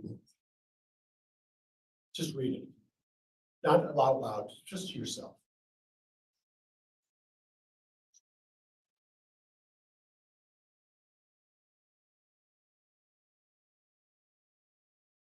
Let me know when you're done. I'm done, sir. Okay. And I would represent to you that this is a email from Tammy Daybell to her friends in the Salem 3rd Ward of her church. Okay? And would you start with the word something and read the email to me? Something really weird just happened. I want you to know so you can watch out. I'd gotten home and parked in our front driveway. As I was getting stuff out of the back seat, a guy wearing a ski mask suddenly standing at the back of my car with a paintball gun. He shot at me several times, although I don't think it was loaded. I yelled for Chad and he ran around the back of the house. I have no idea what his motive was, and he never spoke, even after I asked him several times what he though. Okay. So, and do you see the date on this email?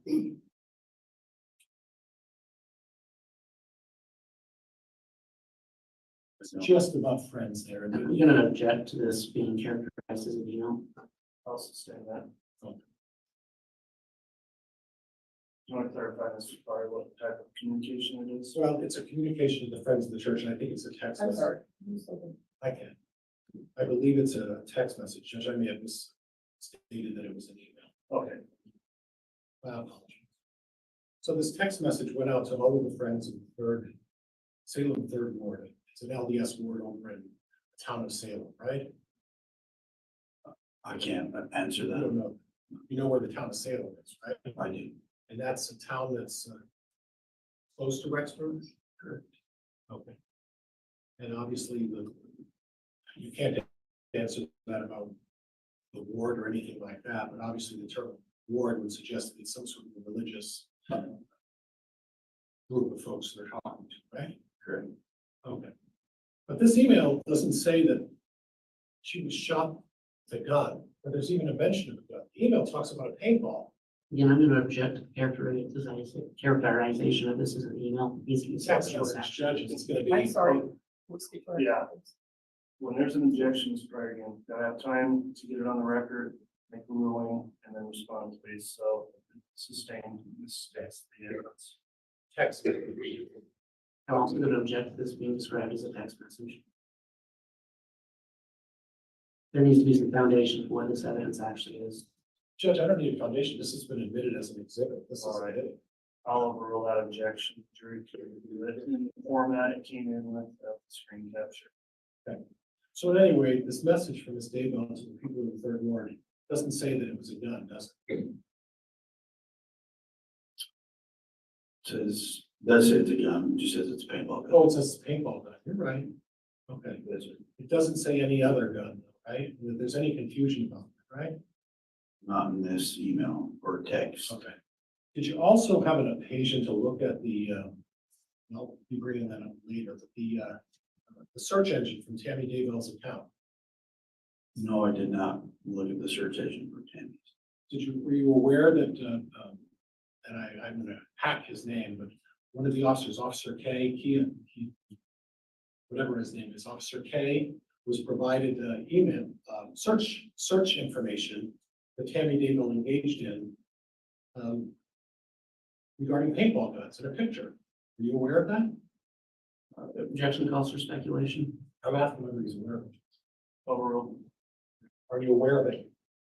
I was aware that he was provided information. I can't tell you exactly what information he was. Okay, we'll get to that in another day. But did you also listen to the 911 call that was made regarding the paintball incident?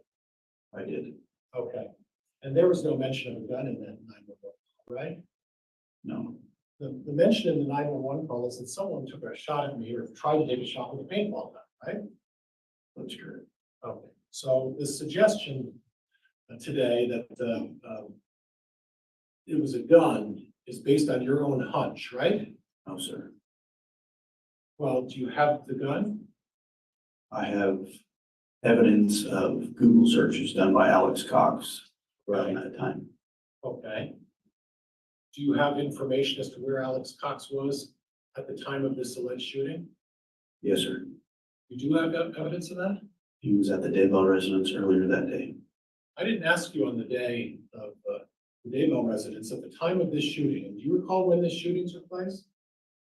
I believe it was maybe 8 in the evening, maybe. Right. And let's clarify this because the data that you have regarding him being at the residence was much earlier in the day, right? That's correct. And you don't have any data that shows that Alex Cox's phone dinged or any other communication device that Alex Cox had was at the location of the house at the time of this paintball incident, do you? At the time, no, sir. Okay. And so at this point, the information you're talking about is there's some Google searches by Alex Cox, correct? That's correct. And the information is that you've decided to not take into consideration Tammy Daybell's own statement about a paintball gun? Objection, misstates his testimony. Sustained. So what other information are you leaning on to suggest that this was anything but a paintball gun? The Google searches performed by Alex Cox talked about shooting through Dodge Dakota. Okay. And I appreciate that. And that would be one of Chad and Tammy Daybell's vehicles. Is that correct? That's correct. Okay. Were you aware of who was driving the Dodge Dakota at the time that incident took place? No, sir. Okay. Did you talk to any of the family members, any of the 4 children about who was actually the driver of this Dodge Dakota that Alex Cox was trying to figure out a way to shoot through? We attempted to contact those children and they wouldn't speak with us. Okay, so you don't know whether Chad Daybell or Tammy Daybell were driving that Dodge Dakota, right? That's correct. So the reality is that Tammy Daybell was driving the Dodge Dakota. It sounds like Alex Cox had something for Tammy Daybell. Is that what you're suggesting? I'm not suggesting that. I'm just simply stating what Mr. Cox's Google searches were around the time of that shooting. Okay, and you're basing those Google searches on your position that you believe this was a shooting, right? That's correct. Okay, so if Chad Daybell was driving the Dodge Dakota during this time, and he was the primary driver and maybe the only driver, would that mean then you would be looking at whether Alex Cox was trying to shoot Chad Daybell? Chad Daybell didn't call in a 911 call and said he was shot at. Tammy Daybell. Yeah, but Tammy Daybell called in a 911 call about a paintball gun. And it was a paintball gun. And we'll have Officer Cannon talk about that. And we'll listen to the 911 call.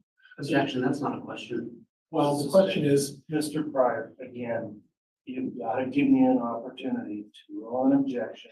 If it is sustained, let's just argue and it's not a question. You can ask another question. the shooting and the call that was taking place was in reference to a paintball gun incident, wasn't it? Can you repeat the question, sir?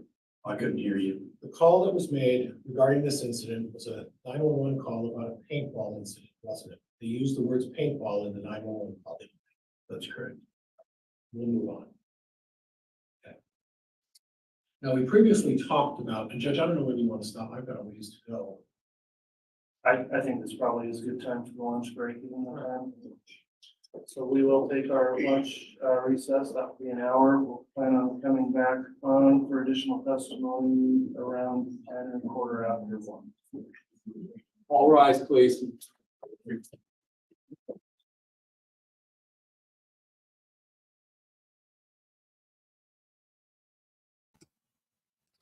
So we are taking a lunch. Okay, it is 12:10. Then lunch is going to be an hour today. Let me. I'm going to drop the link for anyone who would like to come up. You're more than welcome. We're just going to do casual conversation like we did yesterday. It doesn't have to be too heavy or anything like that. Gosh, this is like, so far today, I'm just full of questions. Like, Mandy, I am so frustrated with Pryor's style right now. He's actually arguing with the witness in regards to what the witness is actually saying. I'm flabbergasted in like the fact that like he just continues on when an objection is done, and the judge is in the middle of saying whether it's sustained or overruled, and he just like it's almost like he knows it's going to be objection and he's doing the wrong thing, so then he's got the other question ready and he just goes with it, you know. I'm just flustered. I don't know. I just don't get where he's going with this. I mean, he says you don't know who was driving, and he's like, the witness is clearly saying, well, Chad Daybell didn't report that he was shot at. Like, Tammy Daybell did. So that's what we were investigating, that Tammy Daybell was shot at. Why would we consider that Chad Daybell was the target when it was Tammy that was shot at? And she reported it. Like, they're not going to automatically go looking to substitute. Like, who is like, I don't get it. I just think it's confusing. Yeah. Yeah, and why would the brother of his mistress be at the house? Yes. That's like sauce to begin with, right, Mandy? Like, I don't understand. Yeah, Mark, those search, it's always going to be those Google searches, right? Mark says, beware of using the internet. The records of it will always be there. The internet never forgets. Liam, if you have any idea where he's going with this, maybe you could extrapolate it, expand on that a little bit for me. Exactly. If Alex intended for Chad to be the one, then how did Tammy Daybell end up asphyxiated in her bed? Yeah. Like Alex Cox would have that kind of access. I don't think so. Yeah. Liam, the word shot is in like, how familiar was Tammy Daybell with guns? Like, she's thinking it's a paintball gun. Maybe it was not. Maybe it just was some kind of gun that looks similar. Was there evidence of paintballs or anywhere on the vehicle? No, they're saying like she's thinking it wasn't loaded. So obviously no paintballs hit anybody.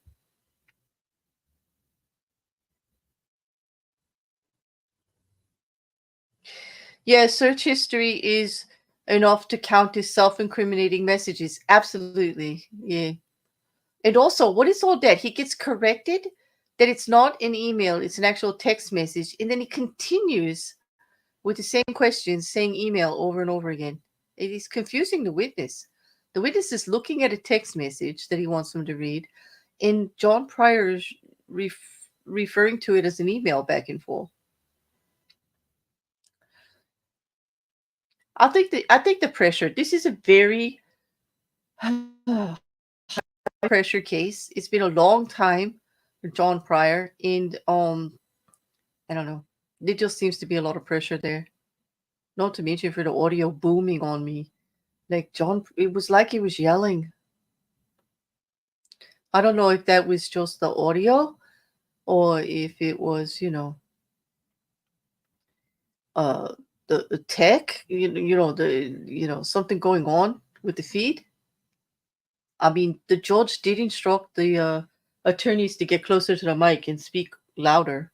Like, so maybe that had a lot to do with it, But like I said, anybody who wants to come up, Granny, Mandy, anybody, that wants to come up and talk, it's fine. If you would. Yeah, Liam, I am curious, like, where do you think he's going with it? Like, I don't get it, Mandy, at all. You know? Mandy says, if the FBI ever had my phone, they would ask me, so how fast do farts leave the butthole? And why are you Googling Scotty piping balls? Oh my gosh, Mandy, no. I thought it was going to be a legal thing, but no. Yeah, I'm telling you, like the research and all I do, my Google search history would do me in. Like, yeah. Yeah, I know it's your working time, Mandy. I hear you. I hear you. Yeah. You know me, no pressure, no worries. I just like to put it out there. Like that you all know you're welcome, you know. Mark sees it says, hypothetically, what would happen if a person I aimed or an unloaded gun at you, aimed an unloaded gun at you and fired, and you got pissed and went and destroyed the gun? Are you liable to replace the gun? You sound like Pryor. Yeah, I see that. Okay, listen.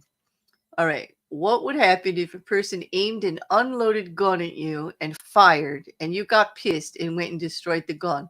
Are you liable to replace the gun? I would argue it.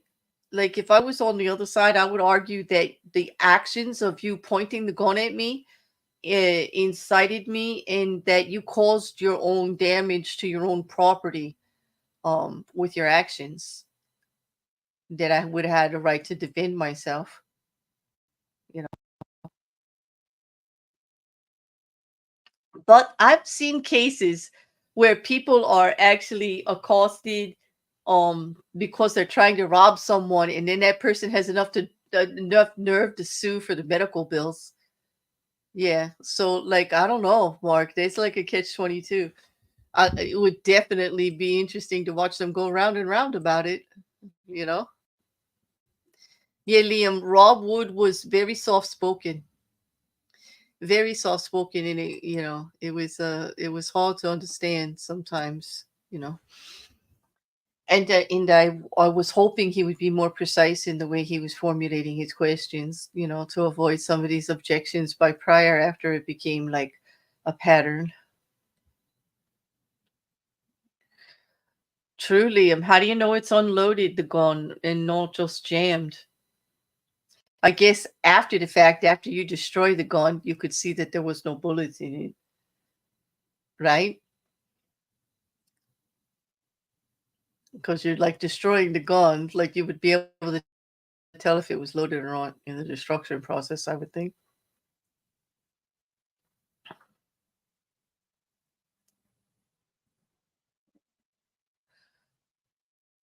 Hmm. This is true. And basically, in regards to that text message from Tammy Daybell, she was just speculating anyway. Here's a woman, like, you're not naturally going to think that somebody's there going to, like, shoot you with an automatic weapon or anything like that. You know? Can you imagine your brain trying to make sense of that scene? A masked man coming up to your car with a people type gun? Like, you know. Mm.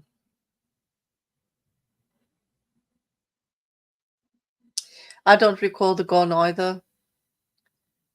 I do know that they made a big deal out of reporting like the rifle and things like that were in the photographs, though, um, that they were presenting yesterday.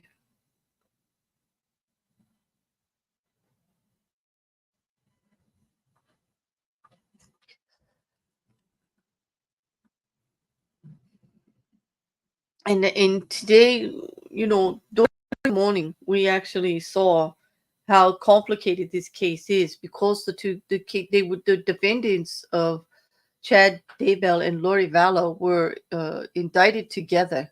And at first it was one trial. They were co-defendants, okay? And then it got severed. And you could see that with the change of attorneys, like Lori had her own attorneys, Chad had his attorneys. John Pryor's been there, Chad Daybell did have prior attorney in the beginning, and then John Pryor took over.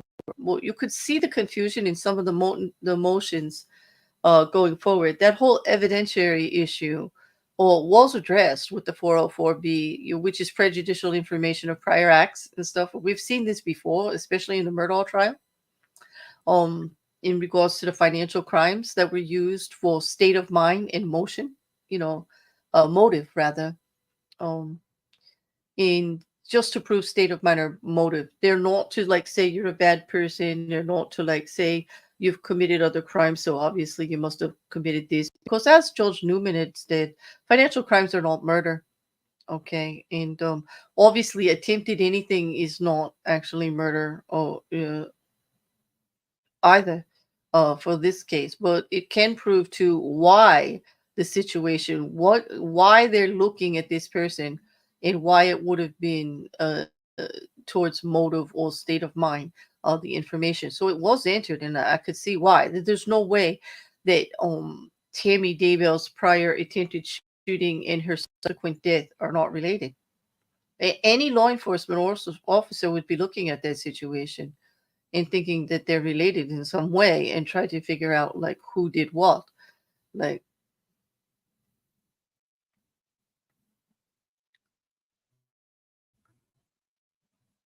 or you could post the link there, Rocket Couch, if you'd like. Liam says a gun does not make clicking noises like in the movies when jammed, unless it is a double action pistol. That's interesting to know. I did not know that. Yeah. My knowledge of guns mostly comes from the movies. Hello, Sean. How are you today, love? Hope you're having a good day. It's good to see you. Yeah. But and yeah, I'm curious as to John Pryor is of course defense. It's not unusual for them to attack the process, attack how things are done. But he's coming at it with these odd stories that are like it always throws me.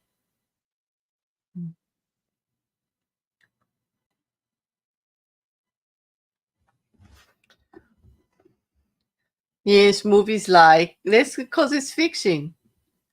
Yeah. I get it. I get it there, Liam. They're not really a source of like if like oh I like these. Okay, so on the new bingo card, witness is a hole.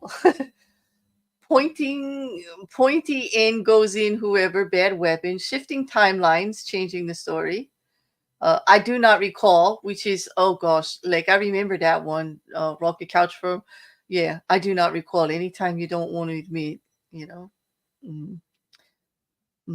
Mini trial in the chat, disagreement about the case. That's a good one. Objection hearsay, meaningless objection.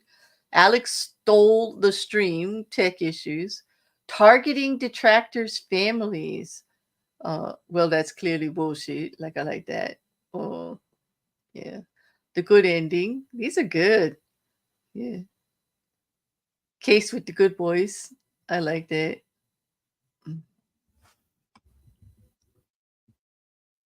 Elaine, your microphone. Can't hear someone speaking. Sidebars excluded. Exactly.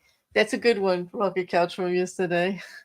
Stalling, delaying proceedings, wasting the court's time. That is going on a lot today. I don't know. I'm innocent because I'm famous. I'm innocent because God said so. Also, apples to ghosts. Oh, also applies to ghosts. Sorry, I thought I said apples for a second there. I'm reading too quick. Oh, this is pretty cool. I like this. Thank you very much, Rocket Couch, for taking the time. Shut up, talking when told not to. I do believe that Judge Boyce has actually told Pryor to shut up a couple of times, but in nicer words. Like, you need to stop talking while I'm like in the middle of like ruling on the objection. Like when you hear objection, stop. Let me rule and then continue. Yeah. And it's twice now, like at least.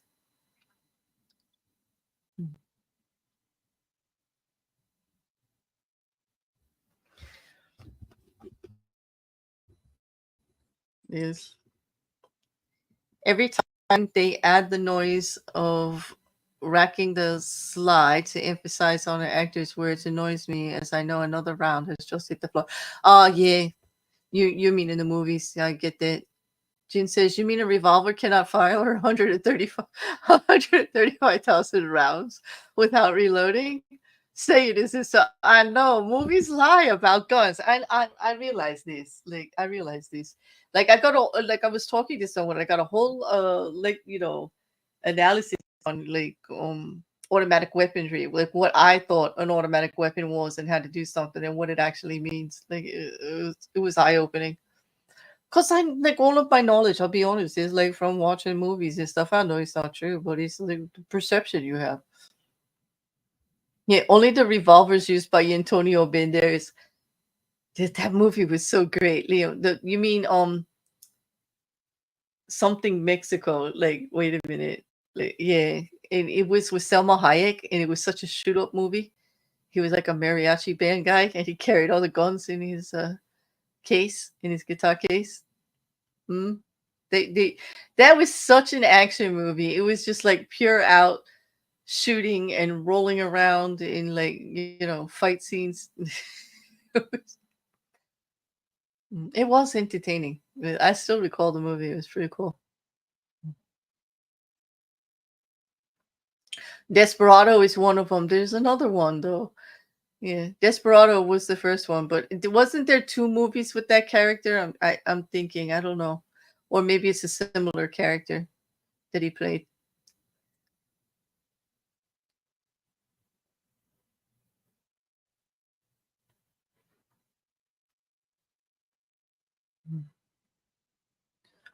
Is that the one where it has the one shot, Liam, where Antonio Banderas and Selma Hayek are walking away and there's this huge, massive explosion behind them and fireballs and all, and they're like he's like carrying the gun and they're just walking all like casual, like it's like I can just visualize that picture. I think it's the same movie.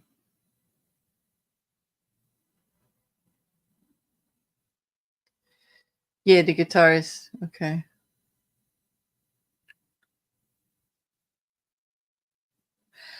If any movie gets close to reality, it has to be the John Wick series. He's constantly either swapping weapons or reloading. Yeah, that's another big like one where like some of the stuff that happens, I'm just like, is this real? Like, wow. Well, there's a lot of gun action in that movie. I like that series though. I've watched them all.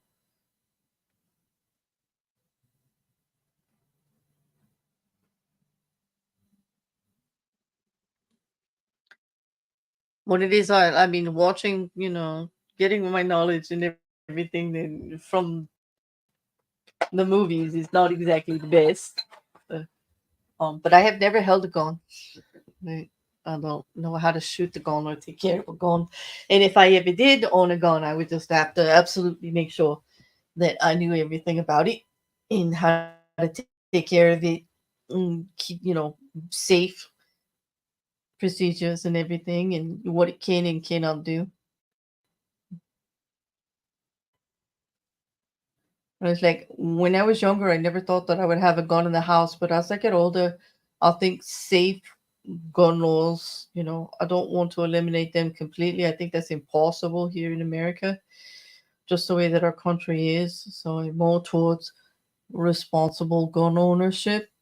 I think we have some of that, in place, but we need to try to correct the situation for all the loopholes and things like that, and care a little more about these mass shootings. And I know that everyone gets on me when I say like open penalties and all like that. It's not going to resolve anything, and I get that. I really do. But I think using a weapon of deadly force should be an enhancement to most crimes, and in a lot of states it is. And now the using a weapon in gun violence, in gang violence, and things like that is an enhancement to a crime and can lead to enhanced sentencing, extra stipulations.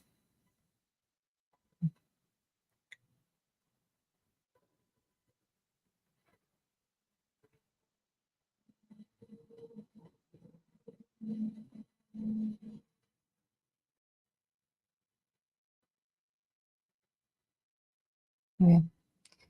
And I don't think we're going to see any more John Wick, huh, Gene? After what was it, 5? I think that was the end of it. Liam says he trained with 3 mags loaded by someone else to hit a target. There was at least 1 bullet per mag, total 10 rounds in time to tie break high scores. Like, that's like a foreign language to me, Liam.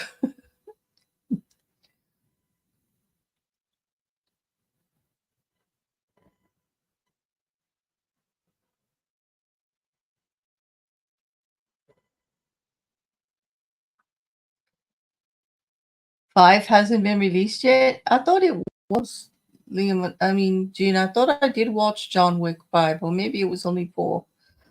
Oh, is there a 5? Like, I'm pretty sure, like, the last one I saw seems like the end of the series. Like,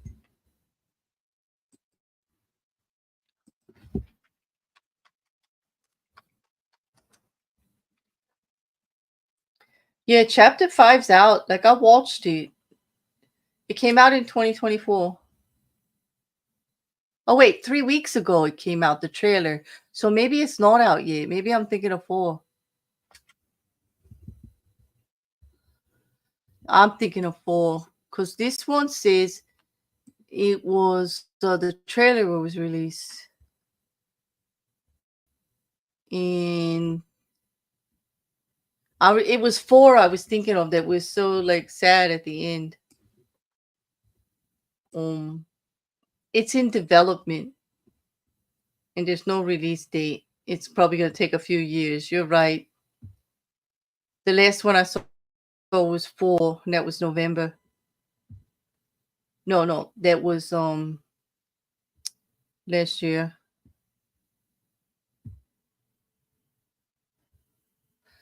They're thinking that it's going to be a prequel, because it was so somber the ending. I don't want to spoil it for anyone, but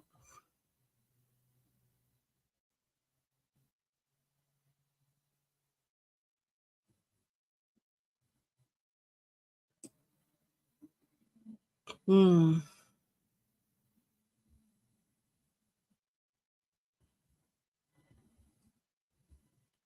don't know. I don't know. I guess we'll find out.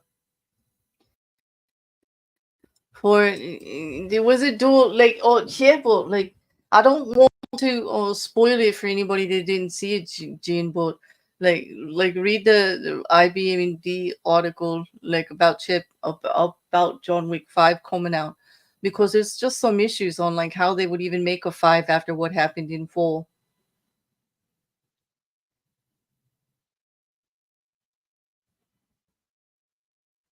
Mm,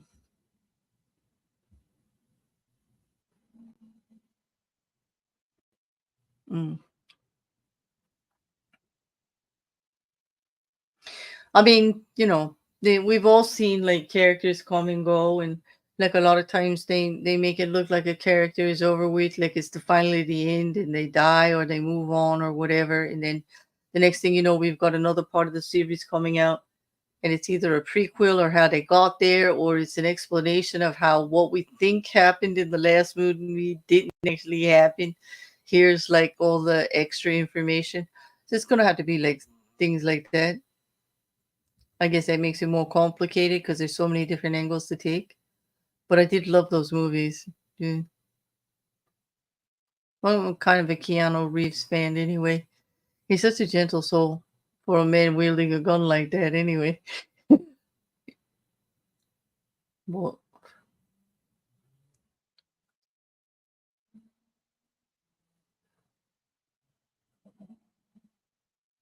yeah, he's like an idea. I get it, Liam. John Wick is like an idea. He like represents part of the system. I get it.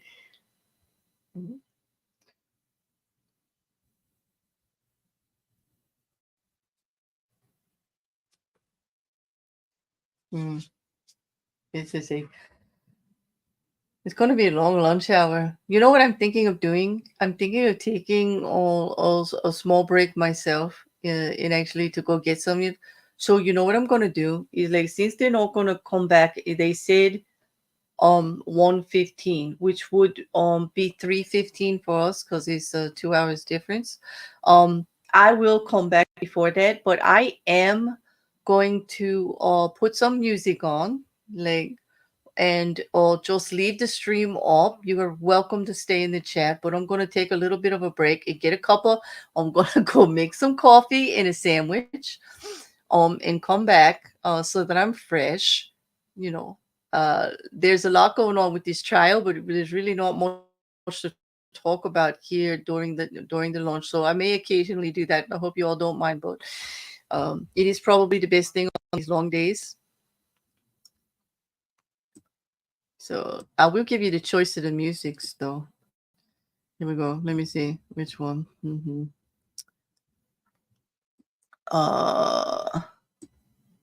Put it lower.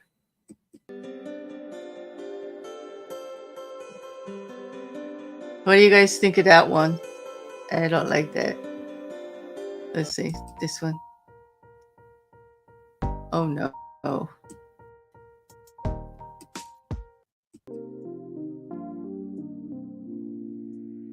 There we. Ooh. That reminds me of the fish tank. I think Mousy uses that one. Oh no. That's horrible.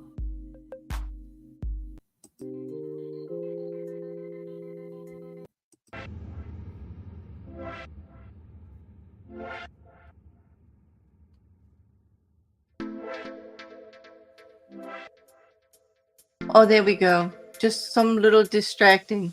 So we will be back. I'm going to leave that on for like 20. I will be back on top of the hour. 15 minutes before they start back.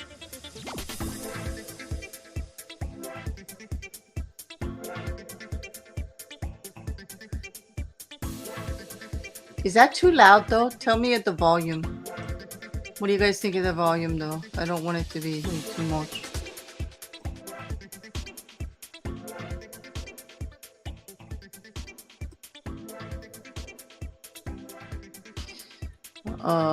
But before I put that on, hold on. Let me just turn this down for a second. Okay. In regards Rocket Couch, in regards to your question about the paintball, that would be the shooting incident that Tammy Daybell, the attempted shooting of Tammy Daybell. She reported two officers that she thought it was a paintball gun. There was a masked man that approached her while she was driving her vehicle, like in the driveway of her vehicle at her home, but no bullets or paintballs or anything came out. Like there wasn't an attempted assault or an attempted shooting that didn't actually occur. Yeah. That's what that was all. And I don't know why John Pryor is arguing with them. Well, it wasn't really a gun. Like, the point is, the incident was reported that someone was either trying to scare her or an attempt was made on her life. Like, who was it and what's going on? And it was on her. There were a lot of weird things happening in this case as they were investigating the missing children. So many other things kept happening that this particular law enforcement officer made a timeline of all the information that he was learning. And he learned from Fremont County about this incident with Tammy Daybell, and he added it to his timeline because it was related because of Chad Daybell, someone who was already in their scope in regards to the missing children, somebody who was already involved in the investigation, not as a prime subject but somebody they were interviewing, and he was involved with Lori Daybell, and they knew it. Okay, so that's why it came out that way. And I don't know what the point was that John Pryor was making and arguing whether it was a paintball gun or a gun. I guess just in the seriousness of what the jury would hear as to whether it was a true attempt on her life or not.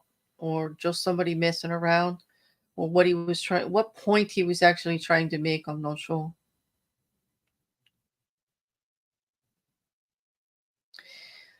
Sure, that's a good idea. I wonder if we, maybe I'll find some for next week. I will try to find some trivia or something like that that we can do, or questions, something like that. But for now, I'm going to go on and take that short break, and then I will be back. Hopefully, the music isn't too boring.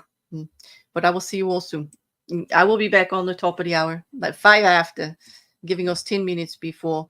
And I'm gonna go back to this one. I don't like that dance part.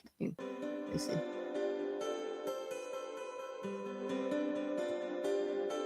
I could deal with this better.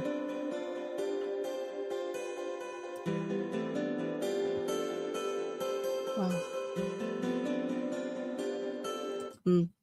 I'm sorry, Mandy. Know what? Like what? Oh, that this one is too. Wait, this one is too sleepy. Let's see.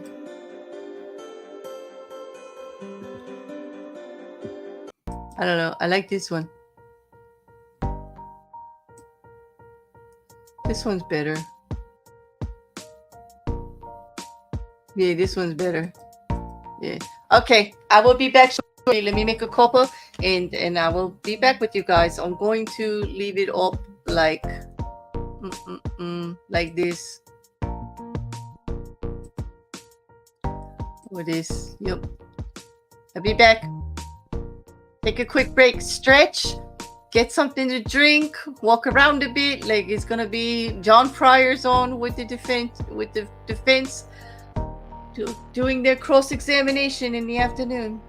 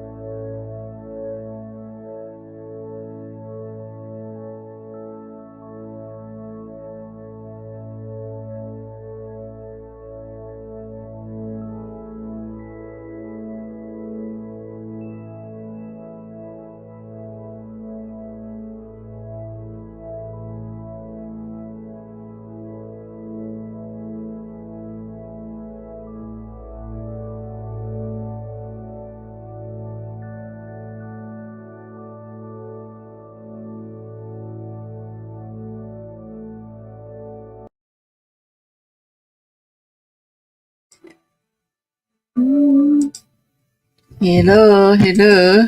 Thank you for your patience while I took. Oh.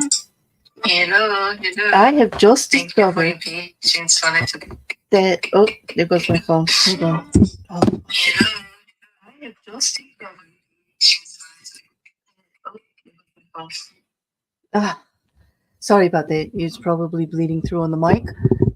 My phone had the YouTube video up and it just started on a reverb circle. Yeah.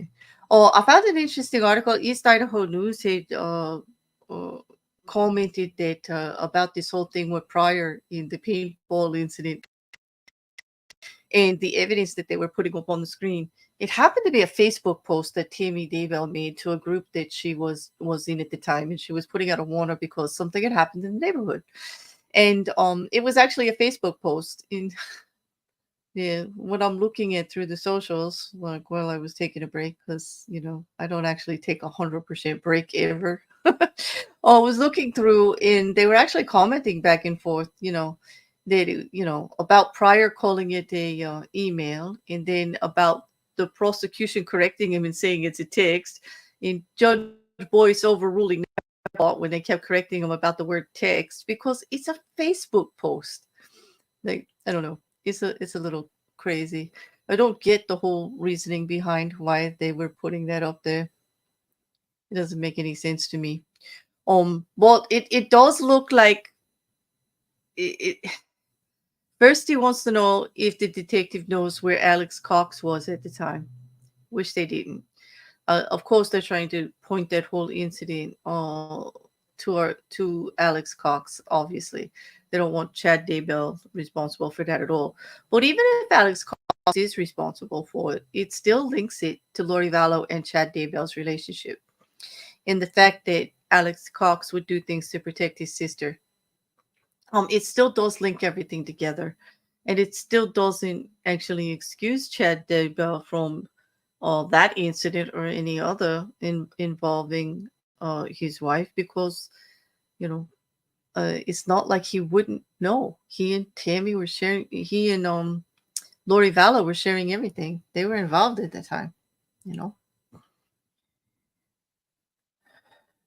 But it was only 10 days prior to her suspicious death. So it was obviously that someone wasn't very happy or someone was trying to intimidate her. Could it have been a coincidence? Hardly. Things like that were not happening in the neighborhood that way. This was an unsettling incident to her.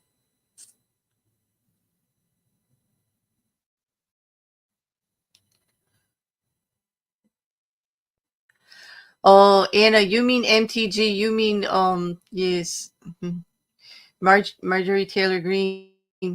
Yeah, MTG, the court jester. I get it now. I get the reference. I know what she means. Rocket Couch, like when you were talking about what if presidents said court gestures video to watch, which I'm curious about that now. That must have been pretty funny.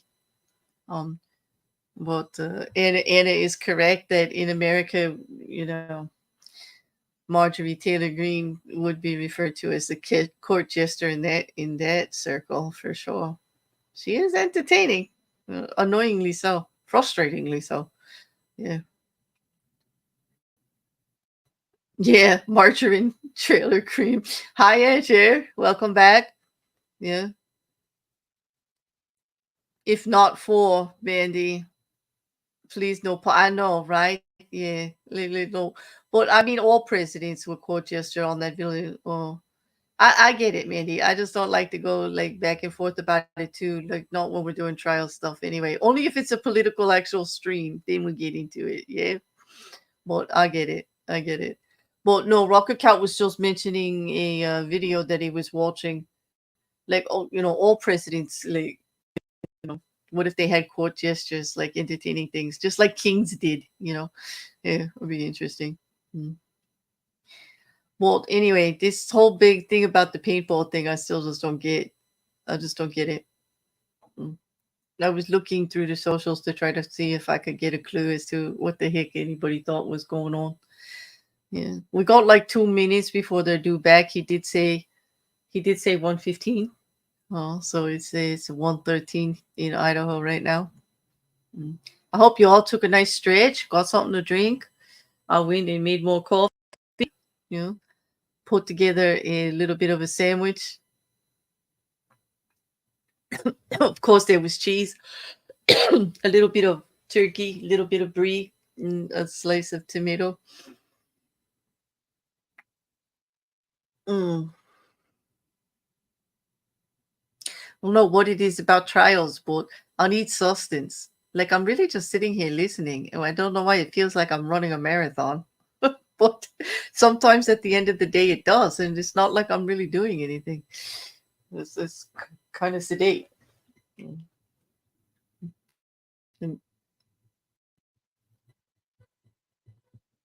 we are going to be right back in with defense cross-examination once they do come back.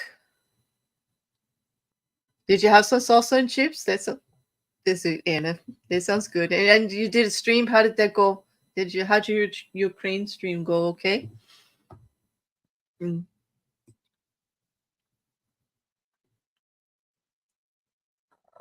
Mm.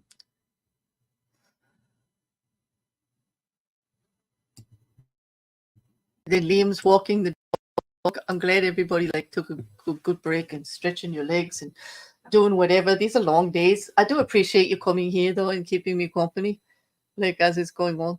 It's nice to have some people here to talk to. Yeah. And I also discovered something on Streamlabs. I do not have to use the boxed music that they have here.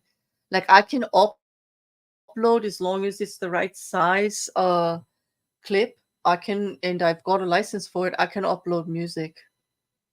So I did get to put a little bit of a piano clip that I play occasionally in the background. So I use a lot of these instrumental clips with my reads.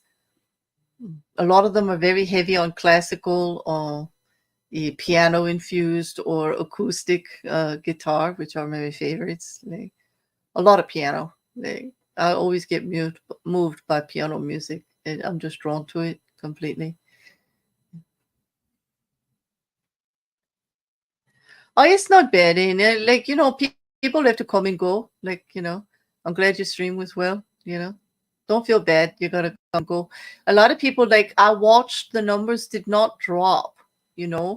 There's still 42 people watching even while the music was playing and we weren't talking and we're waiting for the court to come up. Yeah. Yeah, Mandy. I'm gonna try to load more of this for during the trial breaks, because I could see we're talking during the whole hour unless something exponential, something huge has happened. It's gonna be rough, and taking breaks here and there is gonna be good for everybody. So I'll be putting music on here and there. I'm be looking for more of my piano pieces. Put them. Oh, do you? It's in YouTube Studios. I can give you the name of it. It's from an artist called Chris. Here I'll just I wonder if I can it's Chris. Here I'll type out the name here. Chris Zabriskie. And I found it in YouTube Studios. It's kind of haunting, but I did love it. I have used it in a few things that I've done. It's called Undercover.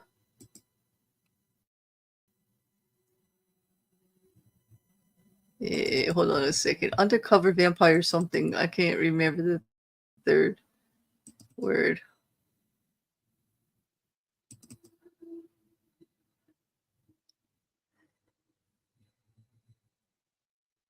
Undercover vampire policeman. Yeah.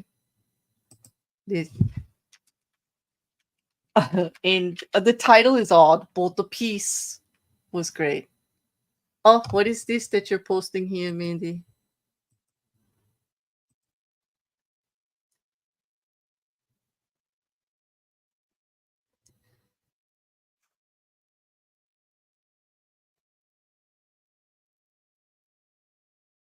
I love that. I love Scott Buckley. Mandy, you're so with me on that. I use a lot of his stuff. I do.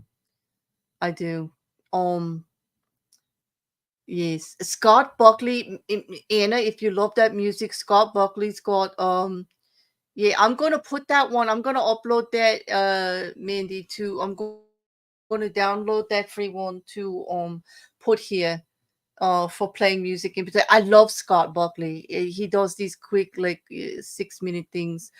Oh, the on hold music is what I have. That was Chris Zabriskie, like the undercover vampire policeman. That's what I used. I used that one was the last part. In the first one part was called acoustic cinematic, and it was just a button here on StreamYards that you can use, Yeah. But yeah, Scott Buckley, he's an Australian artist. I've been using him for years. Actually, you know who turned me on to Scott Buckley? It was about 3 years ago. Mocking Media gave me a link to Scott Buckley. He used it in a video. Oh, Thank they're you. back. Please be seated. Oh, here we are. We are back. Okay, I'm gonna mute because, well, I'll wait till the jury comes this time. How about that? Mr. Pryor, you ready to continue with your cross-examination? Yes, Judge. Okay, we'll go ahead and have the jurors brought in. Okay, the jury's coming in. Before I wait, It's up to you. You can go take the podium if you'd like, or you can wait at council table.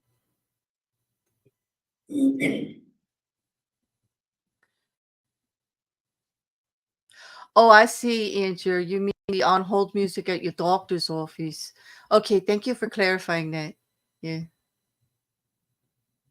I got confused. My apologies. Do you think that's a sign there? The judge already has his hands like holding his chin up, like, and he just got back from lunch. I think he feels how I feel right now. Like, okay, John Pryor's gonna finish like this afternoon. Mm.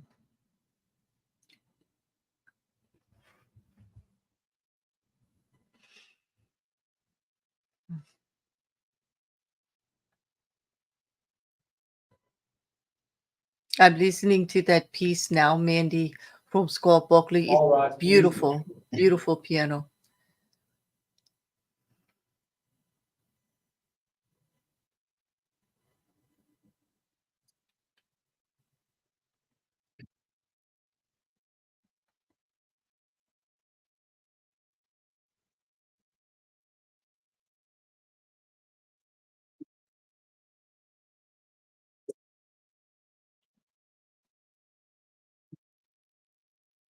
the jury's present and counsel.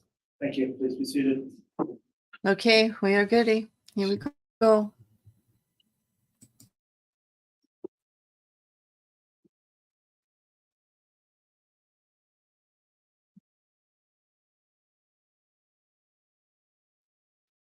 All right, we are back on the record on case CR 2221-1623, State of Idaho versus Chad Daybell.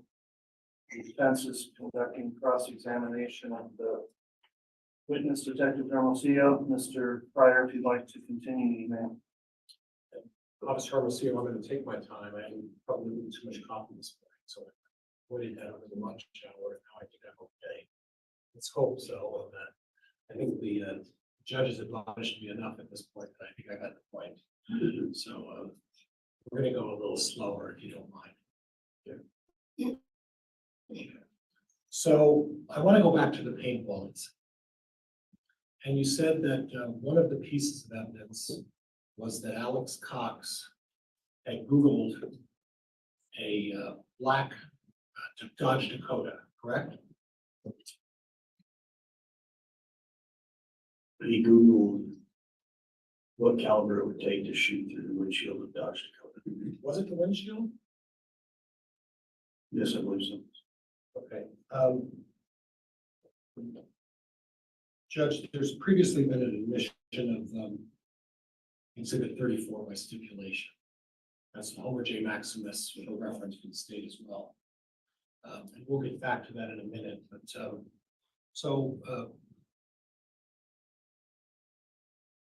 there was at least a reference at some point that there was going to be trying to find out what kind of caliber it would take to penetrate a Dodge Dakota vehicle, somewhat windshield or otherwise, correct? Correct. And you took that as a threat, as a means of saying that's why Alex Cox was trying to kill Tammy Daybell. That Google search, along with him being at that residence that same day earlier, Okay, and the incident involving Tammy Daybell, okay, okay. Okay, and that's what drew you to that conclusion, is that correct? that's correct. Okay. So we don't know who was driving the Dodge Dakota regularly, do we? Because you didn't speak with the kids, is that right? That's correct. Okay. And we do know that on the day that you said Chad Daybell, at least you were alleging that Chad Daybell fled on sometime in June 9th. Is that right? Objection misstates the testimony. Well, try to clarify that.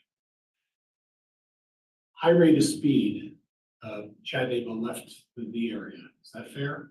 That's fair. That's what you're stating, correct? That's correct. And in the vehicle that he was in, do you know that that was the Dodge Dakota that supposedly he was fleeing in? It was not Dodge Dakota he was fleeing. Okay, what vehicle was he fleeing in? I can't recall off the top of my head. We have it in inbound, but it wasn't the Dodge Dakota. Okay. Okay. So there were two vehicles, an Equinox and a Dodge Dakota.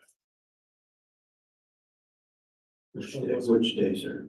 On June 9th, which there are two vehicles that the Daybells owned, an Equinox and a Dodge Dakota. So which one was it that he was allegedly fleeing?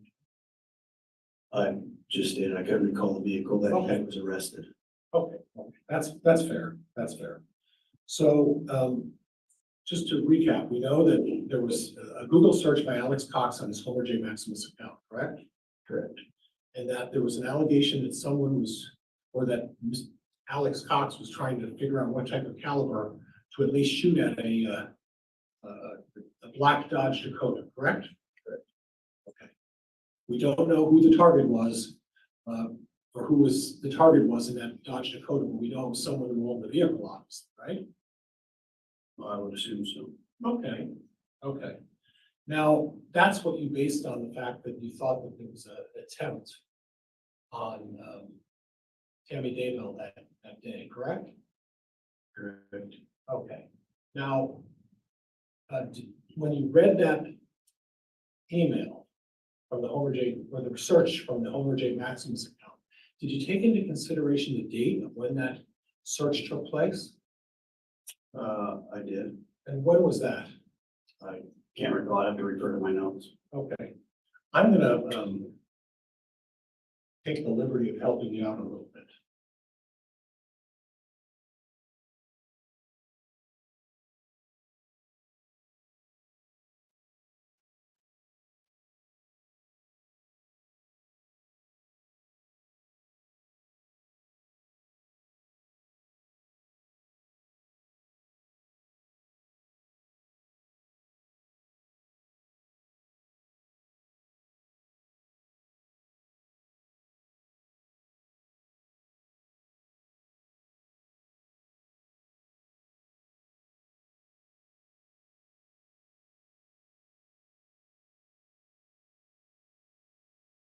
At least I think I'm gonna help you.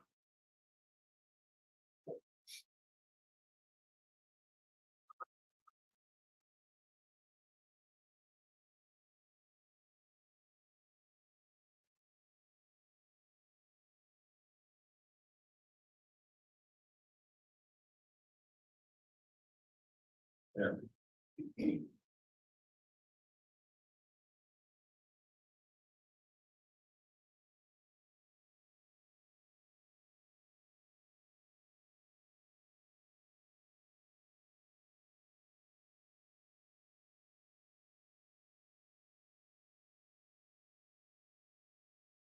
Judge, I don't know why it's not going up on the screen.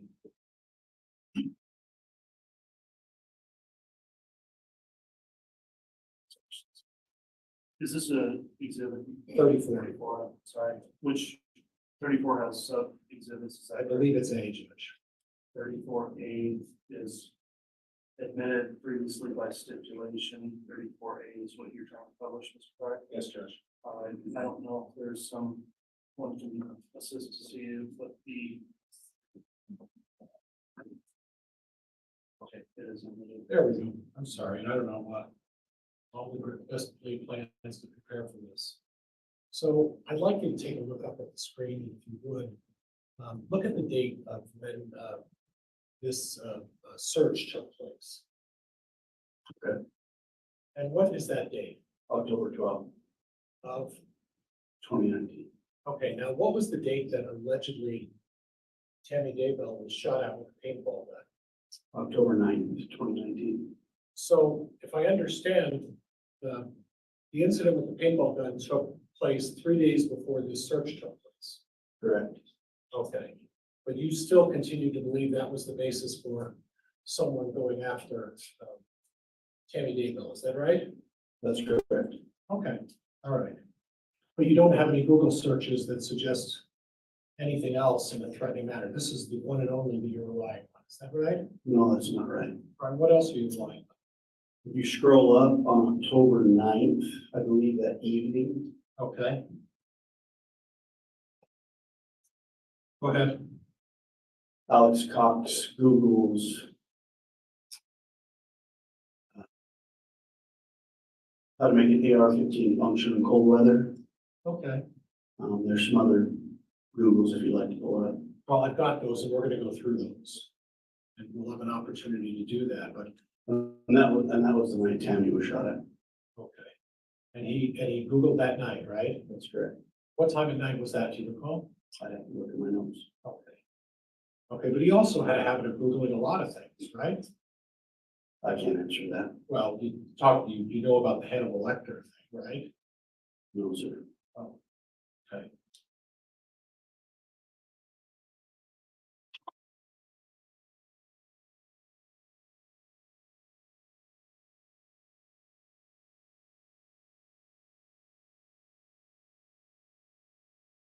Well, before we get to the Hannibal Lecter thing, let's talk a little bit about some of the other searches from Homer J. Maximus.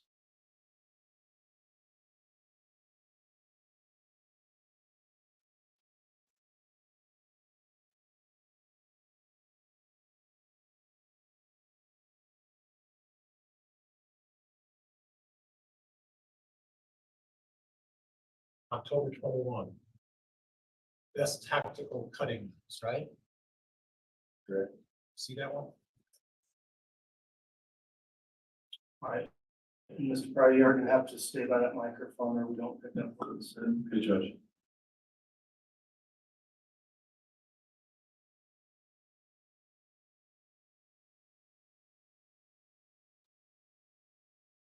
October 22nd, 2019. Sharpening swords. Knife sharpener, right?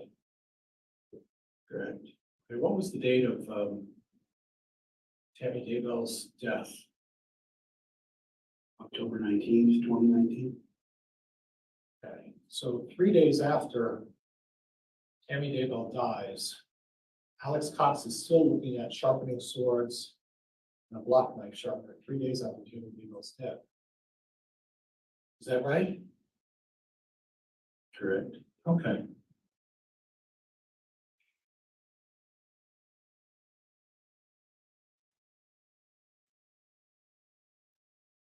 October 23rd. 4 days after Tammy Daybell's died. 15 facts about the silence of the lambs you didn't know. All that one? No, sir. Okay. And that was 4 days after Tammy dies, right? Correct. Okay.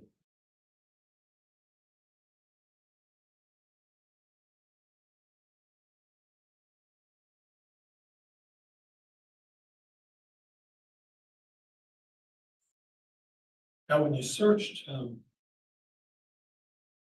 I believe it was 107, was that the unit that we found all of the knives and the guns? No, sir, that was 175. Okay, 175, that was Lori Vallow's unit then, right? That was the unit that Lori Vallow lived in, but Alex Cox was on the tenant agreement. Okay, okay. And your testimony previously, I believe that was a day or so ago, there were a significant number of weapons found, right? That's correct. Did you do a check on all of those weapons to see who they belonged to? I personally did not do a check on all those weapons. What about the knives or the ammunition? Did you check and see who those belonged to? I'm not quite sure how to check on who the knives don't either. belong to. I don't either. I just asked because so, are you presuming that the owner of those knives and guns and ammunition is Alex Cox? They were found amongst his belongings, so I assume that is. And we talked about this before, when I was doing some voir dire native objection, that a lot of those items were items, the knives and the ammunition were items that you pulled out of bags and displayed for purposes of, for lack of a better word, staging them for your photo op, right? That's correct. Okay, okay. But again, all of the ammunition, all of the weapons, all of the knives, and the ski mask, that was found in Alex Cox's, at or near Alex Cox's belongings, right? Correct. So I don't want you to speculate, but you're presuming that Alex Cox owned all of those, right? That's correct. There's no indication that Lori Vallow had several guns and knives and things like that. Is that fair? That's fair. Okay.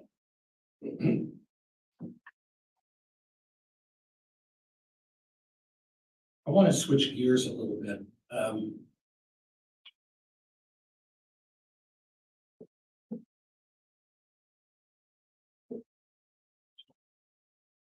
And I want to talk to you a little bit about Charles Vallow. Okay? And I assume you've been communicating with the folks down in Arizona about all of that. Is that fair? Yes. Okay, so you're well versed in the facts as it relates to Charles Vallow, correct? No, I wouldn't say well versed. I know the basics. Okay, but are part of the basics to know where the court proceedings are and who was charged with what? You would have to be more specific. Okay, and do you know currently who's charged in the death of Charles Vallow? Yes. Okay, who is that? Lori Vallow. Okay, are you aware that the prosecuting attorney down in Maricopa County issued a Objection here, said. That's the same. Judge, I'm asking whether he's aware, not whether he. Well, by the time you say what he's aware of, then all the information's coming through his, so it's a statement. Okay. Are you aware that Chad Daybell is not charged with anything in Maricopa County relating to Charles Vallow? Yes, I am. Okay. Brandon Boudreaux's next. Who's been charged in the allegations against Brandon Boudreaux? Lori Vallow. Is there anybody else? Not that I'm aware of. Okay, and you're also aware that Chad Daybell has not been charged in the allegations as they relate to Brandon Boudreaux, is that right? That's right. Okay. Now, if Alex Cox was still alive, the suggestion seems to be that he would have been charged with both of those offenses. Would that be fair? Objection calls for speculation. Sustained. Okay. Do you have any information as to who killed Charles Vallow? Yes. Who do you believe killed Charles Vallow? Alex Cox. Okay.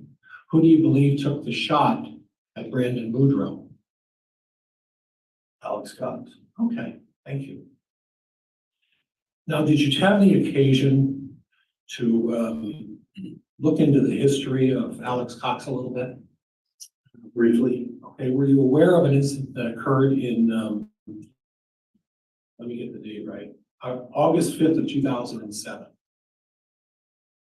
You'd have to be more specific about what occurred on that date, sir. On that date, there was an allegation that there was an assault on a Joseph Ryan. That's correct. You're familiar with that, is that right? Yes. And in 2007, is there any indication that Chad Daybell knew Lori Vallow in 2007? Not to my knowledge. Okay. And in that incident, are you aware that Alex Cox committed aggravated assault on Joseph Ryan? Your Honor, at this point, I'm going to object to relevance. I think we're outside the scope of what's happening in this case, Mr. Pryor. Judge, can I approach, please, counsel? Sure, outside watching.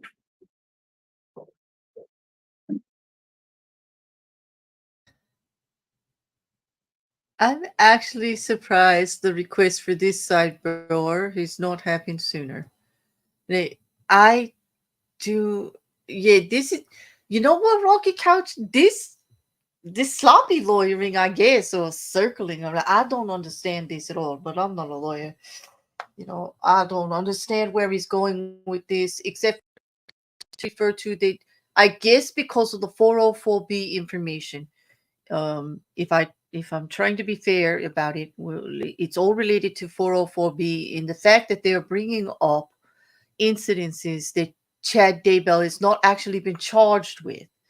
You know, Brandon's attempted murder, Charles Vallow's successful murder, okay, and the shooting of at Tammy Daybell. You know, the attempted assault on Tammy Daybell that she reported. Chad has not been charged, although they are incidences that all relate to what was going on at the time between, you know, Alex Cox, Lori Vallow, Charles Vallow, Tammy Daybell, and Chad Daybell.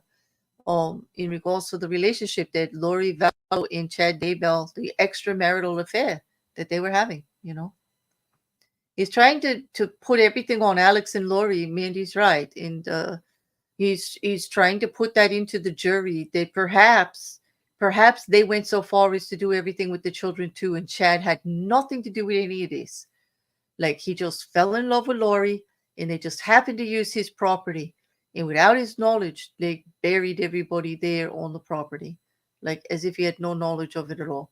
But I don't know how successful it's going to be. I mean, it is an angle that, of course, most defense attorneys, I do believe, would attempt, because we do have Alex Cox's confession to the shooting of Charles Vallow, although Lori Vallow is on trial for that right now, saying that she was a conspirator to it, in that Alex Cox did it based on what she told him, you know. Yeah, exactly. Exactly, Mark. These extramarital affairs always lead to something not so good. In most cases, I would say, not always. And ironically, he buried a raccoon exactly where a body was found. I know, Mandy, exactly where. Like, convenient. And he knew nothing about anything. Yes.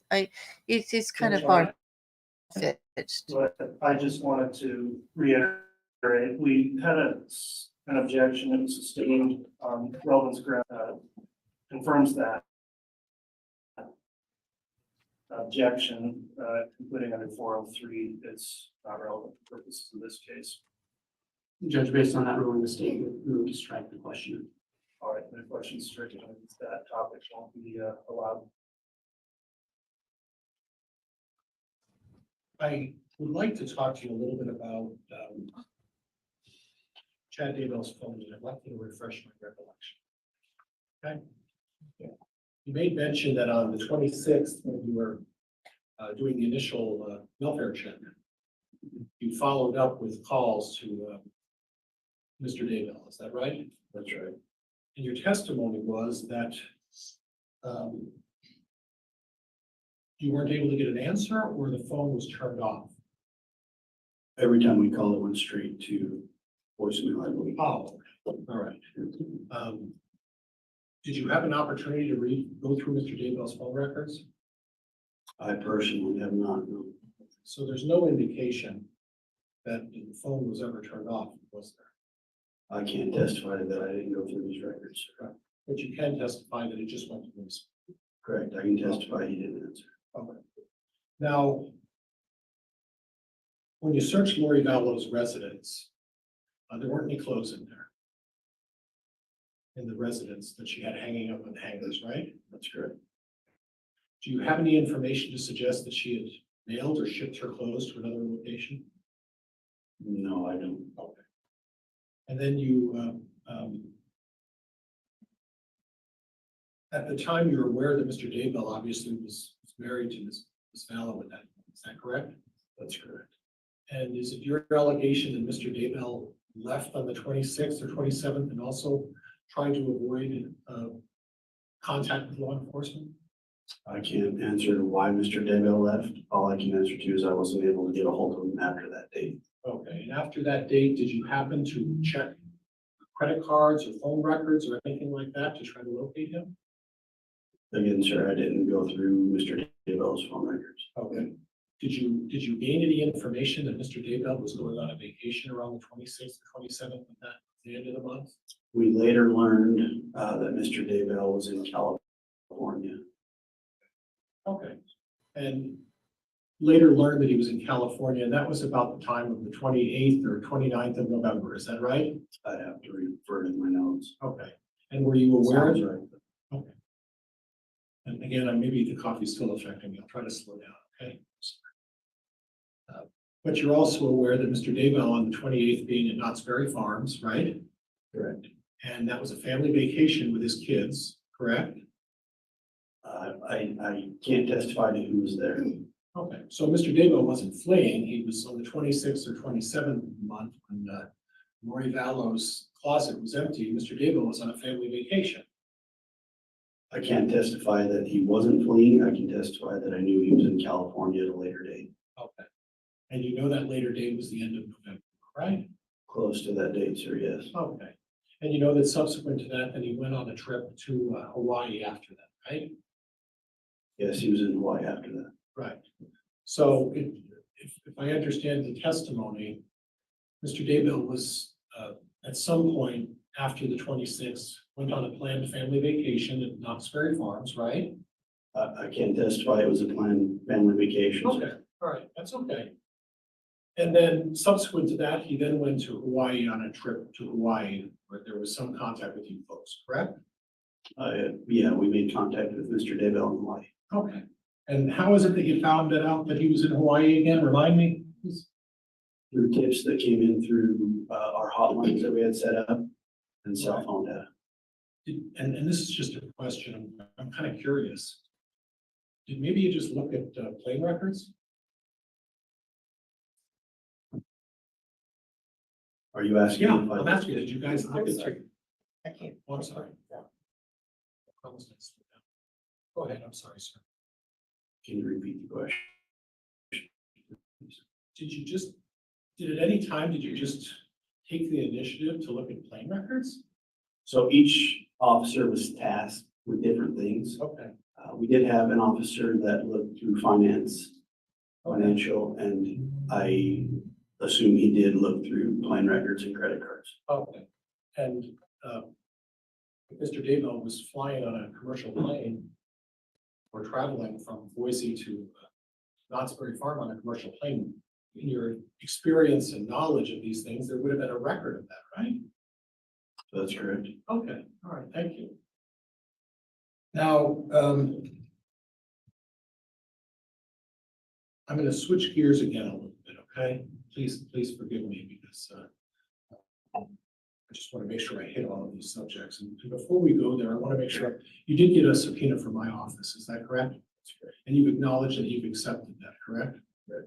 And you were kind enough to contact my office and agree that if I need you to come back, you'll come back at a time that's suitable for both of us. Is that fair? Yes. Was there anything else discussed during that phone conversation? Date said I couldn't make it back. Okay, and that was because, and we're not going to get into this to let everybody know because it's nobody else's business, but you have an obligation of some sort and I've acknowledged that and we're going to work on that. Is that fair? Objection relevance. Sustained. Okay. Now, as part of your investigation, and I want to be specific to J.J. Vallow, okay? The last known sign of life was the 22nd. Is that fair? The last time that someone known. Was September 22nd of 2019. Right, okay. And the last, at least proof of life for Tylee Ryan was September 8th Of 2019. of 2019. So I'll do the math in my head if I can. There's 15 days difference between Tylee Ryan and JJ Vallow. Is that correct? For the last proof of living or life. Respectively, Roughly. 15 days. You think JJ died on around the 9th of September, 8th or 9th of September, and Tylee was the 22nd or 23rd. Is that fair? That's correct. Okay, thank you. Now, as part of the investigation, you looked into where JJ Vallow was on the 22nd of September, correct? Correct. And on the evening of the 22nd of September, he was at Lori Vallow's home. That's correct. Okay. And present in that home, staying in that home, were Lori Vallow, correct? Correct. At least on the 22nd, JJ Vallow was there, correct? That's correct. Melanie Gibb was there, correct? Correct. And David Warwick was there. Correct. Okay. And on that evening, they were conducting some sort of a religious podcast, the three of them, correct? Yes, sir. And the allegation is that JJ was acting up and went into the care of Alex Cox. Correct. And then Alex took JJ into a separate apartment, correct? On which day? On the 22nd? He took him to apartment 107. Correct. Right, his apartment or whoever was on the lease for that apartment, right? That's right. Okay. And then the last time that anybody saw JJ was later that evening, is that fair? Yes.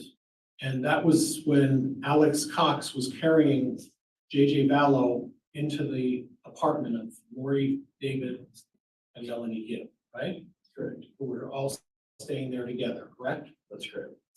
And then somewhere at that point, whether it was at that point or subsequent to that evening, or that evening, that's when you believe that JJ Vallow was murdered. That's correct. Okay. But the next morning,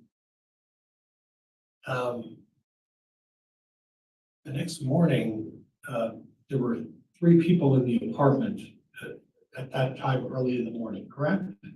Objection foundation. Well, do you know who was in the apartment early that morning on the 23rd? Hold on, prior, there's an objection, I think that will sustain. Do you have any knowledge of who was in the apartment on the 23rd of September, the morning of that morning of 2019? Yes. And who was there? David Warwick, Melanie Gibb, and Lori Vallow. Okay, and at that point, you believe that JJ Vallow was already dead? I can't testify to the time, but I believe he was killed. Okay, but then within 2 hours later from that morning, you believe that he was buried on Chad Daybell's property, is that right? That's correct. Okay. You had an occasion to talk with Melanie Gibb and David Warwick, is that right? That's right.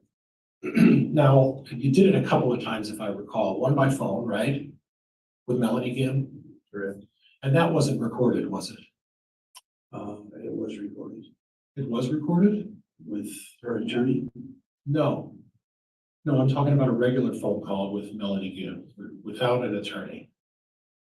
I don't remember a phone call. Okay, all right, we're gonna revisit that maybe at another date, but that's fine. But you also went down to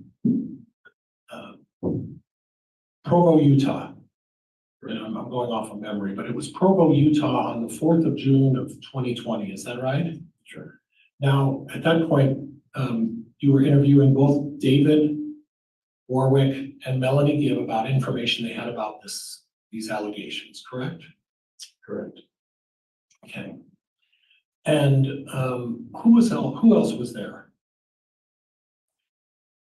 Myself, Lieutenant Ball, and Prosecutor Wood. Okay, so the prosecuting attorney, Mr. Wood, right there.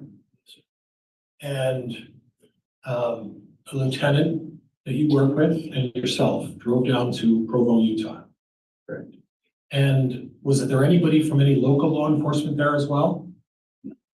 Okay, now, there was an effort to record that conversation, is that right? Yes, it was recorded. Okay, was the entire thing recorded? I believe the very beginning wasn't, the recorder malfunctioned or something happened that was recorded, but the majority of that interview was recorded. The majority of it was. That's correct.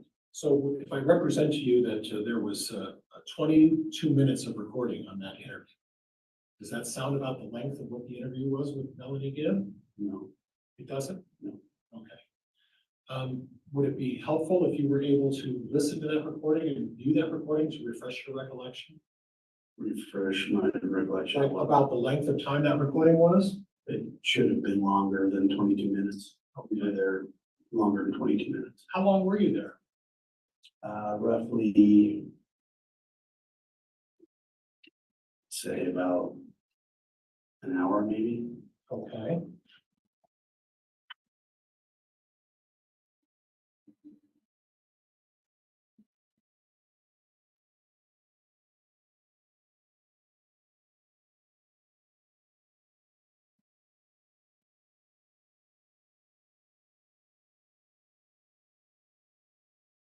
Now, your testimony is that it should have been longer than 21 or 22 minutes, is that right? That's correct. Would it surprise you to learn that, well, you don't know exactly how long that interview took place, right? Yeah, I couldn't tell you the exact time. And you don't know the length of the recording itself, is that fair? That's fair. Okay, and in order to determine that, it would be helpful for you to refresh your recollection by listening to the interview, and it would be able to answer those questions for you. Is that fair? That's fair. Your Honor, I'm going to object beyond the scope. We're way beyond the scope of your red counsel. If also the officer's going to review that, and I permitted, of course, it's not going to be because it's the jury. So also saying the objection on beyond scope. Judge, are you talking about beyond the scope of direct examination? Yes. Okay, then officer, we'll revisit that at another time, okay? And we'll leave that for another opportunity when I call you back.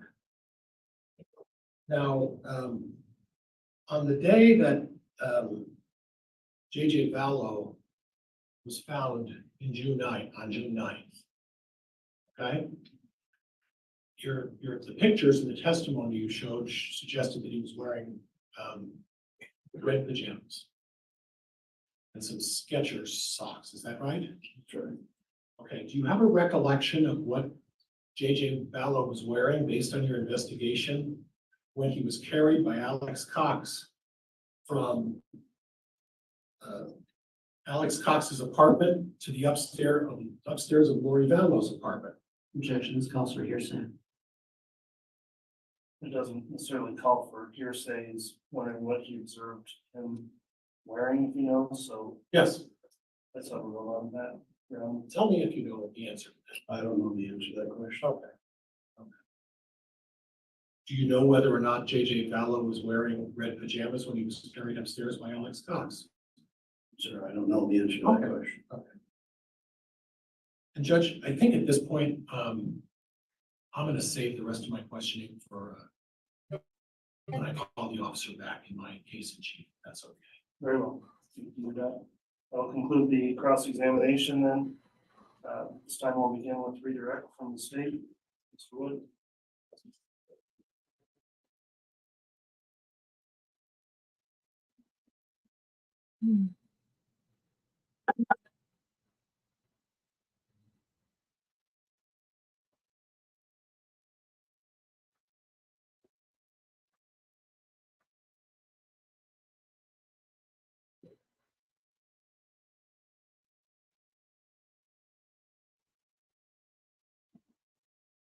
Your Honor, may I be handed States Exhibit 31? Yes. And States Exhibit 30.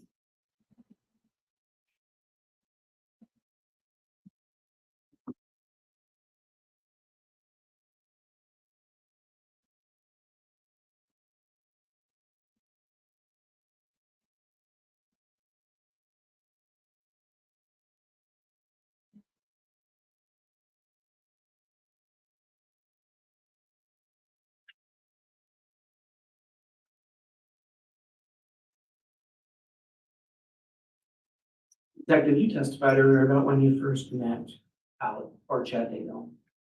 Correct. Who was he with? Alex Cox.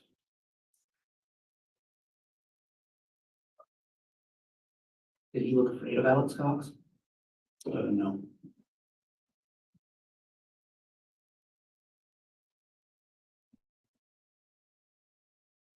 Alex Cox was Chad Daybell's brother-in-law, correct? When you met him? That's correct.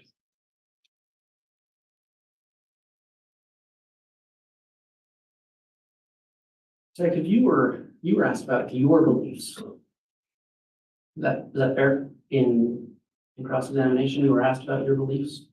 Yes. Let's talk about your investigation. When you started your investigation, what was the scope of your investigation? Initially, it was to find the Jeep from Gilbert, Arizona. And then it expanded, correct? Correct. And then what was the scope of your investigation? To find the whereabouts of JJ and Tylee. And all this time, you're collecting information from various sources. That's correct.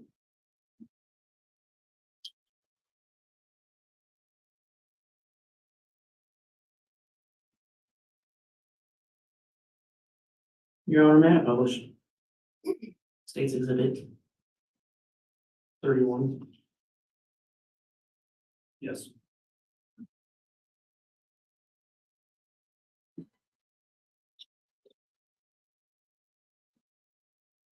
Detective, you were asked about your beliefs, correct? That's correct. And you were asked about your beliefs regarding, I'm gonna call it the paintball incident, is that fair? Yes. And when I'm talking about that, to your understanding, what am I referring to? The attempted shooting of Timmy Daybell. And you testified you don't believe it was a paintball gun. That's correct. So why not? Through our investigation, we learned that Alex Cox was in the area and on the property of Chad Daybell the morning that Tammy Daybell was shot at October 9th.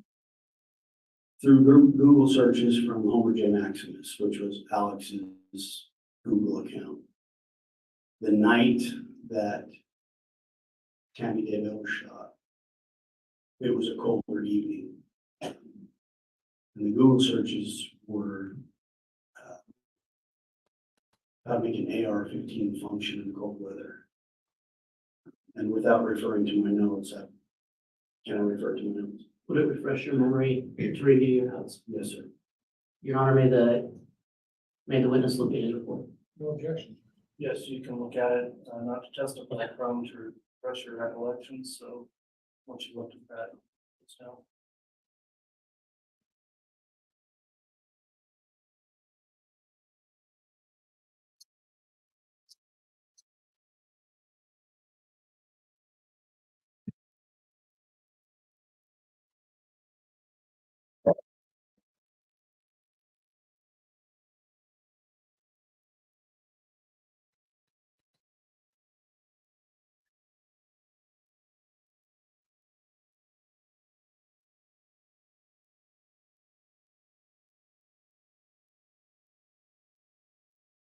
These long pauses. This is the frustrating part.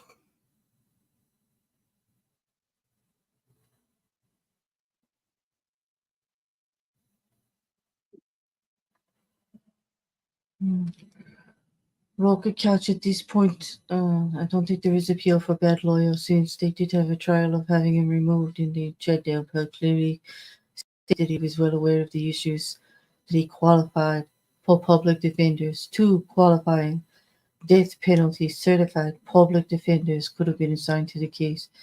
He would have delayed the case, yes, but it is something that he could have opted for and was offered and refused. Stayed with Chad prior. It would be hard for him to go for bad lawyering as an appeal.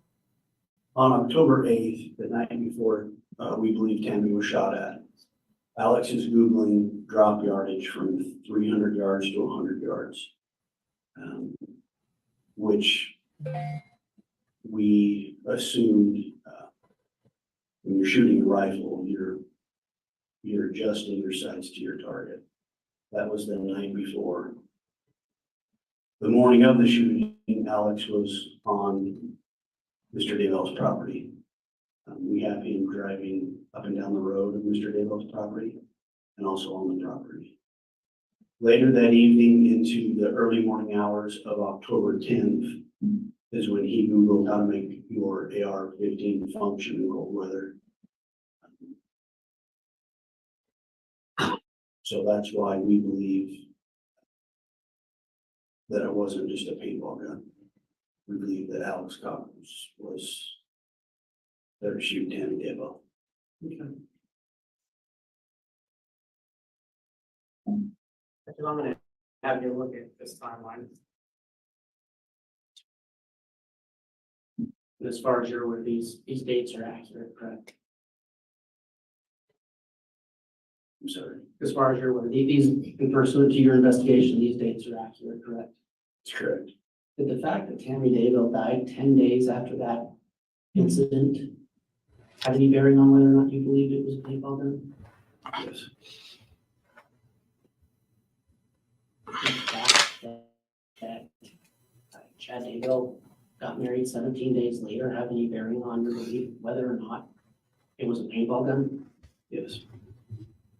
The fact that there were 2 children buried on Chad Daybell's property have any bearing on whether or not you believed it was a paintball gun? Yes. Did the fact that Lori Vallow's husband died within months of these other deaths have any bearing on your belief of whether or not it was a paintball gun? Absolutely. And finally, did the fact that Brandon Boudreaux was shot at on October 2nd, 2019 have any bearing on your belief of whether or not it was a paintball gun? Yes. And it's your belief that Alex Cox was tied to these events, correct? That's correct.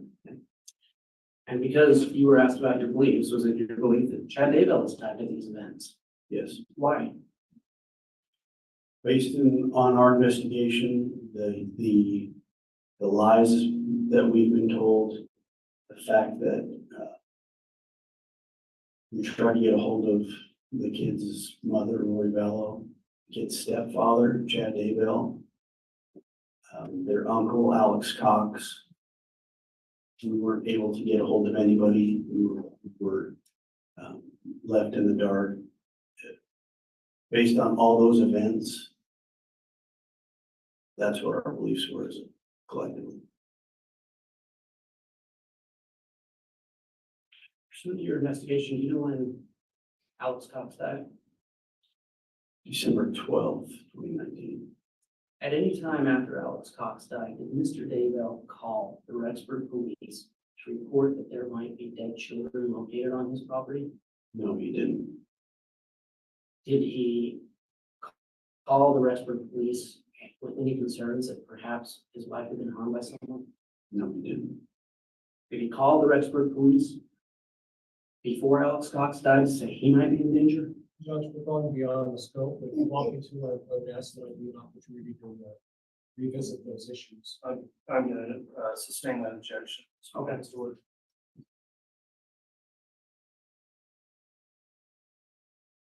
Again, so the first time you met Chad Daybell, what was the first thing you asked him?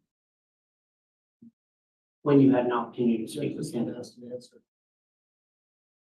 This is a response to the cross. Your overruled. I asked him when the last time he saw JJ Bella was And when did he answer? in October in apartment 107 with Lori Bella. And did you ask for Lori Vallow's phone number? I did. And what was his first response? Judge, this has been asked to answer. This is a response to the cross. Overruled. His response was he didn't know her cell phone.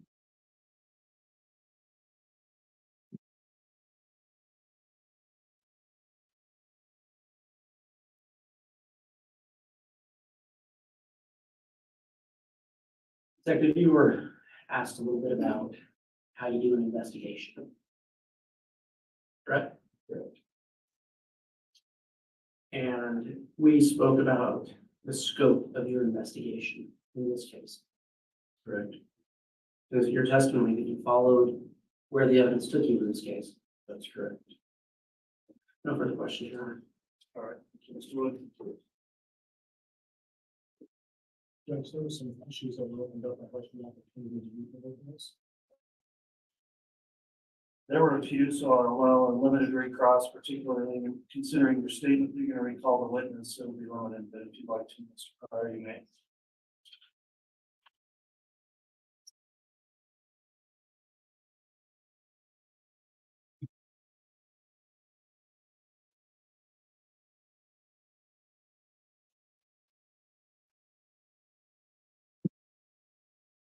Detective, there was some testimony about, I'll wait for you to hear.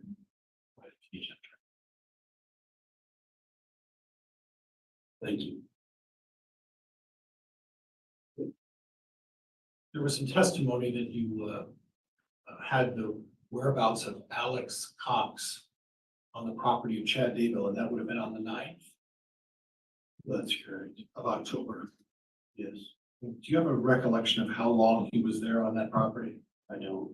Okay, and you're basing that knowledge on his phone records and his pings, right? Correct. Did you have an occasion to look at all of Alex Cox's whereabouts on that day by way of his phone records, or did you just look at that specific time? We were more interested in that specific time.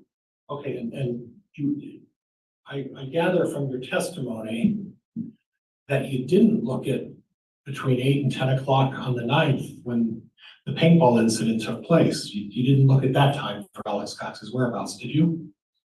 If I remember right, I didn't get his location near the property at that time. There was no location. Okay. And isn't it true, officer, that you didn't get his location at that time because Alex Cox's phone was pinging in Idaho Falls at that time, some several miles away? I can't testify to that. Okay. But you know he wasn't on the property by way of his phone ping and all of the metadata. That's the word you used, right? Metadata? Right. By the metadata, Alex Cox wasn't on the Daybell property when Tammy Daybell was shot at with a paintball gun, correct? No, sir, I can't answer that. I can answer that Alex Cox's cell phone or his device was not on the property. Okay, and you can also say that his device was on Chad Daybell's property sometime in the morning of the 9th of October, right? And driving down the roadway in front of the property. Right. And we don't know who else was on the property on the 9th of October, do we? I can't testify to who was on the property. Right. So we don't know if he was there by himself or is he there with other folks, correct? That's correct. Okay. And when we're talking about you've been on the Daybell property, right? A couple of times. Yes. And you took a photo of the car, and we're going to revisit that next time we get together. But it's not 100 yards from the end of the Daybell driveway to the road, is it? No, sir. Do you have an idea of how long that driveway is? Could you give me an idea if you know? If you know, I couldn't testify to that. is it 50 yards? No, I would say maybe 30, maybe 30 yards? 20, 30 yards. Yeah. So 60 to 90 feet. That's my rough guess, yes. Okay, so if we're looking at a rifle at 300 yards and dropping it down to 100 yards, we don't need 100 yards to get from one end of the Daybell driveway to the other, do we? What our investigation or our belief was, if you're asking me what my belief is, No, I'm asking you the distance down the end of the Daybell driveway to the top of the Daybell driveway. That's not 100 yards, right? that's correct. That's all I have, Judge. Thank you.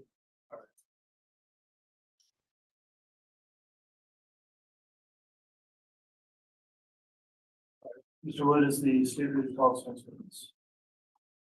Your Honor, can we approach? Yeah. Your Honor, I made this witness need to stand. Oh, I didn't know we are. You want to have the sidebar first? No, we're done. Okay, Well, Lieutenant Hermosillo, you may go ahead and return down. And because you are still under subpoena, maybe recall, I will admonish you to abide by the court's exclusionary rule. You're not permitted to review testimony trial between now and the time you return testimony. If you fail to follow that and follow the trial or observe any testimony, you will not be permitted to testify again. All right. Okay, thank you.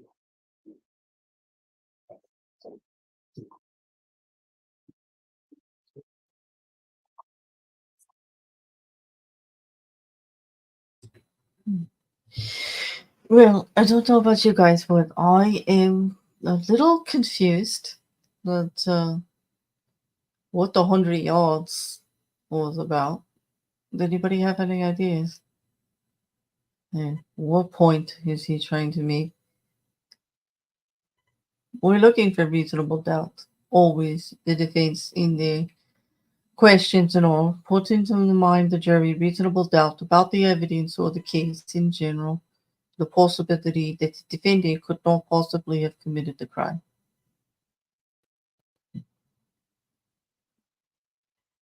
There was a lot of trying to get the witness to agree to a scenario he was trying to present, and it didn't look like the witness was agreeing. Perhaps, yeah, Mark. I I think I've got a lot of company in this confusion with this today. Rocket Couch and Anna both bring up good possibilities on this 100-yard thing. But wouldn't it be better if he actually said so with a follow-up question? Like, what is the length of the driveway? Is it 100 yards? And he'd say yes or no. And then, like, what is the distance that a paintball can usually shoot? You know, but he may not have had that information. Well, how do you get the rest of the information to the jury to know what you meant? Rocket Cow says maybe 100 yards is the margin of error for GPS tracking. If it is, he hasn't been clear about that.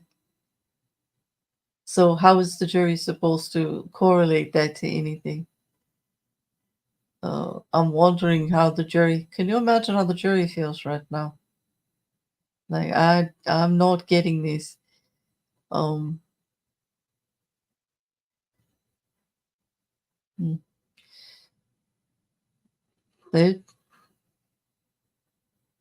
It's a bit confusing for me. I don't pretend to understand everything in regards to legal matters or proper lawyer, how they should be conducting themselves for these cases. I mean, I have my personal opinion, but I'm not a lawyer. I'm not in the profession. But man, I think the jury is just holding up there, just scratching their heads at this time. I'd be wondering if this is what it's always like. Rocket Couch says, by the way, I think we can count misrepresenting testimony. Sounds like he was trying to get the witness to lie about the location of the phone. Yes, he was trying to get the witness to agree with his theory here or what he was trying to say. And the witness just wasn't. He's like, nope, I didn't say that. No, I wouldn't know, sir. No, I can't agree. You know?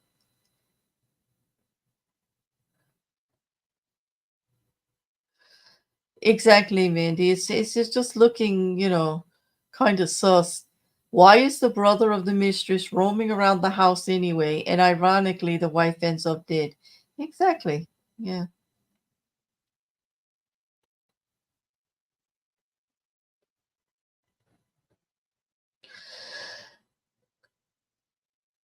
Mark says, I can't imagine a people would fire 100 millimeters, and if it did, it would be hugely inaccurate. And I agree, and I don't understand like what the whole thing is about these people gone incident. Like,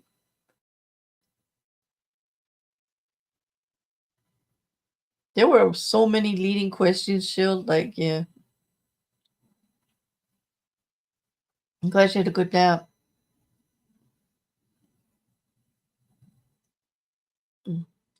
I tell you what, even before I timestamp this video, I am taking a nap. I'll need to take a nap on this. We've got another long sidebar. We have an hour and 45 minutes left of court. There's usually an afternoon break. Well, we just got back from lunch and we went on with cross-examination by John Pryor, redirect by Rob Wood, and then recross by John Pryor. Our witness, Detective Rexburg, Detective Ray Hermosillo, has been dismissed, but however not from the trial. He's still under subpoena and he can be recalled.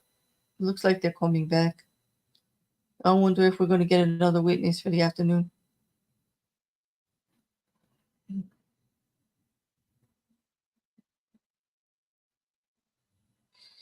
If we have a bar, I'll have a beer. Thanks. Yeah, I could use something myself right now. I'm just like, this is uncomfortable, knowingly, just like not understanding. Like actually, every time he asks a question, John Pryor, I'm just wondering what he's getting at, and I don't see how the jury is supposed to understand his point, because it looks like there's swings and misses. Like I think I put that in the chat.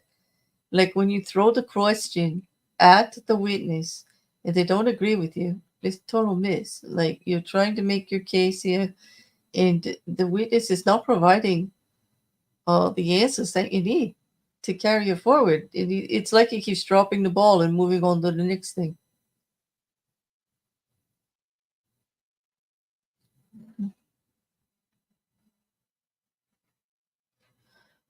Okay, so I think I see the judge. You know what? The lawyers have went back to the tables, but where's the judge now? Like at this sidebar.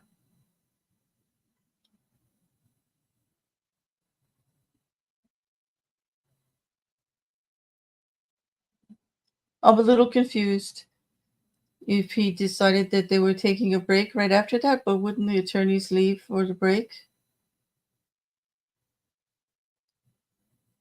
Oh, he's coming back.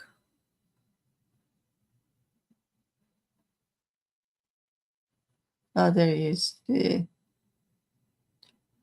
You had me worried there, Judge Boyce.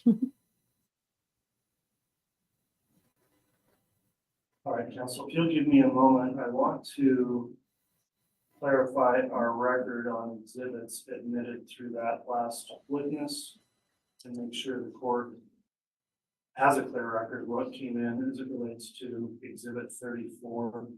So we did have a stipulation that on the record here, and for the jurors to know as well,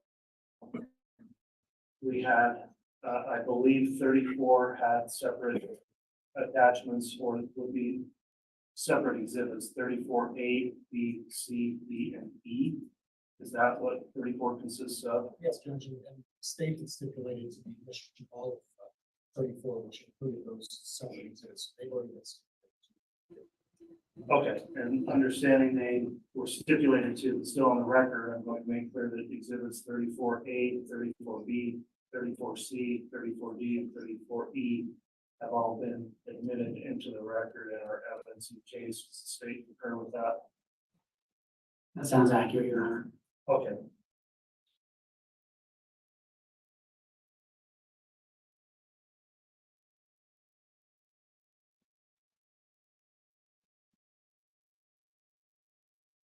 Counsel, when we conclude, I'll have you stick around for a minute to also see if we need further clarify exhibits on the record. At this time, ladies and gentlemen of the jury and those in attendance, I've discussed scheduling here with counsel.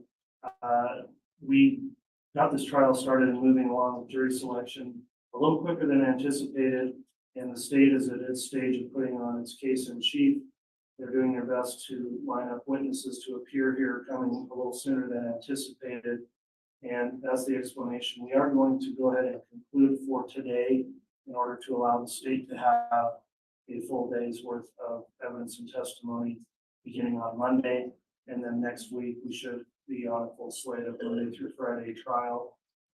Notice also, as I mentioned previously, that tomorrow It's not going to be a day of trial, so as I understand it, the state would request that we then conclude trial for the week and commence again on Monday morning. Is that correct? Yes, Your Honor. The state, or I'm sorry, does the defense have an objection to that? No objection, Judge. Thank you. Okay. So before you leave then, ladies and gentlemen of the jury, this is a pretty long break in between evidence now that you are sworn jurors in the case. And I will again admonish you to please do everything you can to not do anything to learn about the case, investigate the case, look the case up, follow any media in the case.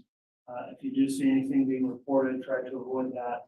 Don't talk about the case to anyone else or any of the evidence or facts with anyone, including with each other. You can only do that when you start your deliberations. And when you return on Monday morning, when we'll commence at 8:30 with more evidence, I will be asking the jurors as they return to complete those admonitions and certify under penalty of perjury that you have followed that instruction. So I appreciate you doing that so far. I have confidence you will continue to do that. And thank you for your time and efforts today. That will conclude our trial for today, and we will resume again on Monday with further evidence. All rise, please.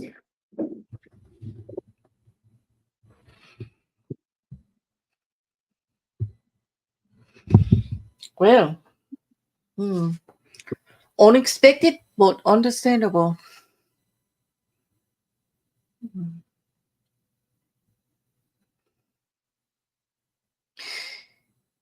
Might be a good idea with the long break not to start with another witness. And he is right, they did move quite quickly with the jury selection, much more quickly than than was anticipated it would take, especially in the death penalty Thank you. case. Please be seated. The matter on the exhibit 34 is the court is referencing the defense trial exhibits, and 34 is listed. It says 34A through E, Alex Cox Google searches in October 2019. There's also a 34F and a 34G through J and a 34K through Y. So I just wanted to make clear what came in the record today that will be admitted. We have 34A through E. That's correct, Judge. The other ones are yet to come. Okay. So, and I'm sorry it was confusing. I tried to do this as plainly as possible, make it easier for the jury, but at this point, it's only 8. The others have been admitted, Judge. I just haven't referenced them yet. Okay, and just to be clear, even though admitted or and agreed to be admitted by stipulation, for this record to be accurate and for future reference to the record, each time a new exhibit is referenced, it needs to be just called out on the record so the clerk keeps an accurate list of what exhibits have come in and that those track with the actual exhibits. So I think the system works. We just need to make sure that individually, for example, with that, if there's multiple exhibits within a number, then we outline exactly what came in. That way we make sure the jury doesn't see any evidence they weren't supposed to see and they see all the evidence they are supposed to see. So we'll continue to work on that process as we start next week. Before we conclude today, then, is there anything further from the state? No, Your Honor. Anything further from the defense? No, Your Honor, thank you. All right, thanks everyone in attendance today, also for following the court's conduct orders. I appreciate it very much. We're moving recess for the day. All rise, please.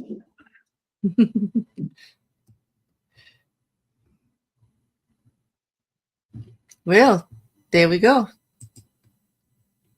They cut that quick. Did you see Judge Boyce, like when they said, all right, DJ, hit that button so quick? Answer, that's very funny. How nice of them to accommodate my need for a nap. Yeah, it was kind of trying. It was a trying trial this afternoon. No, Rocket Couch, there's no problem with the jury. The problem, it's a twofold problem. And it's not really a problem. As the judge had explained, the jury, the setting of the jury process happened quicker than they thought. getting a jury. They were very precise about it, and then they went through it quickly. They had anticipated more time. So the witnesses were contacted by the state and told on different days to be there. And then they went to actually opening statements earlier than they thought by a few days. So the state was saying that they didn't want to put the witness on for just an hour. That they're going and they would like to start afresh on Monday. The judge agreed. Because the state needs to get all of their witness times and everything back reordered, so to speak. Yeah, like just like, you know, they would just get started. They would rather, you know, get it complete. I'll be interested to see who comes in on Monday. Exactly. Like Mandy said, there's really no issue. They're just moving along quicker than expected, and the next witness is not completely. I don't know if he's not available. Like someone, he made it infer like they weren't available. Yeah. Rocky Couch. I was worried he was worried he was a day late in adding the whoopsie jury square, which we're probably going to need one. Remember Judge Newman's trial? We had some, you know, jury issues there. Gosh, we still are on and off, aren't we, with Murdoch?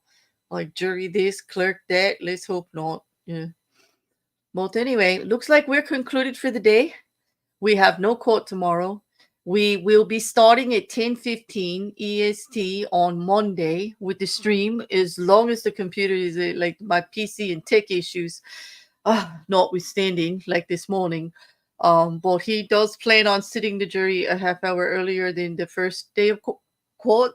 Court hours are 8:30 to 3:30 in his court in Idaho. So we're going to be sticking to that schedule. So I will be streaming tomorrow night an update for true crime and legal updates.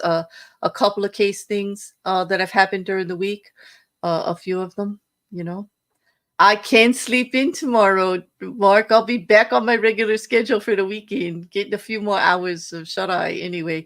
But right now, I'm going to head off for a nap before I even timestamp this, because I have to go back. I've made some mistakes in writing stuff down. Things was like I was just sitting here scratching my head and it was losing track. And I'm actually going to rewatch, try to figure out what is going on with John Pryor. Like, where is he going with this? I'm just fascinated at his style. Yeah. Yep. True crime and legal update tomorrow, Liam. It will be, I believe it's going to be at 8:00 on Friday, because it's a Friday night. So I believe it'll be 8 p.m. EST. Mark, yeah, I need a little bit. I do like an occasional nap here and there. I do better sleeping just a couple of hours and then get up. It's kind of like my routine anymore. Thank you so much, everyone who was keeping me company. For those of you that are watching later, if you've got questions or anything that you you want to talk about or you want addressed in the chat or during the breaks or anything like that, please feel free to comment on the video. Don't forget to like and share and subscribe if you'd like to see more. Subscribing is the best way to get your notifications or to see when there is going to be a trial day and what we're going to be doing, and for other things, you know. But yes, they do. Thanks, Mark. Yeah. I am sorry that that's so late in the morning for you, Liam. 1 a.m. My 8:00. You know, it's just a Friday, and I don't want to go too early. People getting off work and doing their errands. So, well, on that, thank you so much, everybody. For those of you that got a bingo, thank you, Rocket Couch, for working on a trial bingo card for us that we now have a link to. It's pretty cool. That is let me just see. I want to make sure I save that one. Yeah, I have that one up so that I can put it in for the links. I'm going to put it on the video. Thank you so much, Rocket Couch, for taking care of that. Everybody have a great day. If I see you tomorrow, great. Otherwise, have a wonderful weekend, and we'll see everybody back here Monday morning. Ciao for now. Yeah.